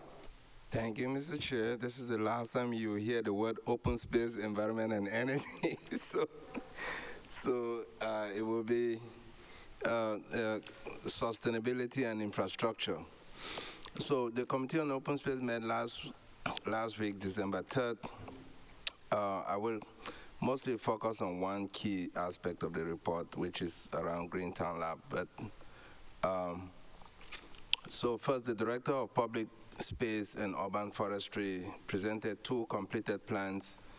The 10-year plan for open space and recreation, which focuses on opportunities and challenges in acquiring new public accessible open spaces, and the Pollinator Action Plan that details methods and strategies for creating sustainable and high-quality green spaces.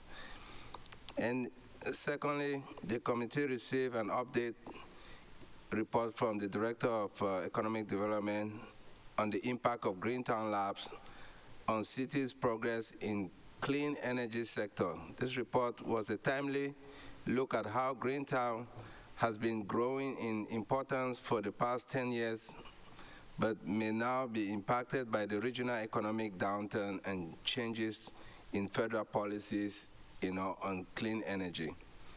So we, the committee, appear to be optimistic that private investors and market demand for power from all sources will continue to support the research activities which Greentown members enterprises are developing.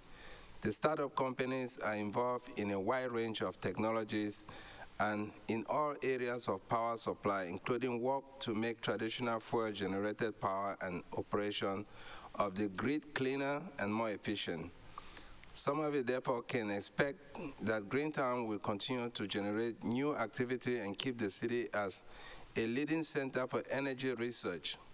Since 2015, Greentown has assisted over 500 new firms to establish themselves. These companies arrive at Greentown with 3 or 4 founding entrepreneurs and carry out their first stages of research and prototype formulation using the shared spaces and equipment that Greentown provides. As their work progresses, more companies grew to 10 or 15 people, and they begin to need business support services like accounting, human resources, management, and marketing, and all of which Greentown helps them to learn and acquire. So Greentown also gives them opportunities to connect with venture capital investors and other financial services.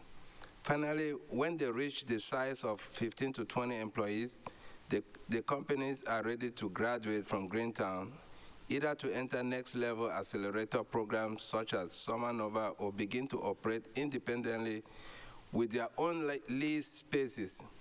So many of these alum companies remain affiliated with Greentown, continue to take part in its activities and helping to mentor the next generation of startups. So today, at the Greentown facility on Somerville Ave, they have 140 companies, and on any given day, about 200 people are at work.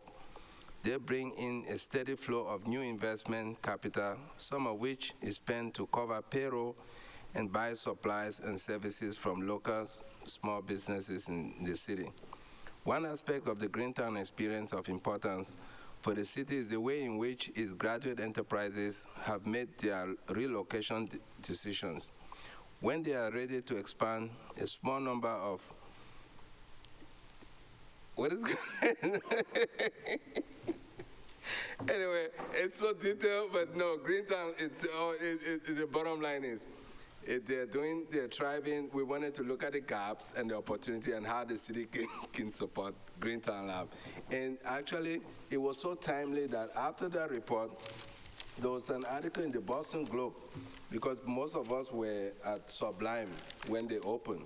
So they had gotten grant for $150 million. $87 million has been slashed by this current administration, just to say now, through that process, it was so timely that we can see that most of their work is being impacted by this current administration.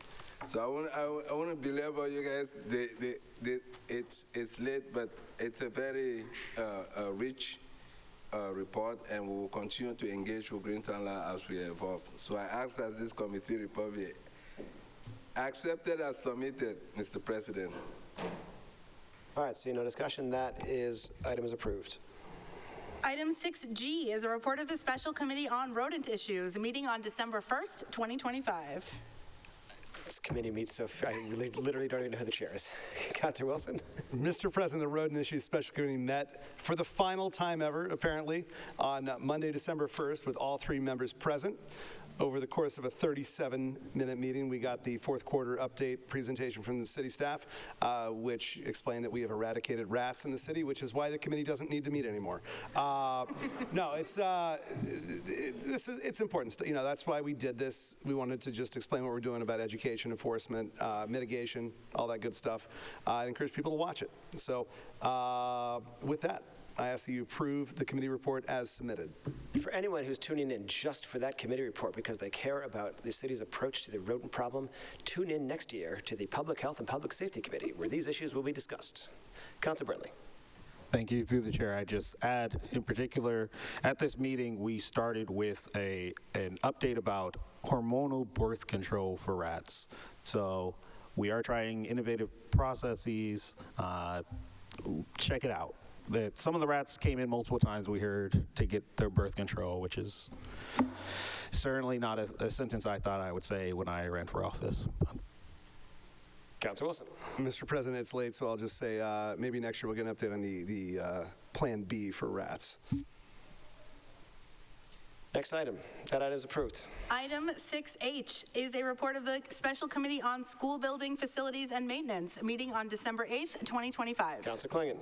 Thank you, Mr. President. Through you, we met. All members are present. We discussed a couple of items. It's all on tape and in the minutes. I recommend you check it out, and I ask that this report be accepted as submitted. Seeing no discussion, that item is approved. Item 7.1 is a request of the mayor requesting ordainment of an amendment to Chapter 7 of the Code of Ordinances to establish a rental registry and energy disclosure. Woo-hoo! Boy, I've been waiting for this one. That item is referred to legislative matters.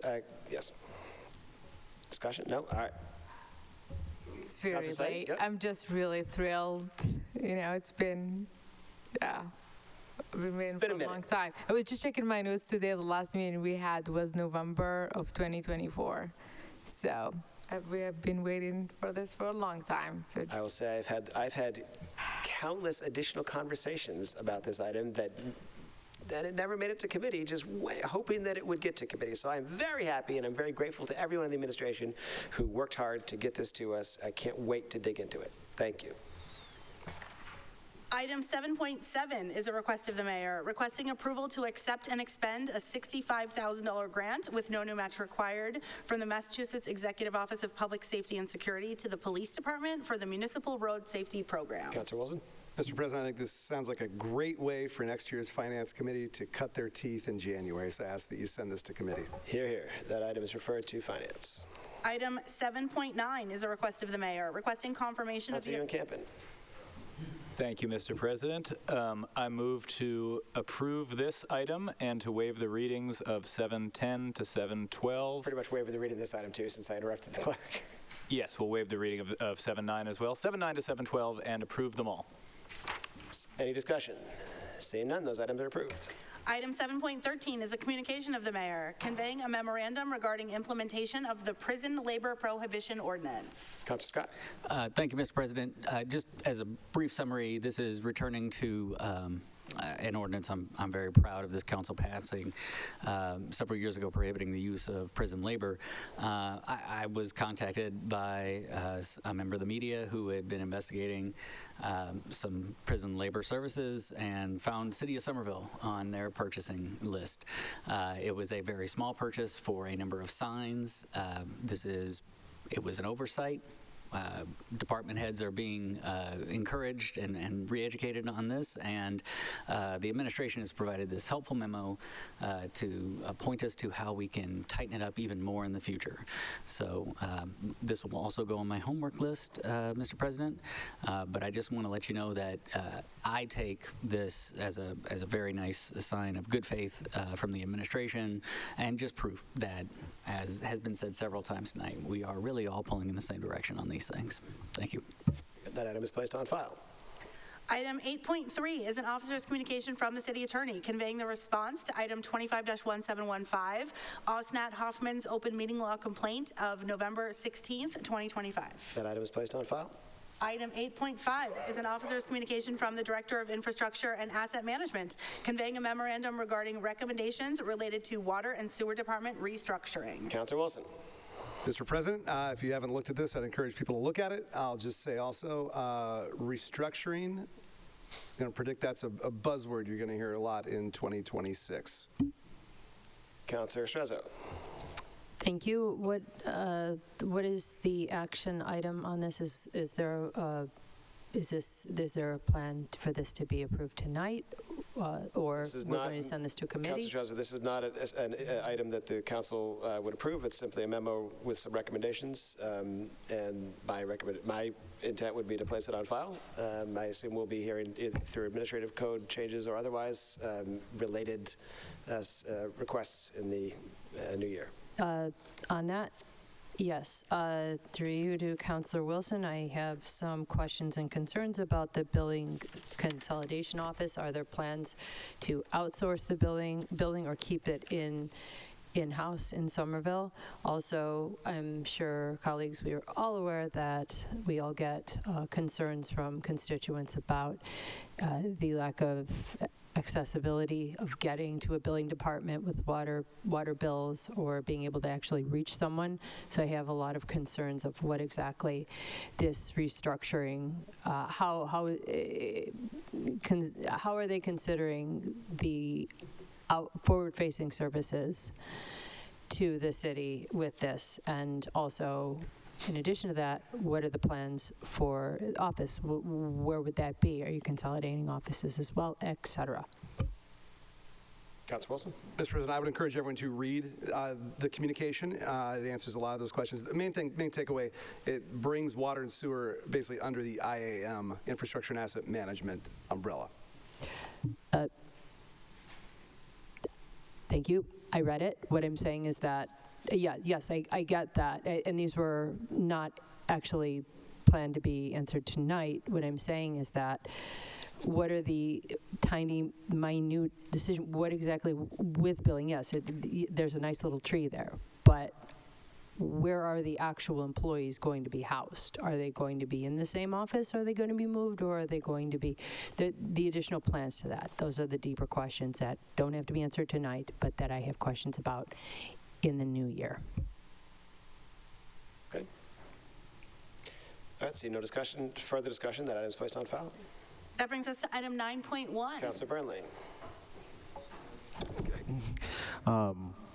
Through the chair, I plan to take all these up individually, so we hit midnight again. I'd like to waive the readings of items 9.1 through 9.25, as well as 10.3 through 10.6, and I will just highlight, since this is the last time I can do this, that I'm moving for approval for renewal of automatic amusement devices, as well as the first, what is it? Where is it? The annual menorah lighting, and the 250th first flag raising ceremony on January 1st. Be there, be square. And with that, thank you. You're here. Seeing no further discussion, those items are approved. Item 10.2 is an officer's communication from the Condominium Review Board conveying the fiscal year 2024 annual report pursuant to Section 7-70 of the Code of Ordinances. That item is placed on file. Item 10.7 is a public communication from Tyler Barbosa submitting comments regarding item 25-1757, Eversource applying for a grant of location to install a total of 48 feet of conduit in Vernon Street. That item is placed on file. And that brings us to the end of the agenda, Mr. President. There are no further items before this council. Councilors Burnley and Wilson move to adjourn. We are adjourned.